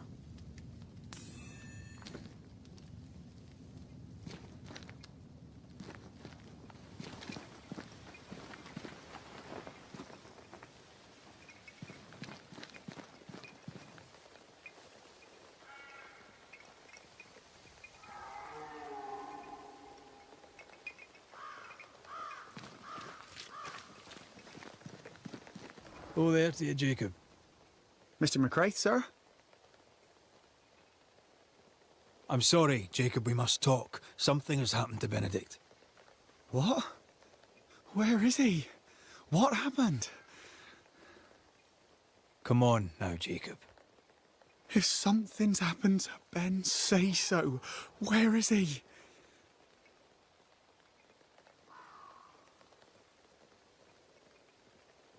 Benedict is in pain. For his sake, you need to remember what happened. You need to remember what you did. But No. I would never. I couldn't hurt him. I love him. Jacob, look at me. It's safe to remember. Now tell me, what happened on that cliff top? I was tired. So tired. Hunger was digging holes in me, burning in my throat. I could think of nothing else. We don't give up. We don't give in. But I wanted to. I wanted it all to stop.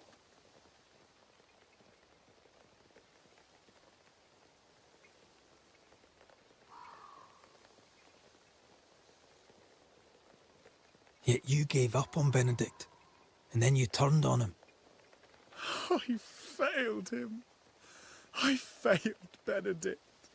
I was so angry, so angry. He kept pushing me.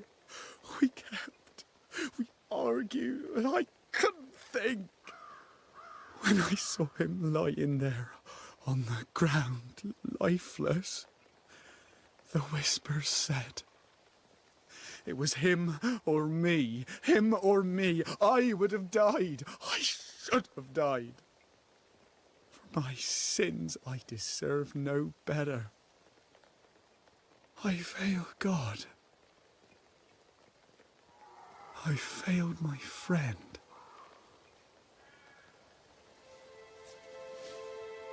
I'm a monster. I deserve no mercy. No. You're just a sinner, begging for help.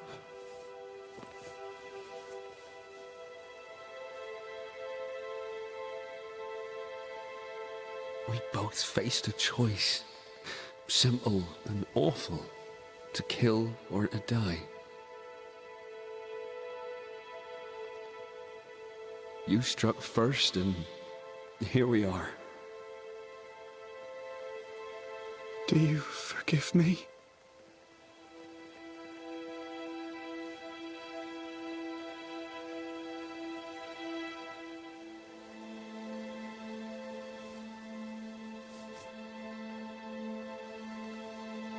Our fates are in the hands of others now.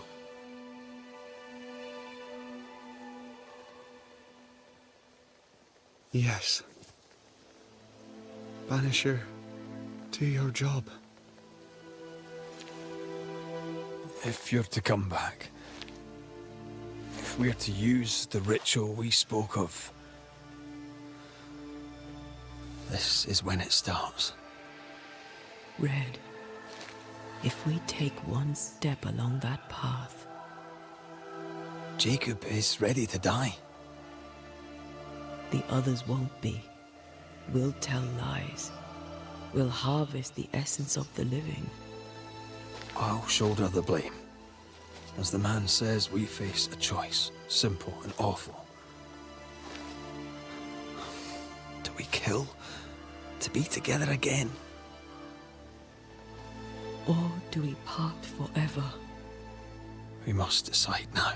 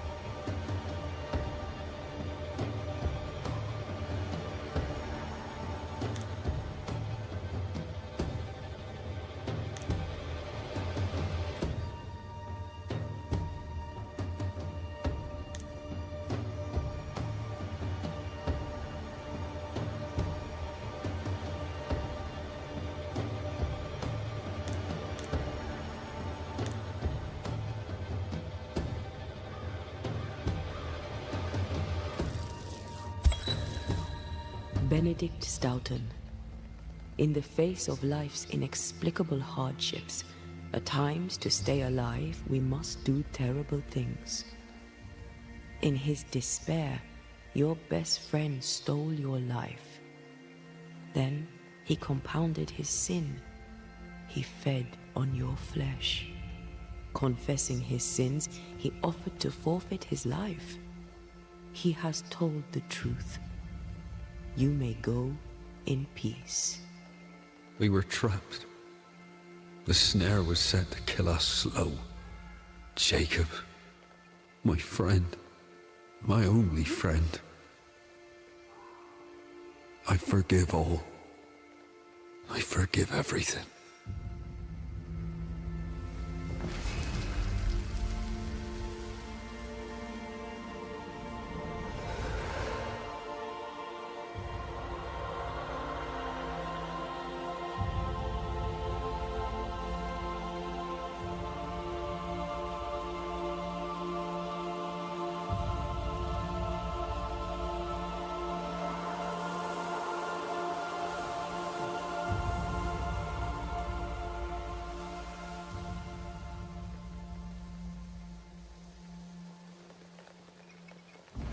It's over, Jacob.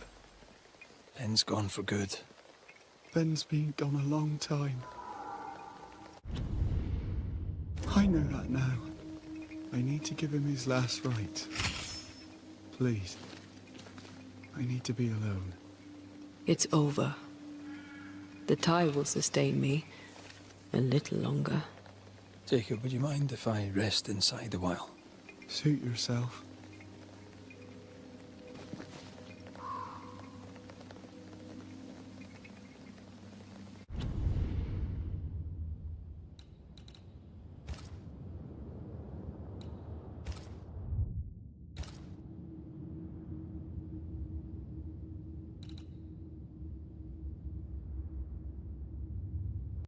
Panty stalking with garter belts after such a long freaking hiatus. Honestly, the show is not good.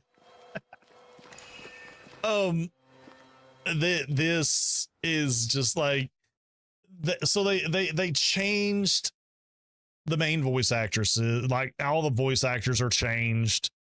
And it's like, I kind of get it, the tie that because when the original show came out, can manifest back to his. We were in a much different climate than what we were when that came out. Like, you know, you could have Chris Sabat play garter belts. You could say the things that Panty says and do the things that Stalking does.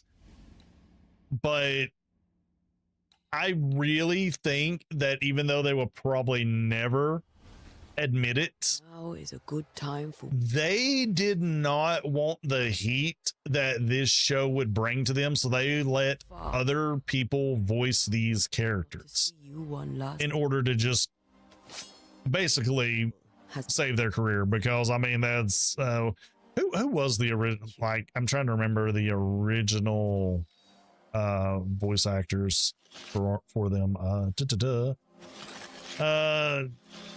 No, they changed a few too many. Can't go back, can I? Lame. So you know, that at least that's what I think. That, you know, they just didn't they didn't want to come back and play these roles because they were very like but this season isn't what the original season was either. Like it's a lot more subdued than the original season was. Like you don't have as much cussing, you don't have as much of Penny being a hoe as much as she was. You rarely have seen Garter. I will say the most Panty and Stalking thing that I've seen in all the episodes that I've watched up to this point is the Polly Pocket brothers here, their transformation, which was wow. Just wow. What happened? Actually, what's going on here?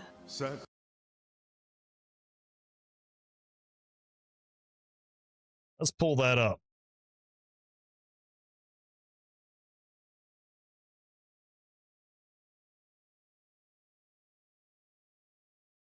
Yeah, here it is. Ah, hear that? Karens are gonna Karen. And again with the sussy gear. Their cheating is off the chart. Time to back. Blah, blah, blah, blah, blah. Low-key feels like we're about to kick it into high gear. Like, this is just impressive. Oh, evil spirit. Born between heaven and earth. Like, it's like male strippers. Oh my god. Power from the garments. This was like, it is just insane. Like, what was it? The transformation of this face to like real anime was so freaking clean. Gynax just does such a good job. Cleanse your filth and foulness. May your corruption and blight be shattered into dust and return you to heaven and earth. Yeah. Just absolutely impressive.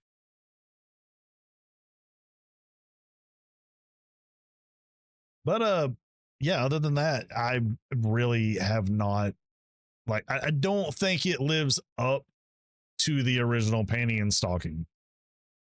So let's get into Kaiju number 8. So Kaiju number 8, I'm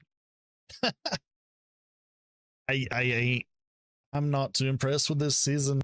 In all honesty, like, I was questioning why no one was talking about this show this season. And then I kind of binged the 4 episodes that were out, and there was nothing to really say about it. Like, nothing interesting was going on. And they got up to the point that I was reading and I was hyped for this season because I knew what was coming up, and I can not believe that it's been kind of meh. Like, I kind of wish they had cut what they had already shown down to 2 episodes and kind of just rushed past where I had gotten up to reading. You finished reading it? Man, I don't want to say that this season's a disappointment, but it's questionable for me at this point. Like, with so many good things like Dan to Dan and Gacha Yakuta, I feel Kaiju's just getting left behind. Like, the animation's not bad, the story's still good, but I don't know. Like, I can't even force myself to want to watch this season, and it's very disappointing. Let's get to Gacha Yakuta. Now, Gacha Yakuta, I think, should have been the breakout show of this season. But again, K-pop Demon Hunters kind of has taken everything over right now. But I am so impressed with Gacha Yakuta. Like, I love the world, this whole kind of trash world layers. It reminds me a lot of Metropolis and Alita, stuff like that. And it's so interesting, and the trash powers having to be based off of an item that you have a strong connection to. I'll look for that reference. It's such a cool show, and the animation is great in this. I don't know if it hits Dan to Dan levels because there might be just a tad bit too much CGI being used, but it is done very well. Like, if you had told me you know, 10 years ago, was worried about that CGI animation was going to be the future of how we get more anime and get better anime, I would have laughed you in the face and been like, dude, CGI will never be at that point. But I mean, it is making a lot of great breakthroughs, and I think Gacha Yakuta is one of the good examples. Like it is a very, like, everything is very uniquely drawn. Like if you've watched any of the trailers for this, it is very, very interesting. Wonder if this actually shows anything good. It's probably just the original trailer, like the Trash Beast are interesting. But yeah, it's a great show. That, again, another one of those ones, if you're not watching it, you're missing out. And I love the characters and how interesting they are. I mean, dude literally turned a plunger with poop into a weapon and was swinging it around. It was so hilarious. Came to rely on him. The summer 2025 season, and Jesus, what a season it's been. Oh, did I actually have the? I didn't remember actually my list up. Fairfax Haskell is. Oh wow, shows how long it's been since I've used this. Okay, I'm going back to the. He shares Charles's. I'm going back to the browser because I'm watching way more anime than what I've got here. He's an academic. Still, good to know our patron has some understanding of our work. We met the captain too, along with the hunters, Thickskin. Oh, 2026, we're getting. I find Thickskin New Smith's more frightening, but I think she has a good heart. More Sergeant Frog. By all accounts, Captain Pennington comes with a reputation for soul. All right. So, Dan to Dan season 2. This, he's just. I mean, it's Dan to Dan. It's not going to do bad. Season 1 was probably one of the most interesting animes of that season. And season 2, surprisingly, it's not the most interesting anime of this season, but the animation is getting, like, it's so well done. I am a little bit disappointed that they spent so much time on, like, this is all, like, the whole season is just about the Evil Eye and Gigi. And it is a little bit disappointing that it's not expanding a little bit more, because every episode is just like the Evil Eye is doing things. I mean, once he got revealed, that has just been the main thing, and it to me is being a little bit drawn out, but the animation is very interesting, and it does something that I thought Dan to Dan did really good in the last season, and that's after the introduction of an alien, you know, they'd have these little down moments to expand on the characters of Momo and Okarun, and that's kind of, they're still kind of keeping up with that same kind of energy, but at the same time, they're expanding on just they're expanding on Gigi, they're expanding on I forget her name from the first one, the girl that got possessed by the acrobatic silky demon.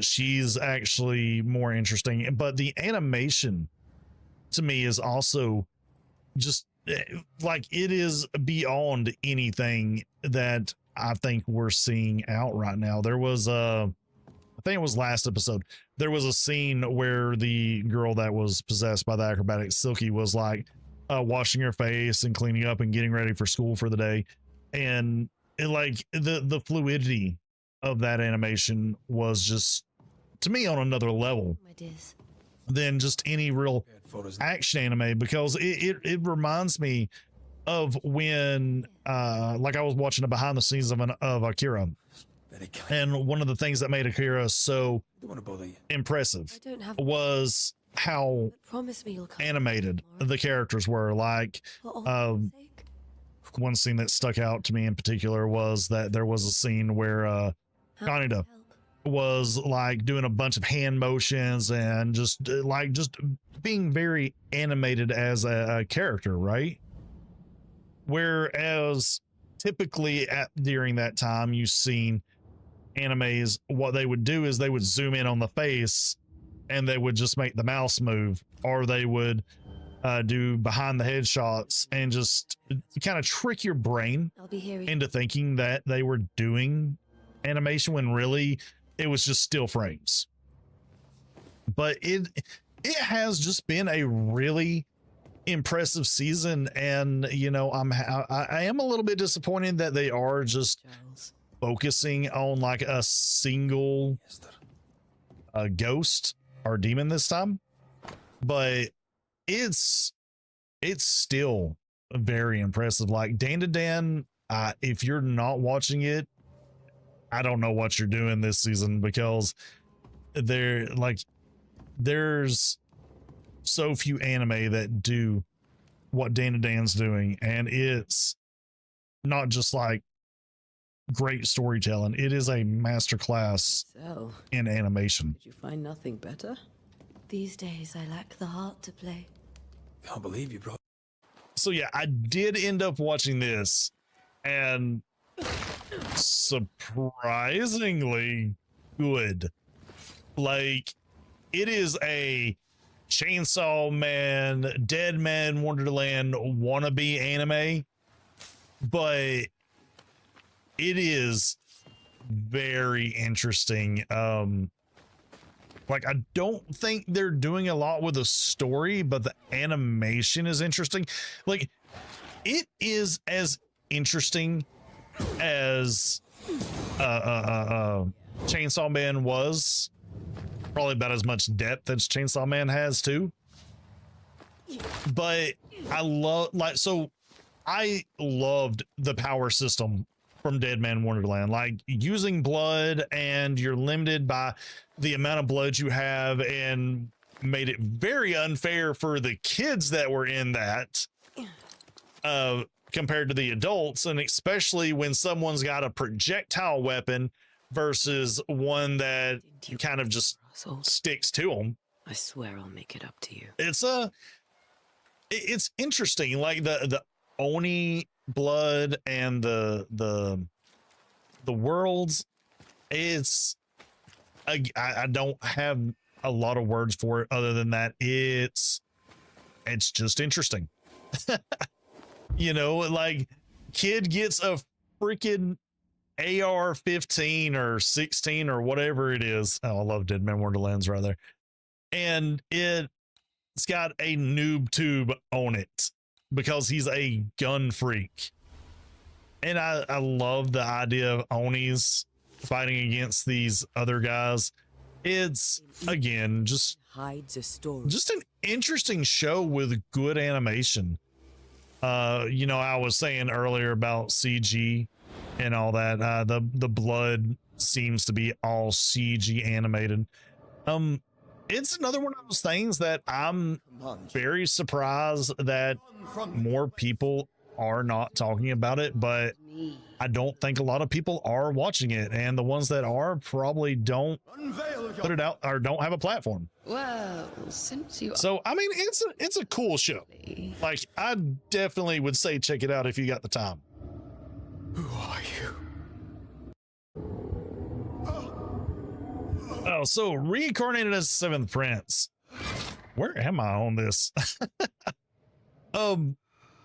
Yeah, I like this. Like, damn it, I don't have a lot to say about it. It's been just another, like, it's another solid show that I was enjoying. I actually think I only watched like the first 2-3 episodes when they were coming out, so I'm pretty behind on it. But yeah, reincarnated as Seventh Prince, still very good.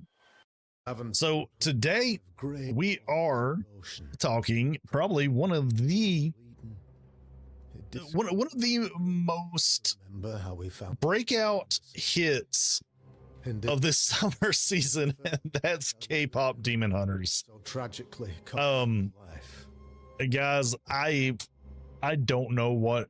Well, I know what to say about it because I'm about to say a whole lot about it. Guess it's okay. It is like I expected death is linked to I get why it's so popular. I mean, the songs are very very catchy. Like, ain't even gonna lie, I've caught myself since I watched it last weekend. You see, I've caught myself singing the Soda Pop song. I've caught myself singing what is it?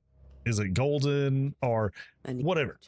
It just, the songs are just very, very catchy. Port is at home, and but much venture out. The story really fails for me. Like, I think I even tweeted this out after I watched it, is that it's a fine story, but there is so much that I feel would have been done better. And they, like, it just, Why is town so empty? it does fail on a few parts. So, like, what is it? So, spoilers, granted. The whole idea is to create acceptance and to the curse is lifted. for there to be acceptance for the demons and stuff like that. And that's one of the primary themes that I feel was happening throughout the movie.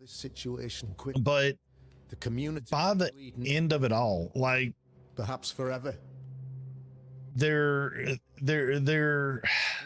idea is that there's supposed to be harmony between humans and demons, and the main girl is part demon, which should actually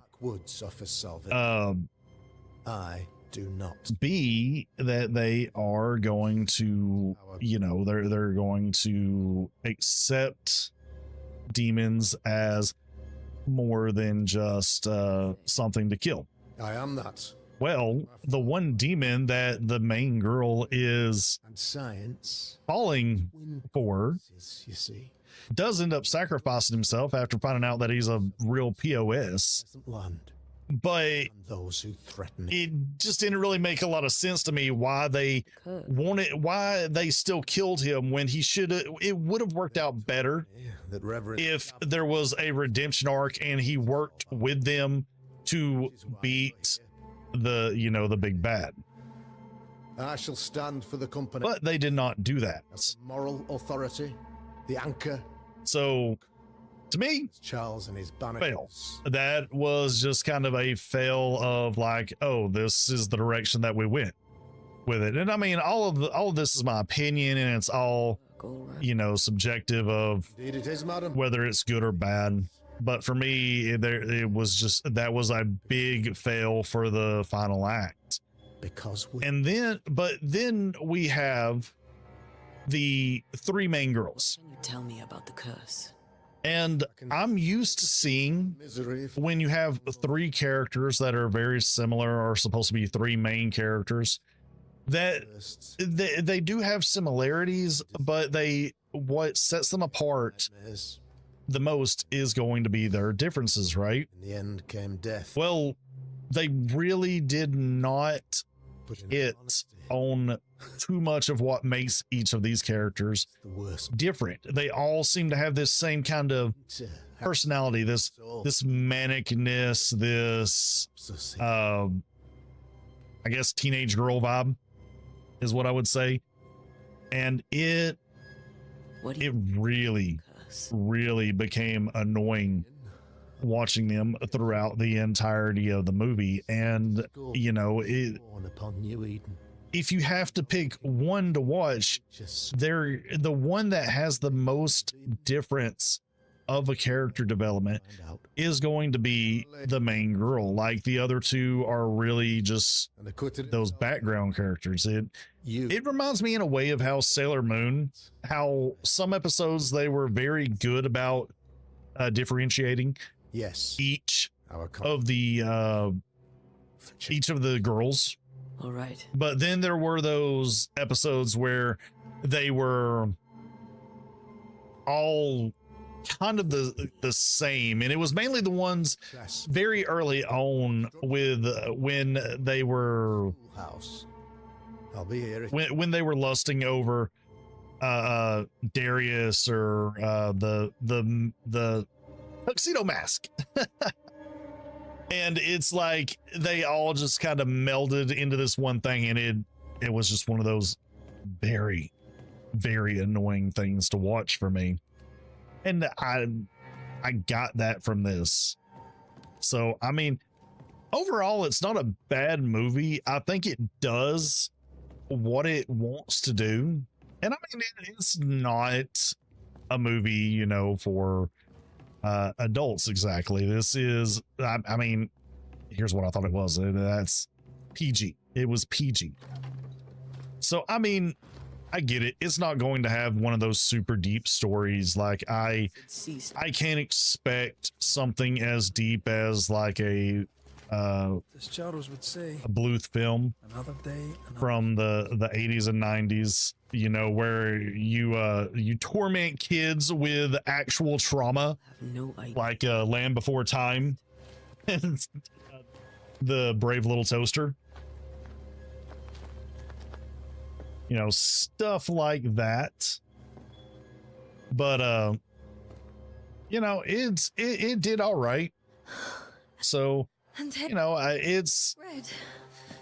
it's interesting that it's as popular as it is, but I really do think it is mainly the music, not the story, that pushes it.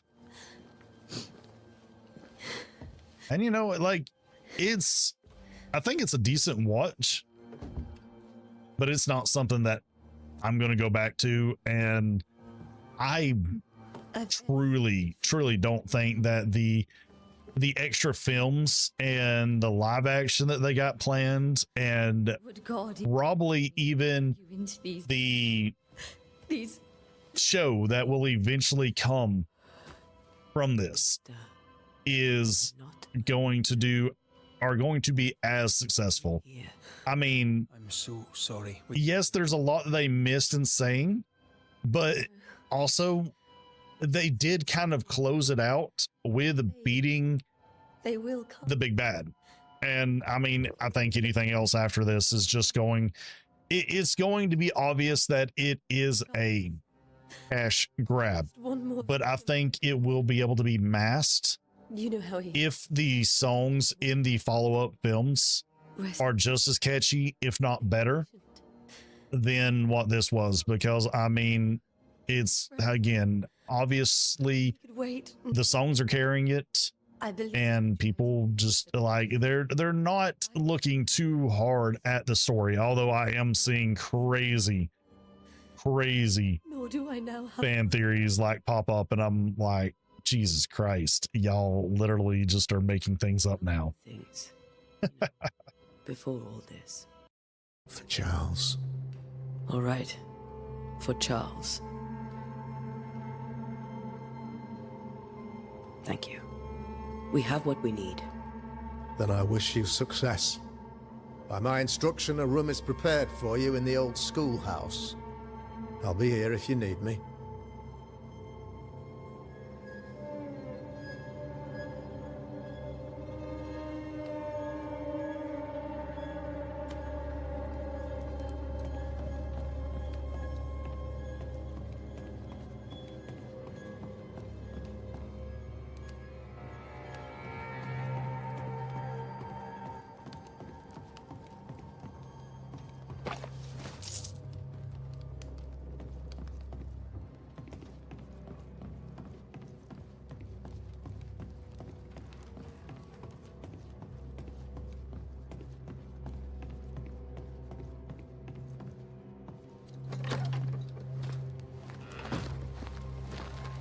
Damn it, Charles. Those accursed sea storms. If only we'd been here earlier. No. But as Charles would say, another day, another soul to save.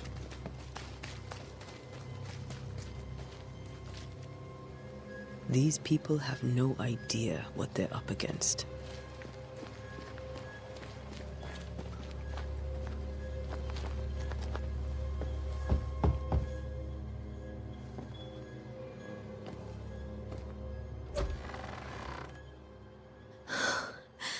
Antea. Red.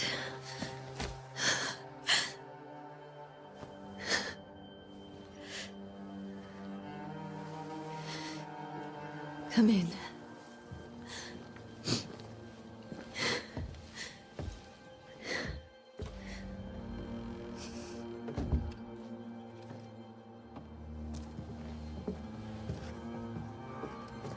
I've barely slept for fear you would not come. I'm at a loss. Would God even allow me to drag you into these dark times? Esther, you're not alone now. We're here. I'm so sorry we didn't get here on time. Truly. I know. Charles kept saying it. Have faith. They will come. If only he had kept his faith himself. What happened to him? Poor Charles. Just one more victim of the curse of New Eden. You know how he is. Was. Restless. Impatient. It's not that he gave up on you, his friends, but that he could wait no more.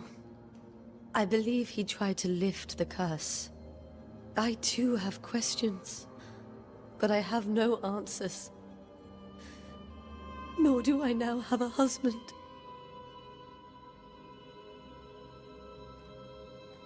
How were things, before all this?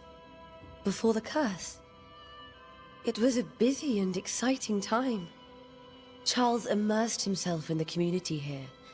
He had a hand in everything. The people came to rely on him. I'm sure they look to someone else now, but I can't imagine it's the same. What can you tell me about the esteemed Governor Haskell? Fairfax Haskell is well-read and educated, but at times his back can be too stiff. He shares Charles's interest in the unknown, but his passion seems less than practical. He's an academic. Still, good to know our patron has some understanding of our work. We met the captain, too, along with the huntress, Thickskin. Do you know them? I find Thickskin Newsmith's manner a little frightening, but I think she has a good heart. A fine hunter by all accounts. Captain Pennington comes with a reputation for soldiering. He comports himself with a wry dignity, but I suspect that beneath it all, he's just sad. Charles thought so too.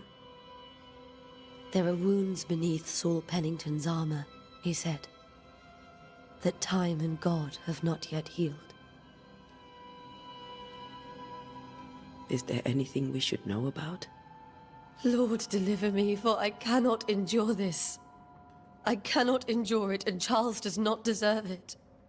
Anything at all, Esther. Please. I have felt Charles present about the house. His ghost lingers. He needs help. If he's here, I promise I will know no rest until he has his. You can count on us. We'll start with the house. Charles's papers are gathered in his office. Take what you need. Thank you, Esther. We'll take a look around, if that's all right.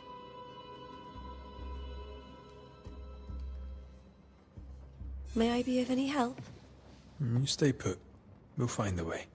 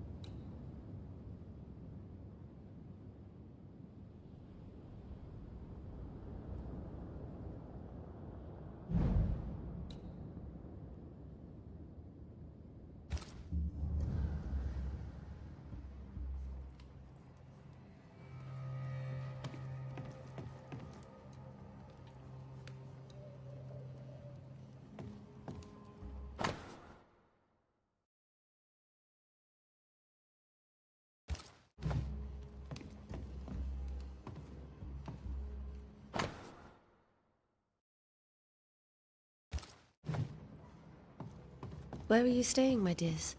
The governor had a room prepared for us in the schoolhouse. The schoolhouse? Wouldn't you rather stay here? You'd be more comfortable. Very kind, but a long day ahead of us. I don't want to bother you. I don't have much. But promise me you'll come for dinner tomorrow. For old time's sake. Of course. Esther, I'm sorry to trouble you once more. How may I help?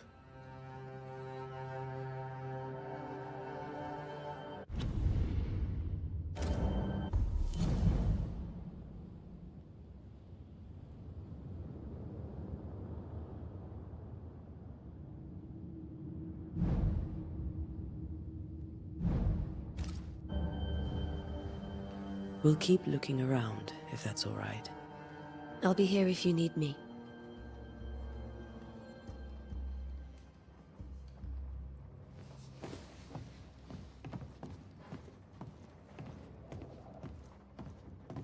That porcelain saw many a dinner-turned-lecture with Charles. I miss him so. So do we, Esther.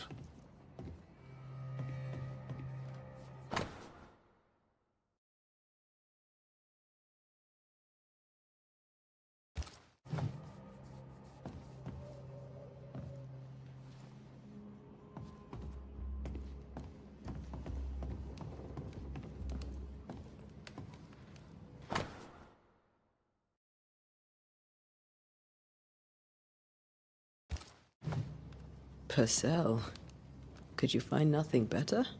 These days I lack the heart to play. Can't believe you brought your pianoforte to New England. It cost a fortune. But you cannot part a pianist from their beloved keys.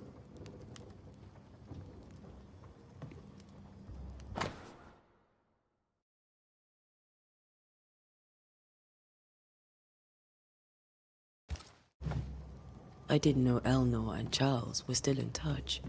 The St. Paul Brotherhood is a tie that binds. Charles was so eager to continue his research here in New Eden. If only we had known what would befall us.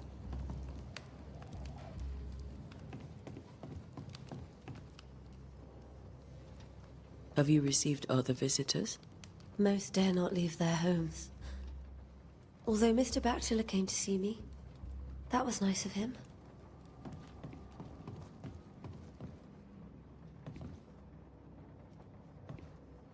There's more to learn here. Where are you staying, my dears? The governor had a room prepared for us in the schoolhouse. The schoolhouse? This is Charles's. It's like he never left.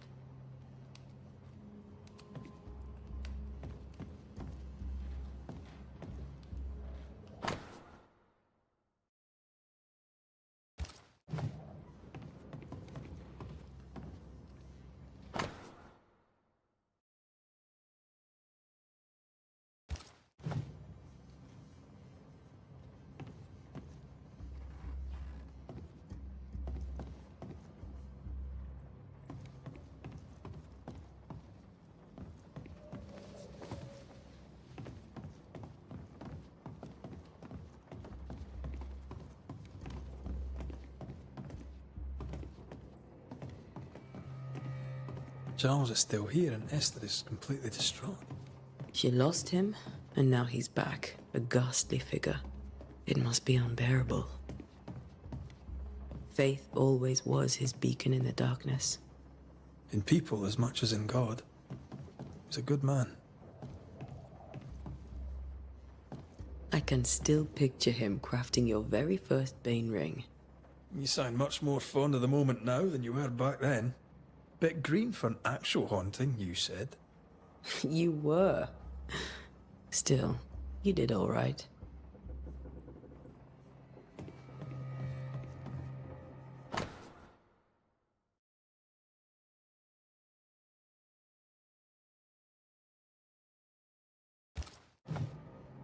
That's from the set he taught me with. I'd know it anywhere. Did he keep it to remind him of his favorite? Or to remind him that he had yet to beat me.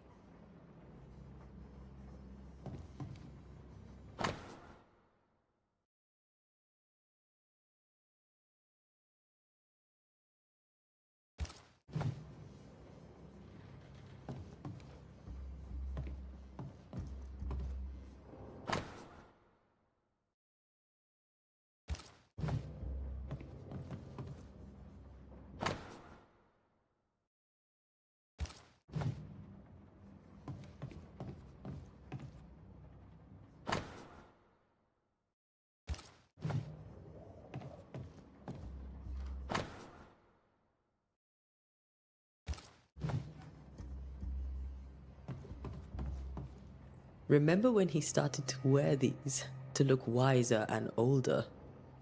No, he was hiding his hair loss.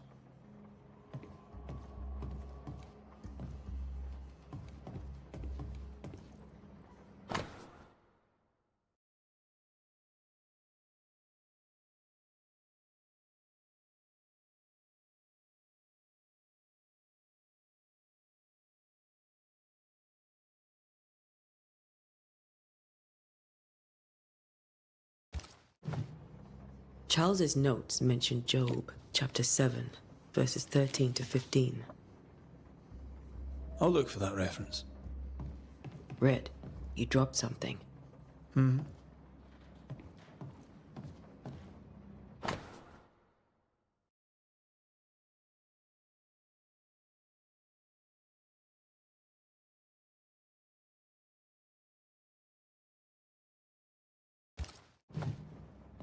These notes are erratic ramblings.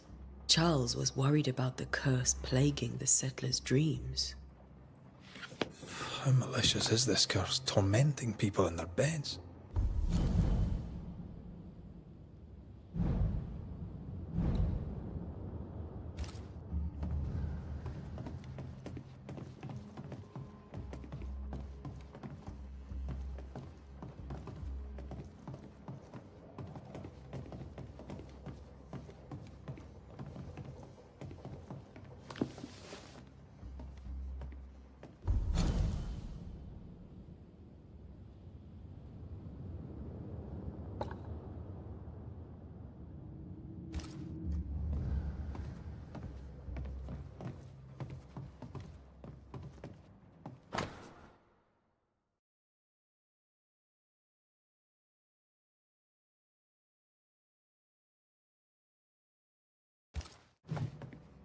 Charles always wore this brooch.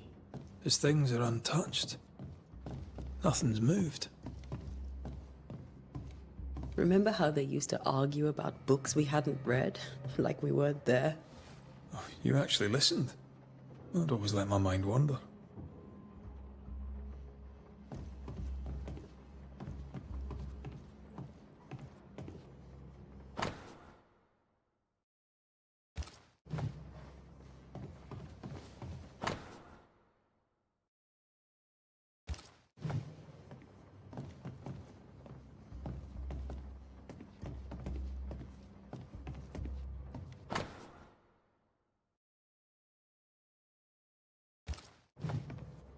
Esther couldn't attend Charles's burial. Poor woman.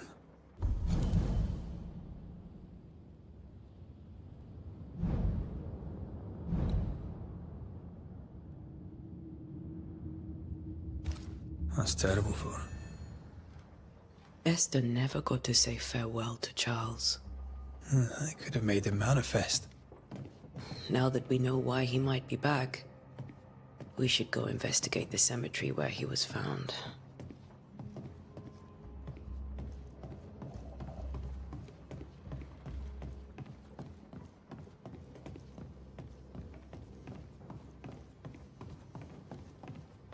Esther, I'm sorry to trouble you once more. How may I help?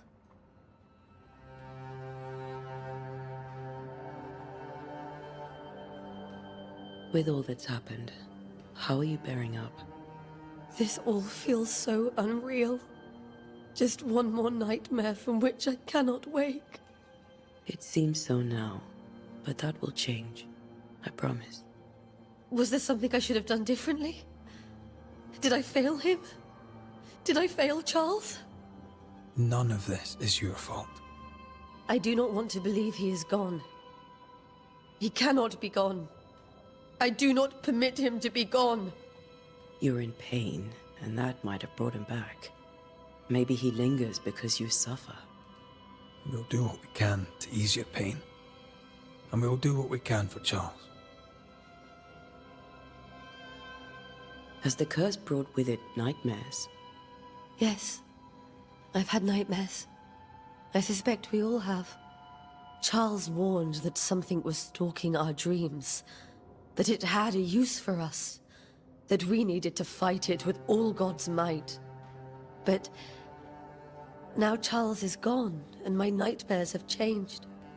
In my sleep, I see my husband falling, screaming into the abyss. All hear him. None respond. He plummets on into the bottomless pit. Poor Charles. We must make our way to the cemetery. Please be careful, dear Antea.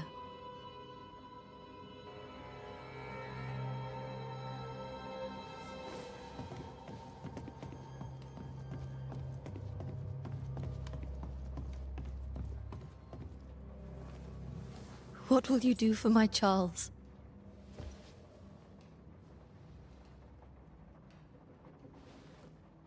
If he's present, we'll find him. Then we'll ask him what he wants us to do. Must I see him too? First, let's find out what happened. After that, we'll see. Best get started. Time may be against us.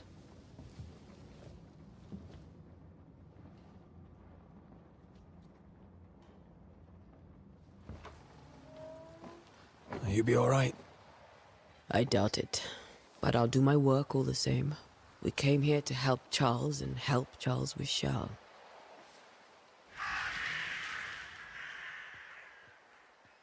Ask around. See what people will tell you. I'll go to the cemetery and do the same.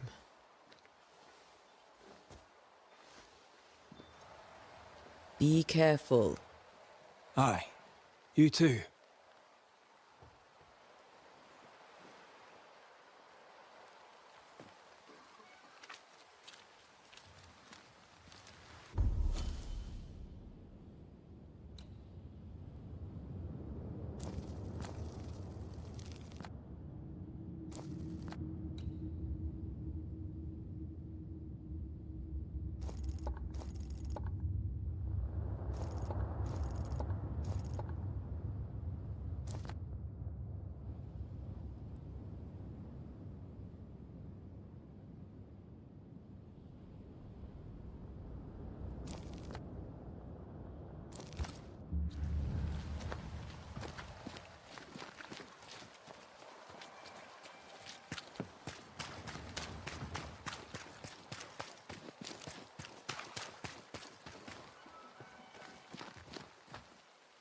I must take a moment by myself. Excuse me.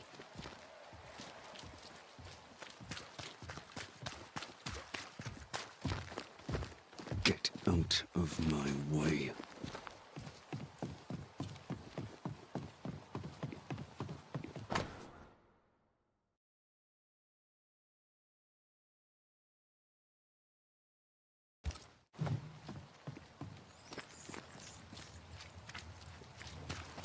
Be warned. I need but cry out, and help shall come in an instant. Calm you, sir. Antea Duarte, Minister Davenport's banisher. Oh, of course. I'm so sorry. Poor Reverend Davenport. His death has shaken us all. Welcome to New Eden. I'm afraid you find us at our worst. We're banishers. There's nowhere else we'd rather be. And you are? I, madam, am Squire Sincere Paris, travelling merchant, stuck in this cursed place and eager to be somewhere else.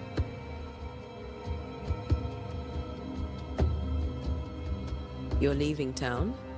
As soon as possible. Did you arrive by sea? A ship lies at anchor in the bay. Perhaps a captain would take me and my wares to safety. The crew refused to dock, and I suspect they'll leave on the next available tide. We rowed ourselves ashore. Might I ask where you abandoned this rowboat of yours? Along the coast, by a path remarkable for its angry specters and bloody corpses. If you wish to make the sailing, I hope your wares can swim. The nightmares, do you get them too? Of course I do. Not everyone will admit it, but we all have bad dreams. Of what do you dream? I dream someone watches me sleep. I sometimes fancy she's present when I'm awake. She never speaks, nor moves. She seems to wish me no harm. She just stands there, watching me, waiting, taking my measure. Does she manifest at a particular hour? If she does, I have no way of knowing it, unable as we are in this interminable grey to tell day from night. Well, there you are. Information on the curse, as per your request. I won't even charge you for it. Tell me about the curse, if you will. I'll tell you this. Those who dare defy the curse are brave indeed, and, I fear, foolish. Banishing is a job, sir. And to do it, I need detail. If you please. A banisher must have charms. Trinkets, I mean, of protection. If you have a surplus, I'd happily relieve you of your burden.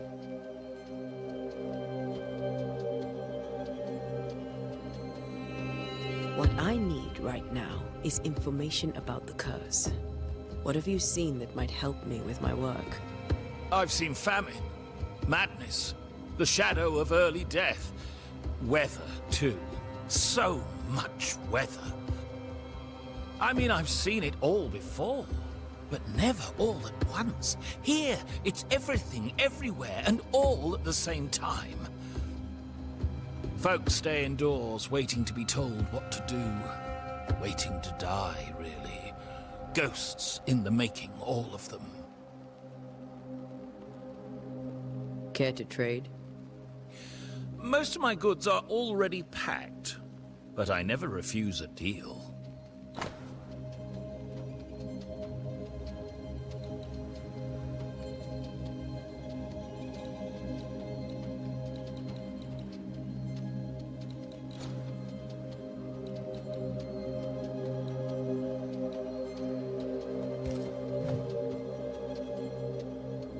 I bid you good day, Squire Paris, and thank you for your time.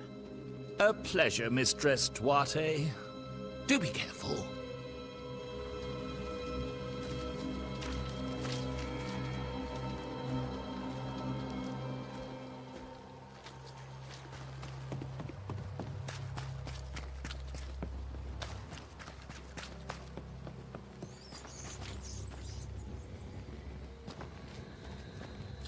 A wisp, so close to town.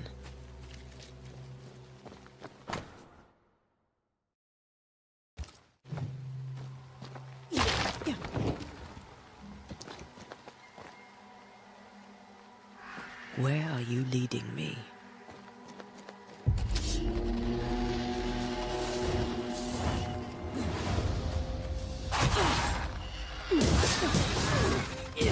More of you?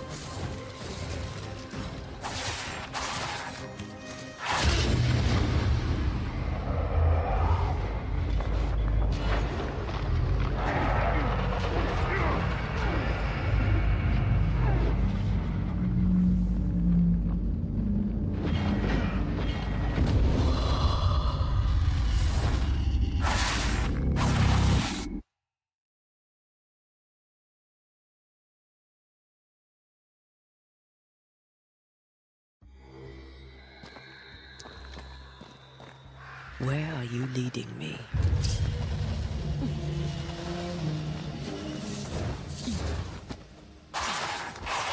No more left.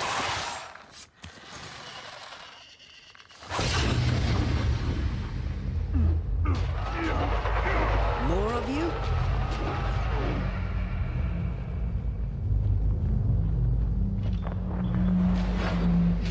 Down you go.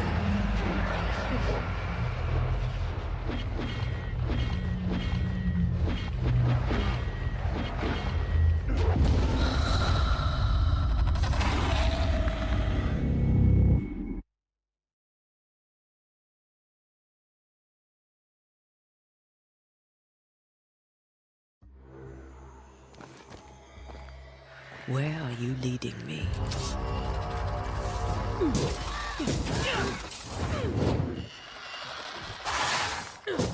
More of you? Well, you tried.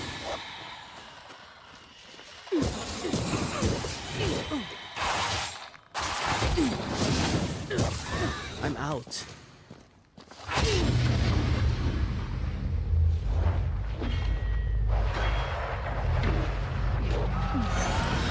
No one is safe here.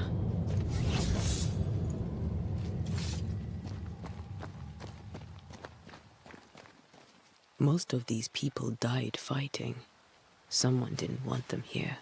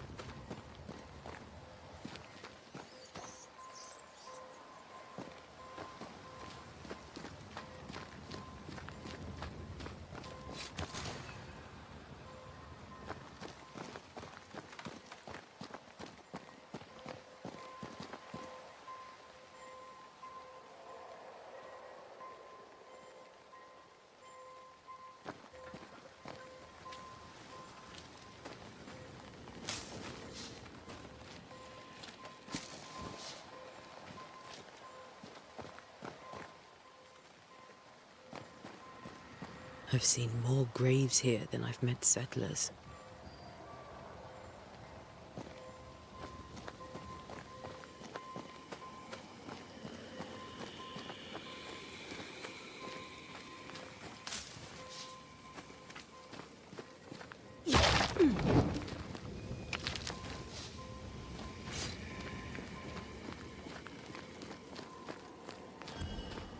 A memory lingers here.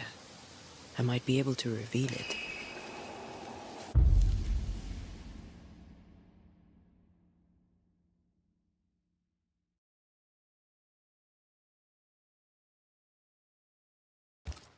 If I mix the stones I found earlier with seashore candle, that might do it.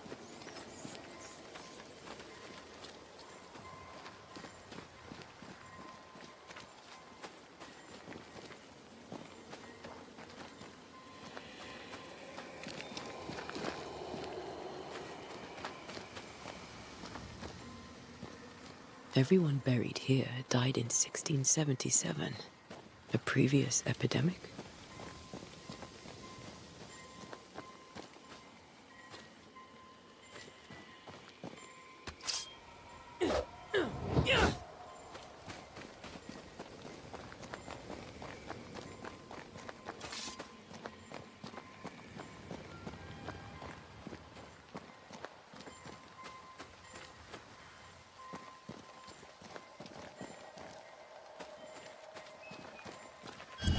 Many dead in more recent years.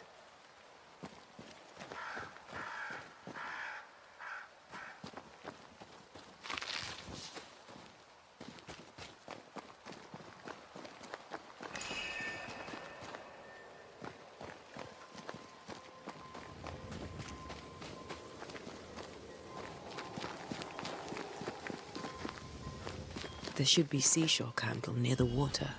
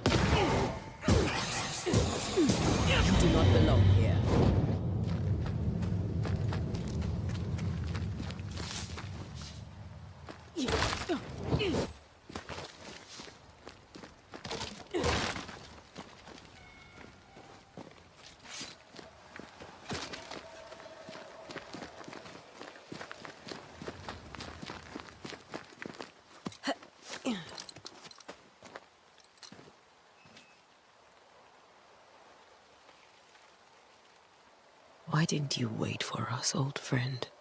I swear I'll make it up to you.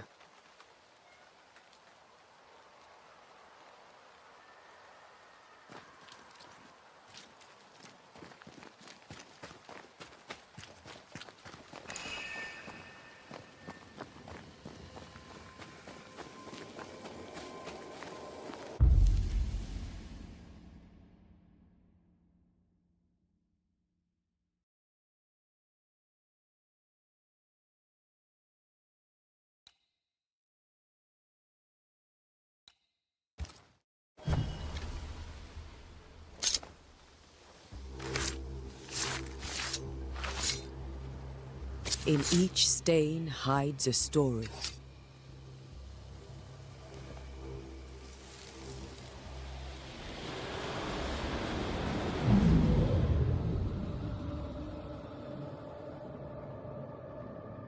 In the name of the Lord, I command you.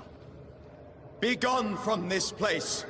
You do not command me, clergyman. Who are you, ghost? Unveil yourself! Well, since you ask so politely... Who are you? I am everything you've ever feared. Be gone! You have no shell, no ties, no purpose. No, but neither do you.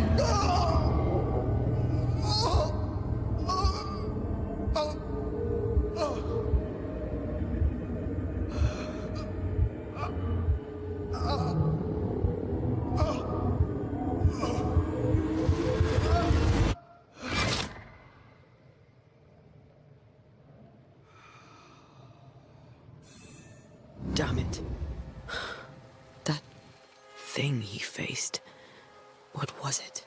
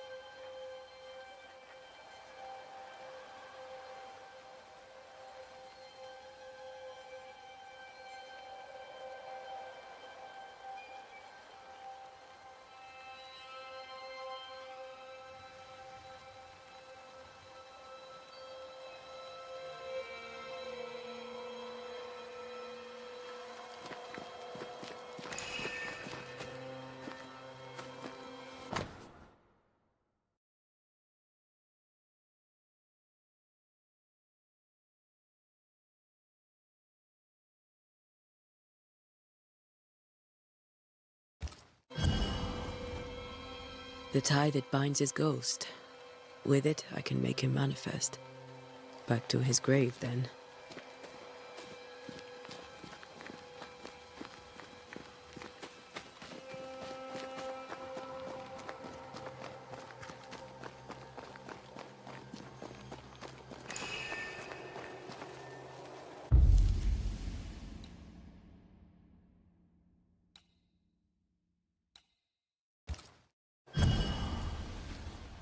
Now is a good time for we old friends to talk. We've come too far, Red and I, not to see you one last time. Your pupil has become the master. If we fight, I'll beat you.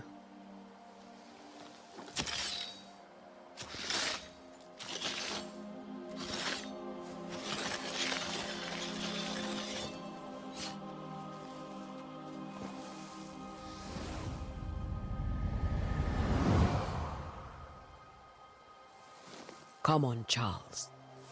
Join me now.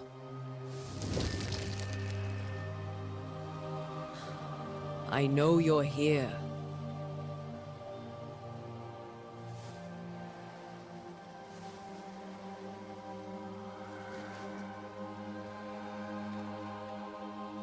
I know you're here. You know me, Ghost. I only wish to talk. Esther worries.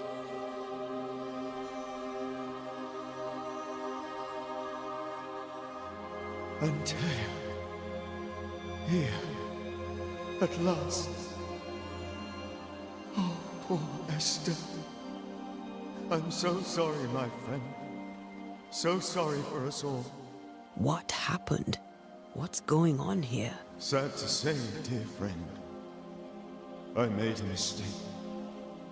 And it cost me my life. Is Red with you?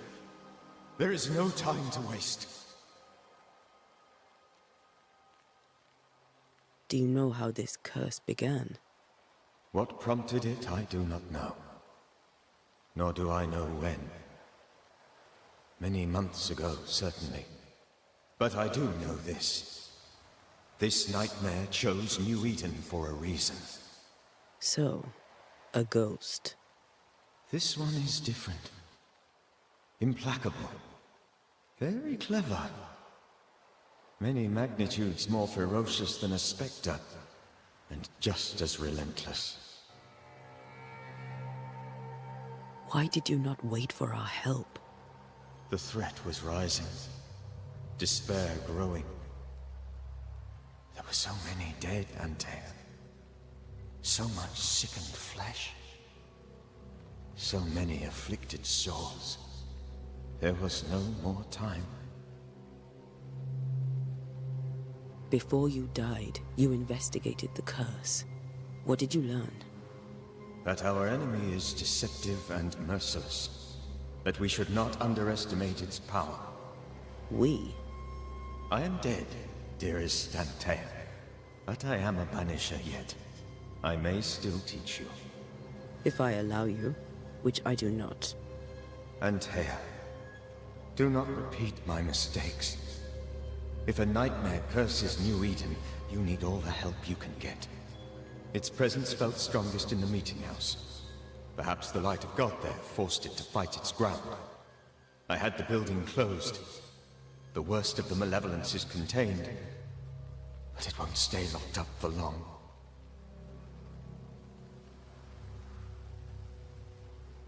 I thought nightmares were a myth. A nightmare is the rarest of ghosts. A powerful, insidious spirit, birthed by tragedy most dreadful. How do I banish it? There is meager wisdom in the texts. What little there is says it cannot be banished at all. If it's a ghost, I can't banish it. You took notes, I suppose? Where might I find them? They vanished. In the days before my death. Perhaps I mislaid them. Which is not like me. If you find them, read them carefully. Perhaps I missed something. Something important. We'll banish it, Red and I. Our good friend's death shall not go unpunished. Be warned.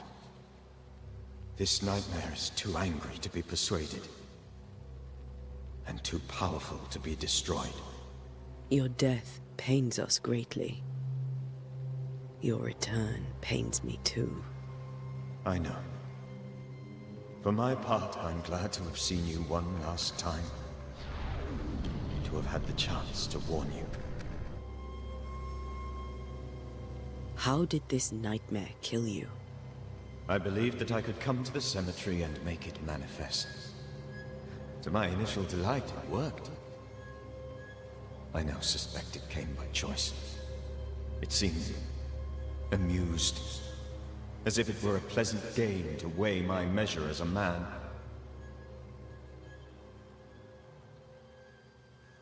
How does its malevolence manifest? It poisons minds and sickens bodies. It draws specters to it and sours the weather. It delivers nightmares to one's sleep. For a time, screams tore through the night as folk awoke in terror. When it appeared to me, I did not see its true face. But I heard a woman She was love. I felt her gaze. My heart froze.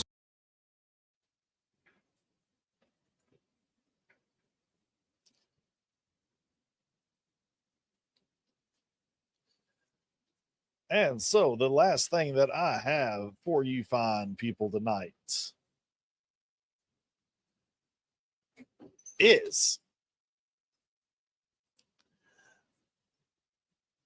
we all have issues finding anime, dub anime, sub anime. And I think some people forget that anime exists on YouTube for free, I mind you. And what I am showing right now is full episodes of anime. And I do not know how they get away with this. You know, I probably shouldn't be telling people about this because this is how I've been watching quite a bit of my anime here lately, especially shows that aren't out yet or shows that you know, they're just not on a service I'm willing to pay for. But there is a lot of good stuff out here, and I'm kind of happy this exists. And I know like some of the old heads are going to think that, oh, this is you're going to get like a quarter of the screen. No, let me see. Can I find? I mean, I guess it doesn't really matter. But it has like really odd titles, so you might have to just be searching.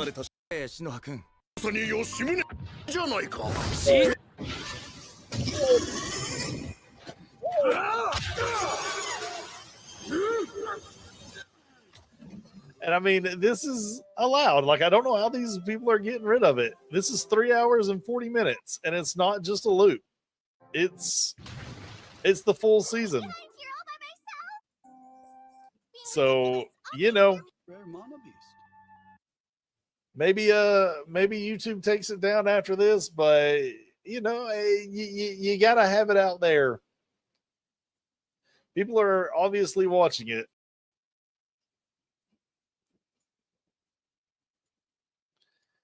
And moving on. Speaking of smut, anime voice actor Kiba Walker accused of grooming and soliciting sex materials from teenager. Now, this initially popped up on my feed when it was announced that apparently this individual is going to be playing Tsubaki from Windbreakers. And then you go into the thread and find out that this is a very recent article, July 31st of this year. But this is a very recent article, and I'm not going to go through it all. I will put it down in the description for it, but it is at Anime Corner. This individual basically was engaged, and engaged, I mean, actively talking to someone who was underage for many years, sending explicit pictures, and also just, you know, doing the things that a piece of shit like this does. And I have made a public statement on my Twitter saying that he needs to be out of anime. I have no respect for a person like this. It's bad representation for people that are a part of the community that he is claiming to be a part of. But I'm pretty sure he's claiming to be a part of it just to try to get protection. But very disgusting individual that does not need to exist within anime. Anime has enough problems with within itself without someone who does stuff like this existing and voice acting some of the characters. And I will, not that I was ever going to pay for Windbreaker's dub, but I won't even give it the satisfaction of watching it and say if it's good or bad. Now, the good thing about it is the individual that this person was talking to did end up breaking off contact because things were just too weird for them. So that is a good thing, although it did take them a few years, year or two, if I remember right. But all of it is here. It's very damning evidence, very much smoking gun type of stuff. So, yeah. So I'm not going to play this whole video. I just kind of want to get like the point across of what this guy's talking about. And if you don't know who this is Alexa Taurus. Found him today when I was looking this topic up, and I gotta say, this guy makes some really good in-depth videos, and you know, I was very impressed, but yeah, like I said, I'm not going to play this whole video because this whole video is like 38 minutes long. Definitely go check it out. Out of all the videos that I watched on this topic, it was one that was pretty dang good and well done, if you ask me. That very obviously threatens freedom of expression for everyone if left unchecked, especially for anything even remotely adult. Don't believe me? Well, let's go look at some of these demos. Barnsley, a major creator support site, announced that it would be banning adult material involving things like amateur wrestling, hypnosis, and anything resembling or role-playing as an animal, including not just furries, but VTubers and anyone who used the term puppy or cat girl, all due to pressure from payment processors. On May 20th, 2025, Japanese game and comics retailer Suragaya made an announcement stating, "We are faced with a situation where it is necessary to discuss payment processing methods for adult products with our providers. As a result, this site..." So, if you haven't figured it out, yes, this is all about the Visa MasterCard censorship thing that's going on right now. And it like he just keeps going. Like it doesn't stop. Like it just keeps on going. Like it seems like, especially since like 2020, that these payment processors have been really ramping up their thing of adult content bad. Now that's nothing really new. I mean, we've all, we've heard of the satanic panic and the morality scares and everything like that. Like there's always been a war on the adult industry, the adult content, and it's it is a problem. I mean, at least here in America, people have the freedom to people have the freedom to do and say what they want within the extent of the law. And if it was just people being morally outraged by this, doing signs, creating petitions, things like that, that's kind of where I was at. I was kind of on the side of like, I really don't care, if these companies, they can do whatever they want because they're privately owned companies. But the thing is that these payment processors have made themselves so integrated in most online purchases that they now have basically the ability to tell other private companies what they can and can't sell, and that is a problem. But as that goes on in this video, the even bigger problem is that it's not even really the payment processors that are causing this, that are choosing to stand up against this. It's kind of a pillared attack, and it's coming from moral groups. Let's see if I can find them.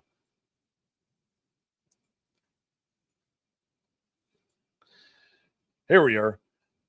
It's coming from moral groups, mainly Collective Shout, which is a Australian-based group. And that's where I'm now having a problem with it, is that these moral outrage groups, and especially this group from another country, is basically now saying to the rest of the world that we do not agree with what these companies are selling, and you will no longer be allowed to purchase it.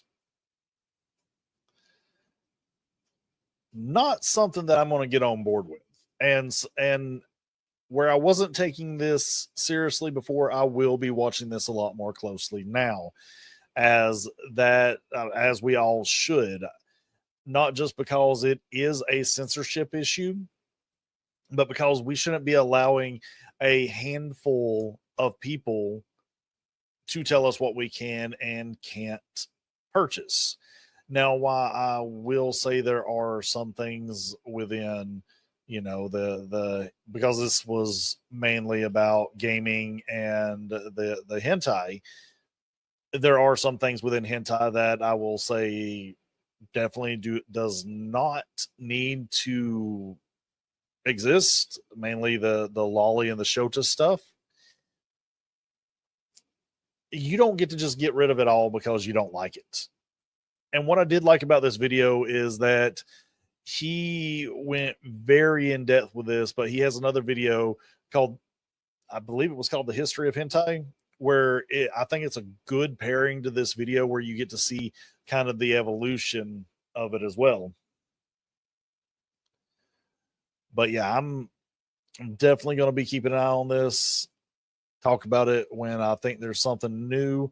But the fact that this company can tell the payment processors what to do, and then they can in turn tell companies like the manga companies and Steam what they can and can't sell, that again is just, it's a huge problem. And it's all in this crusade of, we do not like smut, basically.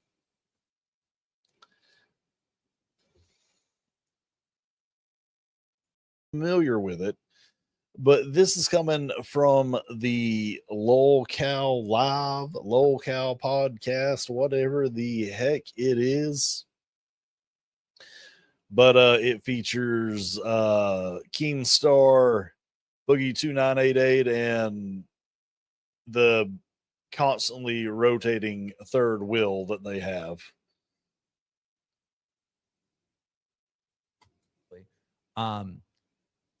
I don't like V.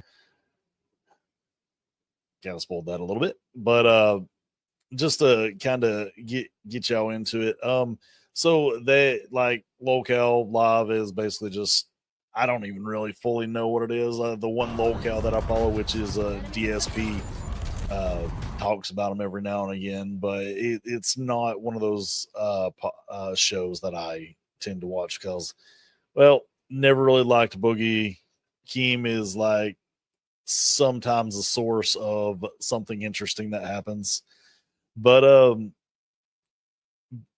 pretty much somebody asked them, would a VTuber replace this other girl that came in? And Keem's about to tell you how he feels about him and how Boogie feels about him. And the reason I'm asking or showing this is because I am curious if what they're saying is true for VTubers in their community. Like I said, I'm not too into the whole VTuber thing. I'll watch clips or shorts of them every now and again, but like, I don't subscribe to any of the VTuber stuff. It's just not for me. VTubers, I really don't like. I'm almost like anti VTuber. All right, I am. But I can still have compassion and feel sorry for Vixie, which I did, and that's why I reached out and spoke to her today. Thank you, Ash. Ashes. How do you say that name? Just to Ashes. Ashes to Ashes. Thank you for the 5 bomb. We appreciate you. Thank you. Okay, let me ask you this. Can I finish what I'm saying, please? So yeah, dude. It's just not going to happen.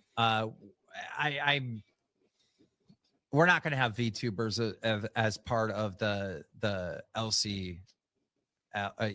Excuse me. We can't. It's not what we do here. So VTubers rub me the wrong way too, and I've never really been able to put my finger on it. So I will say I'm not anti-VTuber. I just don't I don't mesh with what goes on. I've tried it out. It's interesting. I mean, it adds a new layer of anonymity to people who just don't want to do this, show their face on screen. And I get it, but at the same time, I don't know. I kind of feel like if you're just doing it for entertainment, probably do have some undiagnosed. But like when they start to bring up serious, really think they love anime. Is that autism? Political or something on the internet or something against somebody else, it starts to, I think, for me, get into this gray territory because you're not willing to put yourself out there to talk about a topic that you feel is important. So, I mean, unfortunately, you don't get to talk about serious topics and then hide behind something, because it doesn't, like, the level of trust isn't there, because it's like, even if you say something that's meaningful, I don't know, I look at it as that you're not taking a risk in saying it. And I do remember, like, what was it, the story of Project Melody a few years ago, because she kind of blew up on the scene, being like the first VTubing OF model or whatever you want to say it. And there was a lot of backlash from that. But that, again, that's one of those things that I didn't care that she did that. It didn't matter for that.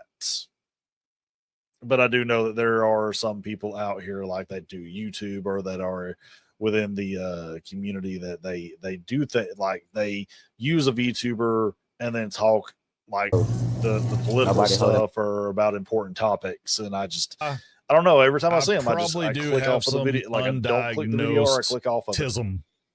In fact, I really think they love anime. Is that autism affects the emotional circuits of our brain in a very profound way. Look like Fousey Tube. Go ahead, Buggy. Well, I was just gonna say, and I don't give a fuck about these anime big tittied VTuber shit like that. I was never gonna watch, right? But even like some of the gaming audience that's connected to another human. All right. Yes. I don't want an audience that is connected to an anime character. Yes. There was a moment when. Wait, did he just cut that out? Like, I watched this live, and it seems LCU. Excuse me. We can't. It's not what we do here. So VTubers rub me the wrong way too, and I've never really been able to put my finger on it. In Surgery fact, super chatted $20. I see more of a chibi Fousey Tube lol. I don't know who that is. He does look like Fousey Tube. Go ahead, Buggy. Well, I was just gonna say, and I don't give a fuck about these anime big tittied VTuber shit like that. I was never gonna watch, right? But even like some of the gaming audience that's it did cut. What the hell? That's fucked up. I don't remember what he said right there. Oh, that's messed up. Why'd they cut that out? Like, Boogie was about to go on a good rant, if I remember right. Connected to another human. All right. Yes. I don't want an audience that is connected to an anime character. Yes. There was a moment when Josh Pescator came on Rewind and I really didn't like it. Like I'm like, no, like I don't like this anime stuff. Now I'm not saying that, you know, Vixie is a bad person or her audience are bad people at all, but VTubers, in my opinion, attract. And this is about to get to like the point that I was going to ask, because I do not know, like I said, I don't know anything about VTuber communities, but I was curious if what Keem's about to say is right, because I think there is a conversation there to be had, because he is definitely connecting it to anime and, you know, so some other. I'll let him explain. A lot of dangerous bad people that are into the cartoon corn. You know, the cartoon corn. Okay. You know, it's very relatable, right? Think he is saying the lolly version of it, which is funny because he has a literal person on his staff that married a 15-year, well, met someone when they were 15. Right. And yeah, no. It attracts gooners, yes. It attracts a weird audience. All right. Can I go to live chat?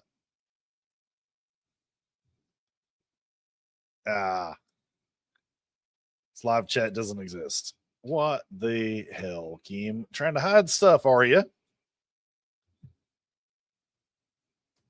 I don't mean to shit on all the VTubers and do your thing, whatever. I don't want that community a part of our community. I have an interesting question for you, Keem. Yeah. So what would you do if somebody really was on paper like the best entertainer in the world? Like they showed like all the components that make a good streamer, and really wanted to be a streamer, but also wanted to retain their oh my god, wanted to remain anonymous. Like, what would you suggest to that person? There's a couple of YouTubers that I was friends with, like Shadow Humor, or wait, not Shadow Humor. What was his name? He's been missing for a while. I have his fucking hoodie. Talking about the kind of stuff from his name. Somebody tell him in chat. Somebody tell me in chat. Okay, I think we're. I talk to Corpse Husband all the time. Everybody looked like. I talk to Dream all the time. I did. Nobody looked like. All right. Well, anyways, but I guess that's my my ask from what Keem was saying. Like, are the like the VTuber communities, are they relatable to like the anime communities, to where they attract, you know, Coomers, or kind of people that I won't call them unhinged, but they definitely are not connected with certain parts of reality. And maybe it is because like they're connecting with a character that doesn't actually exist, so therefore that, like, in their minds, the laws of the world don't technically apply to them. I'm curious. I'm curious if there's an overlap. But other than that, Tiki Top. So I ain't gonna rehash what I did over there. This is just kind of going live to go live. Critically low. Oh, kiss my ass. How does this thing expect me to do a stream when my battery low? Anyways, not that I'm really going to be using that a whole lot. Nah, like I said, just going live to go chat, and I'll say, like I said over there, for those of you that know, you know, I drive a CMV commercial vehicle for a living, and it unfortunately had a blowout on me.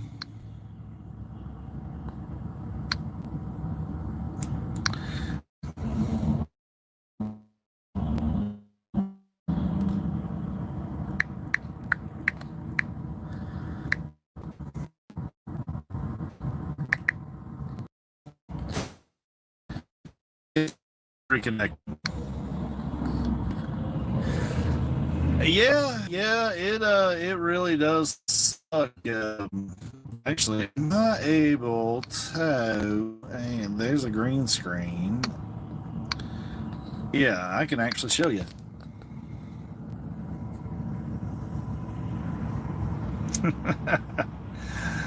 So yeah, so that's my tire, man.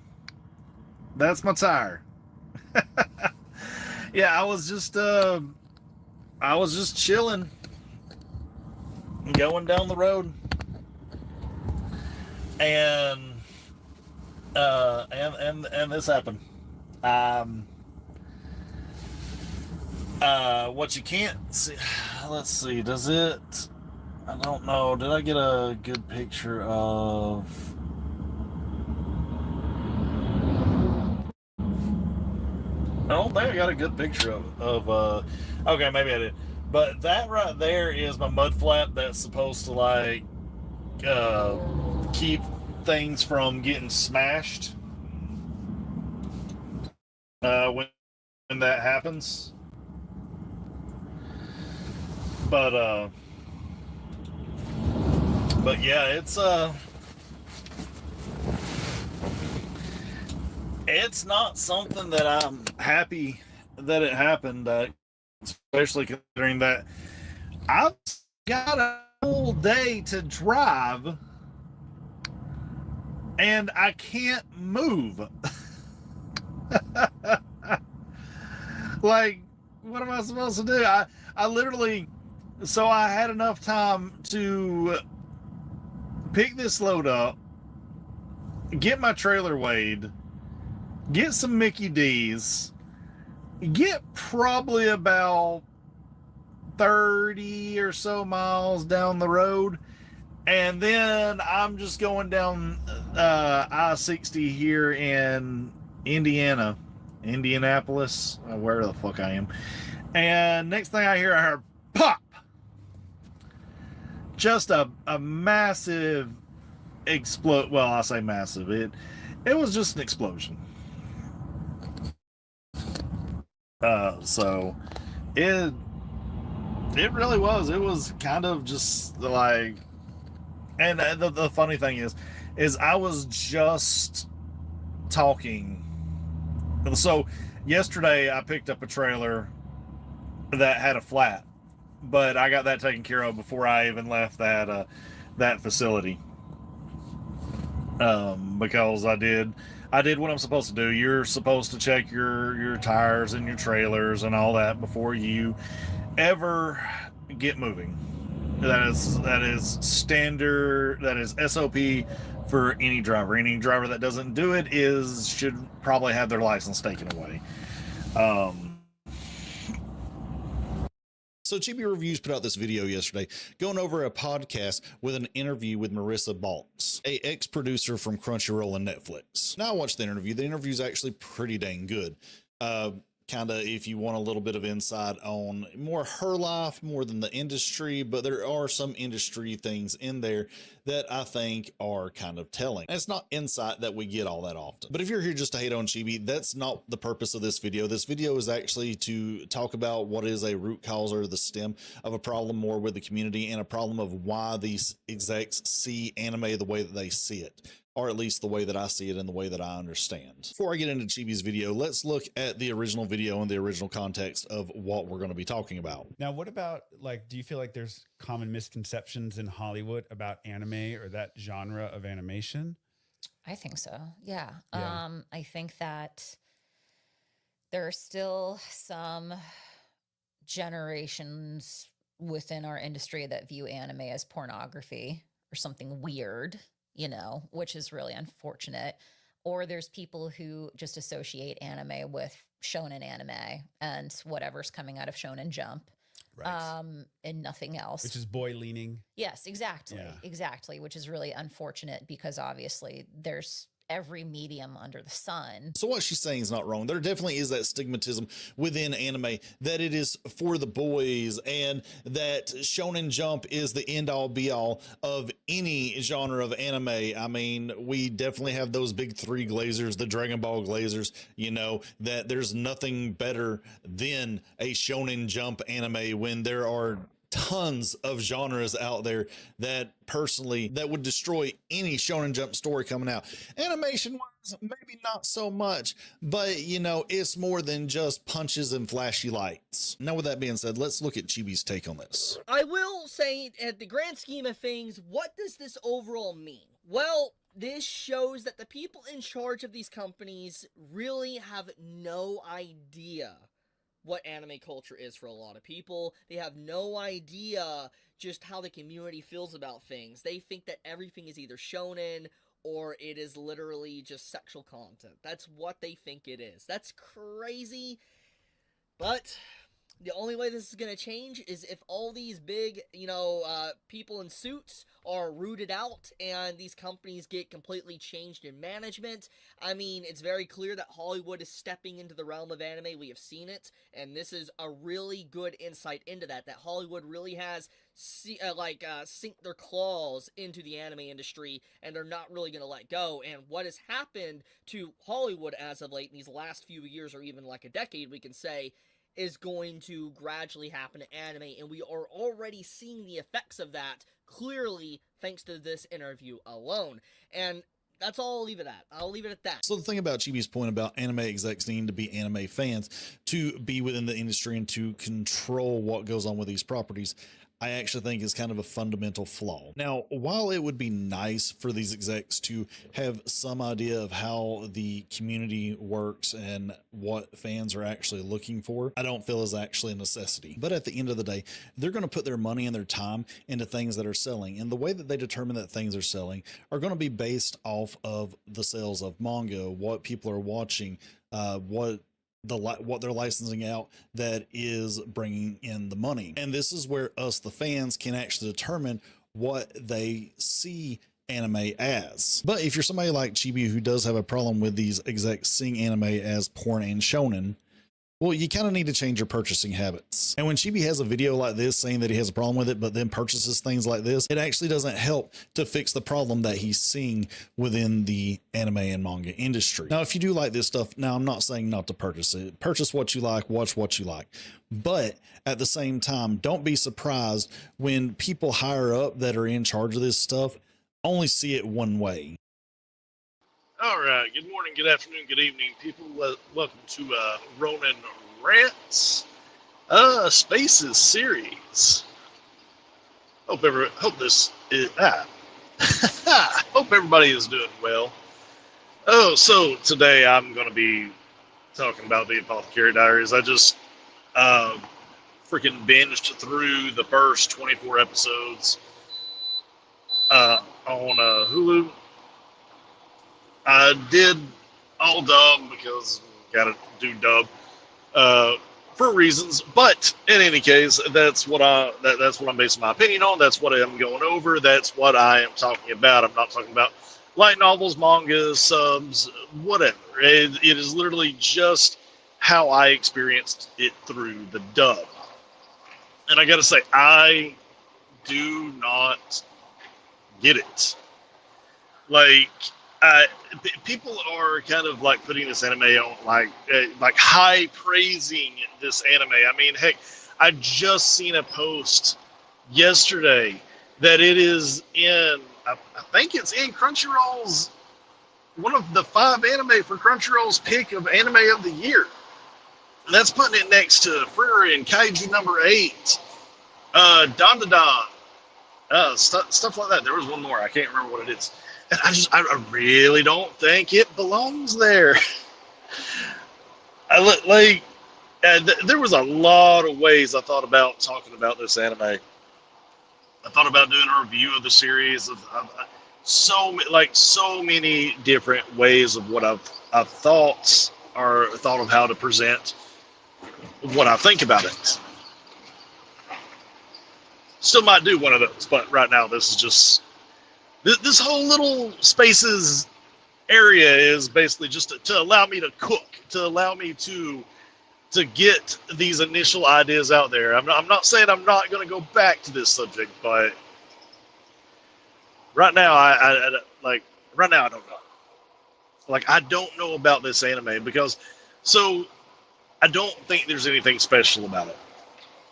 First, like, does it pass the first 3 episodes test? Kinda. I feel it takes that 4th episode for you to really want to continue to watch it, because you finally get to see our MC Mau Mau, our MC Mau Mau, do something that's a little outside of, like, it has a little bit of character building when she actually kind of gets upset that there's a lady in waiting who allows her lady to get sick all for the sake of beauty. Something that we found out a few episodes back. And I don't know, it's like when I watch this anime, I don't see any depth to it. I don't see what they're really going for, because initially Mau Mau is kind of put in this place that her skill is being a apothecary or a medicine maker, or, somebody like that, but she has an affinity for poisons, which is all fine and stuff, but it's like, outside of maybe a handful of episodes in the entirety of the 24 episodes for the first season, you don't really see her using that skill all that much. Even the job that she gets given to get out of common servitude is taken away from her, or taken away out of the episode in favor of these Detective Conan crime style episodes, where it's more that she is this sleuth detective solving crimes, and it doesn't, like, a lot of it doesn't even pertain to using poisons or any of the what you would think an apothecary would have specialization in. And it's like the writer, the mangaka who created this, like, they had this cool kind of concept for her, but then they abandoned it in order for a more how to say, a more intellectual character, I guess, which you could have shown that with her just like being an apothecary and her doing the using her skill, the skill that we were introduced to earlier on, but she doesn't get to keep that. Well, I say she doesn't get to keep that skill. She uses it because, I mean, that is her passion.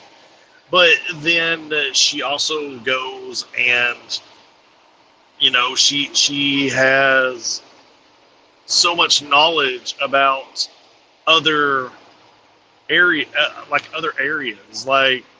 the idea of diabetes. I'm getting ahead of myself.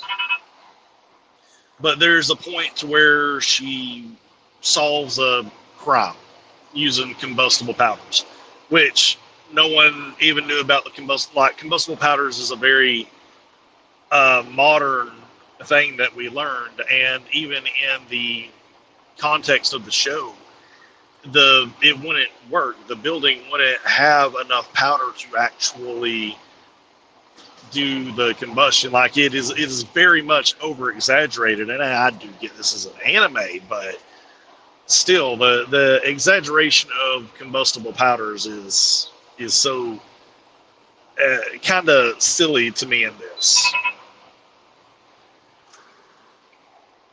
But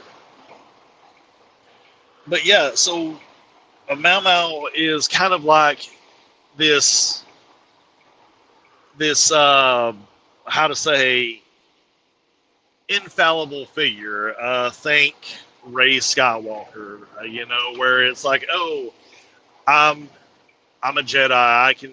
I can fight better than Kylo Ren, who was trained by freaking Luke. I can fly a ship better than Han. I can do everything better than everyone else in the story, and there is no equal to me. And that's how I see Mau Mau, is that there is not another character that they have presented within the first 24 episodes, which I don't think I'm going to watch the second season. I mean, maybe, if I'm just got nothing else better to do. But there is not a foil to Mau Mau. There is no one there that is her equal. Even the main MC guy that everybody lusts over, and she's like, oh no, you're not cute enough for me, or you're not you don't interest me. He is not even on her level. Not that they've shown. Like they give a few hints that he might be, but it always turns out, like, the way that the story is written, it always turns out that he is just not. He is not on her level. Like he is not incompetent like a lot of the other people, but he is not. Like Mau Mau is just on this next level of intellect.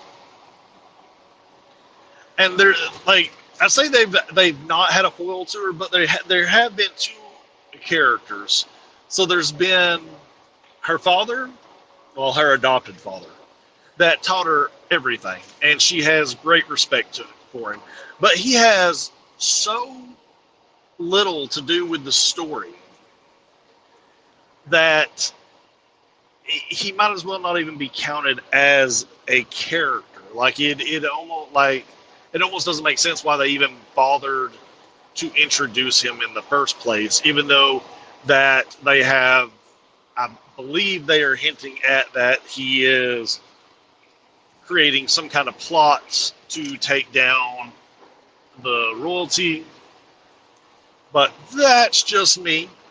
But I have a real problem with him because so I'm going to back up and backtrack here a little bit. At the beginning of the anime, Mau Mau is captured and sold off to the palace. Not a problem. It's a period piece. It is what it is. But she's sold off basically into slavery. And she spends over 10 months at this palace. 10 months. And I guess I'll get into another thing that I have a problem with her character.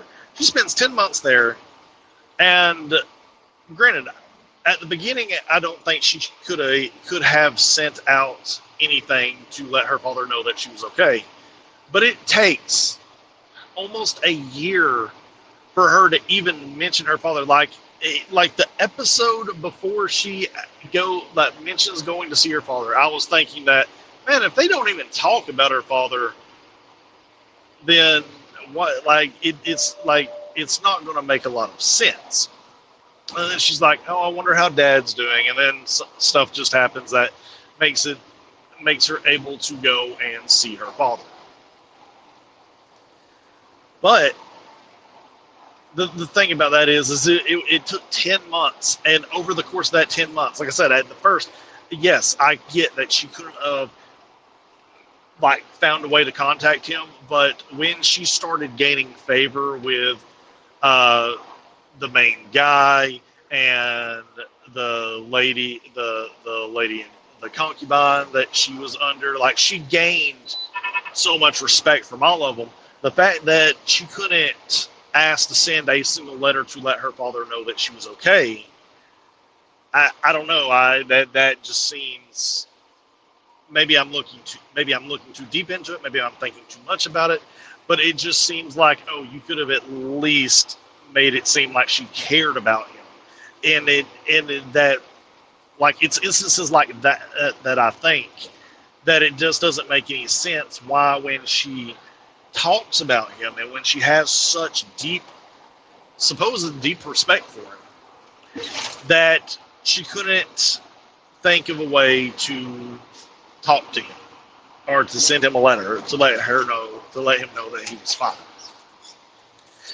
And then on top of that, when they do finally meet up again after about a year, he's just like literally the words to her are, "Oh, you're back. You've been gone a while." And it's like, I have more emotion about that happening than he had when seeing her. And I'm just like, what the heck? Your daughter, man, has been missing for almost a year, and you think nothing of it. Like, I get at the beginning he told her that, hey, be careful, there's a lot of kidnappings going on, and she was like, oh, I'll be fine. And she just, like, she thinks nothing about being kidnapped. He thinks nothing about searching for her. Like, it's so, I don't know. Maybe it is just one of those things that it's either trying to be so true to that period of time, or maybe it's just it's like, oh, well, let's just skip over that because we have other things that we want to talk about. And the manga kid just didn't think about putting that much effort into it. I don't know. It's like, as a father myself, I couldn't imagine, like, my kid being missing for that long and not knowing what happened. Yes, I would have my suspects, but until I knew, I don't think. And it's like, when you see him, it's like he hasn't skipped a beat. Like, she went up missing, and he doesn't care. This was all supposed to be about how there's two people who are kind of Mau Mau's equal. One being her father, which that was her adopted father, and the other being her actual father, which, try not to do too much spoilers, but if it happens, it happens. But her actual father, who they set it up that he is this deep thinker, strategist, and, everybody's kind of afraid of him. Like, they call him an expert strategist, weirdo guy, which is understandable. But they set it up that this guy is supposed to have done something very horrible in Mau Mau's past, either to Mau Mau or to someone that Mau Mau knows. And, like, there is a scene that plays out of that. Like, she had, like, this deathly glare that she sent to the main guy MC. And he's like, I've never seen that look on her before, and I never want to see it again. And, you're thinking, man, this guy is a complete bastard. And they very much put it that way because they show her mother kind of in a catatonic state at one point, but they don't explain what happened. So it's left to you to assume that the dad did something, because I think it was either the episode before that or the episode after that, he tells the main guy MC that there's a way to lower a courtesan's price, and basically to go ask Mau Mau. And so, like, it leaves us all to thinking, what did he do to her? Why didn't he buy her? Why isn't Mau Mau living with him? Like, there are all these questions, which I'm happy that get answered, but it's almost like you get an unsatisfying result for what happened. Like, I wanted the guy to be a bastard, and he just doesn't end up being that type of character. He just just product of the times. He was sent off to war, and he didn't get to be the father that apparently he wanted to be. And even like right after we get all this big reveal, we get like Mama even says that, oh well, I never really hated him, and blah blah blah this, and I'm just like, what in the world? This fucking sucks. Like, that was the biggest lead up that we were getting, and we have a very stupid payoff. Because I mean, all things, all points intended, there is a payoff to it. It's just for me, it's a very unsatisfying payoff, and I couldn't believe that that's how they chose to go with that. Like, I mean, seriously. But like I said, there's so much stuff going on, but there is like Mau Mau's character is all over the place. Like she's this brilliant apothecary. She has these affinity for poisons that nobody else does. She's more intelligent than everyone else. There's just so much that she can do, and it's like so Mau Mau can do no wrong. There is nothing about Mau Mau that would lead me to believe that in the future, because of the way the writing has been, that there is ever going to be an opposition. Like, even the overarching case that takes place throughout the anime doesn't get fully solved, because it's like the plan gets executed, but now we got to figure out like who is responsible for setting all this up. Like, it was a year-long plan that there is no one to blame or capture. And I just, in the end, I don't think the mangaka knew what they wanted to do with Mau Mau, because her character is, like I said, just all over the place. Like, she's knowing things that I really don't think she should know. They're using the setting of an older time, but putting newer elements, newer technology, I should say, within the story, and it just doesn't make a lot of sense to me when a lot of that stuff doesn't get discovered till much later. Like, maybe if it was put into a more modern setting, but then you couldn't have the whole, Mau Mau being sold off for indentured servitude and all that other stuff. The cortisone thing wouldn't make a lot of sense. But I mean, I think a good writer could overcome any of this. But I just and I keep saying that I don't think the writing is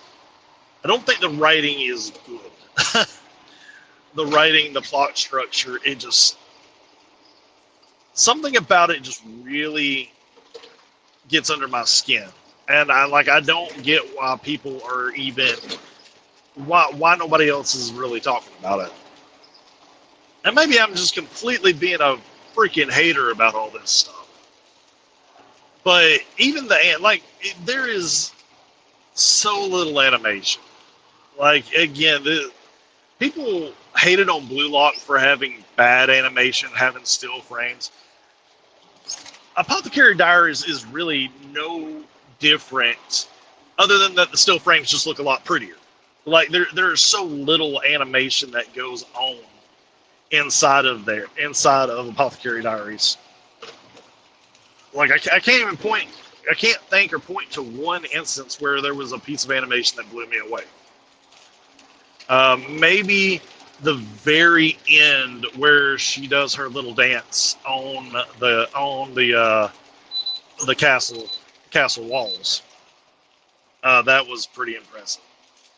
But other than that, I can't think of anything. And then there's the dealing with the opening. Like I've felt for a long time that openings should get you ready or start the mood for what the show is about to be, or the tone of the show.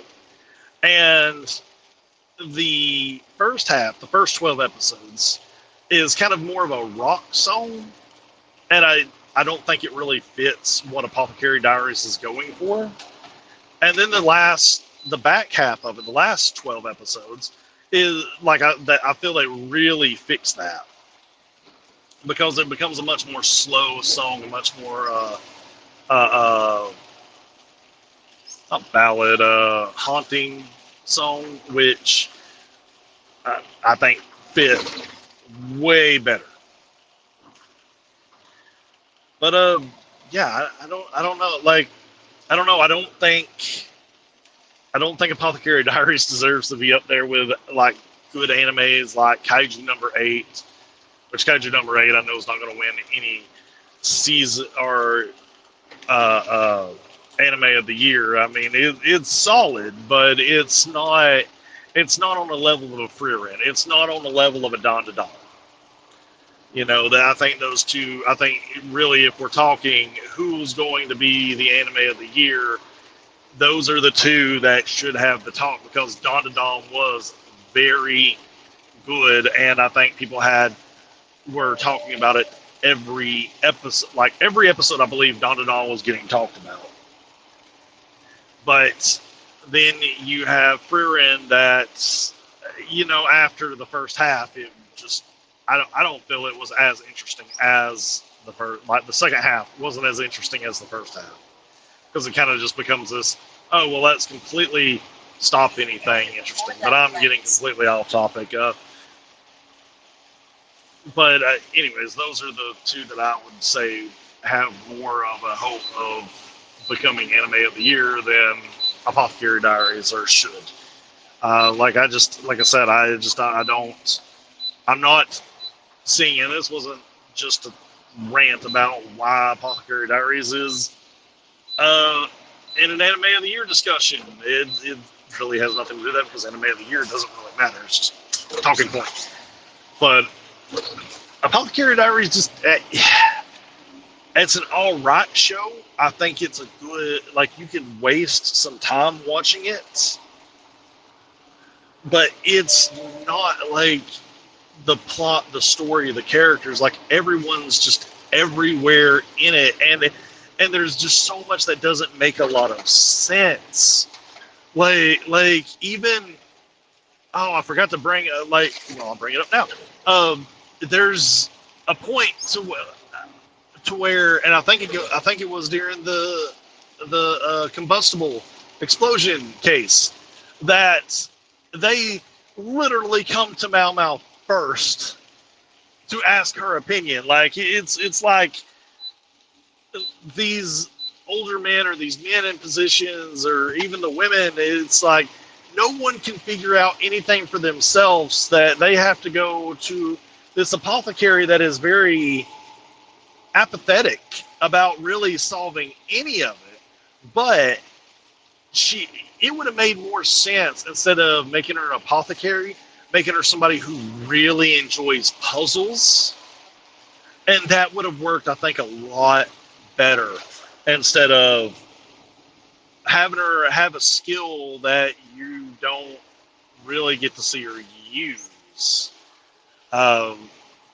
Sure, it plays at points. It plays a role, but overall, it's just it's a wasted skill and a wasted reason to even name it the Apothecary Diaries, because one, she doesn't really do much apothecaring, and two, where's the diary? And now I'm just being super petty and stuff like that, but I'm being a little too critical. A name's a name, but it just I I don't know. Like the show doesn't make a lot of sense to me, and I don't get. I guess I don't get why it's getting such high praise because I don't see it. Are the stills pretty? Yes. Are some of the cases interesting? They're okay. Like there have been ones done in Detective Conan that are way more interesting. Like just break up like those 2, 3, 4 episodes of a case, and you'll have like fun watch. But in any case, that's my thoughts on the first 24 episodes. Granted, I'm still thinking on it. Like these are just these are just vocal notes for me to get my ideas out there and to see what everybody else is thinking and correct me if I'm wrong. I mean, maybe we maybe I have get a better idea, but yeah, that's gonna do it for that. How do you miss it? Oh, there it is. One thing that we have learned is that piracy is not a pricing issue. It's a service issue. So let's talk about pirates, shall we? Yeah! So yesterday, some major anime pirate sites got hit. To name a few, Anywave and Anime Suge, two big sites getting hit, but not just them, others as well. And pretty much all anybody was left with was this kind of Dear John, goodbye letter, go watch legal anime. Little bit fishy.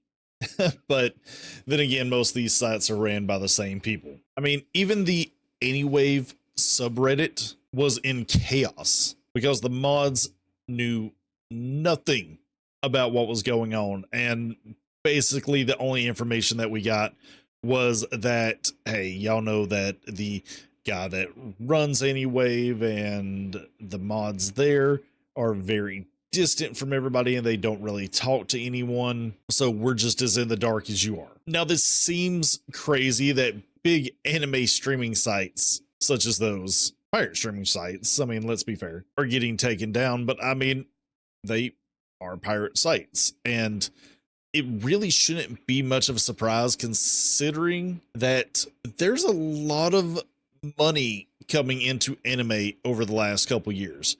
I mean, think about it.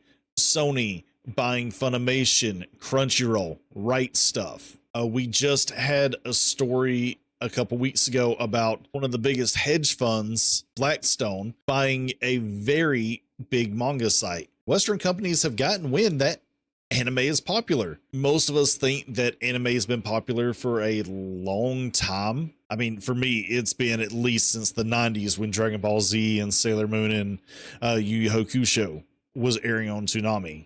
For others, it's probably when the big three started airing in the early 2000s. But to be fair, I know it probably still feels crazy. These sites and I believe also a few scan sites got hit as well. So what does that mean for those of us that don't want to pay for a billion different services just to watch that one nostalgic anime or to watch the 5 new animes that are across 5 different sites? Well, be honest with you, it probably doesn't mean a hell of a whole lot. I mean, anime and piracy kind of goes hand in hand. It's probably one of the biggest reasons why anime is as big as it is today, is because people getting bootleg anime VHSs and bring them over here to watch. I mean, I always go back to that quote from Gabe Newell that piracy is always a service issue. Really, that's not changed too much with anime. Yes, we have a lot more options and services for anime. At the same time, these services are getting more expensive by the day. And like I just said, I don't think I want to pay for 5 services to try to keep up with the brand new anime each and every season. I mean, the debate's been raging forever if it's right to pirate your shows. I mean, does it really hurt them? And I don't think the numbers have ever fully been dug deep into on how much does it actually hurt the show. But then you've got something that you can't really measure, and that's the lip service someone who watches a random show from a random studio gives to it and tells their friends and goes online or even makes a video about. How much could that actually help a show, right? But we can be serious with this, that it's probably not going to stop piracy of anime and manga, and it's probably not even going to slow it down, because like many people have already said, you take one down, 3 more will pop up. It's really just that simple. And I believe even today it's easy to get servers up and going of anime. Honestly, there's still other sites out there that do the exact same thing as these sites that were shut down, but maybe the UI is not as good. Maybe they don't have as much, and you've got to go between 3 different sites to watch what you want to watch. But guess what? You're not paying for it, and there's no commercials. So guys, that's my take on the situation. You know, it kind of sucks to see some of these good sites get taken down, but at the same time, hopefully some will pop up that are bigger and better, or these other sites will take what these ones were doing and improve their own. I don't know how all that stuff works, but let me know in the comments below, is watching anime through not legal means right or wrong? What do you think? So the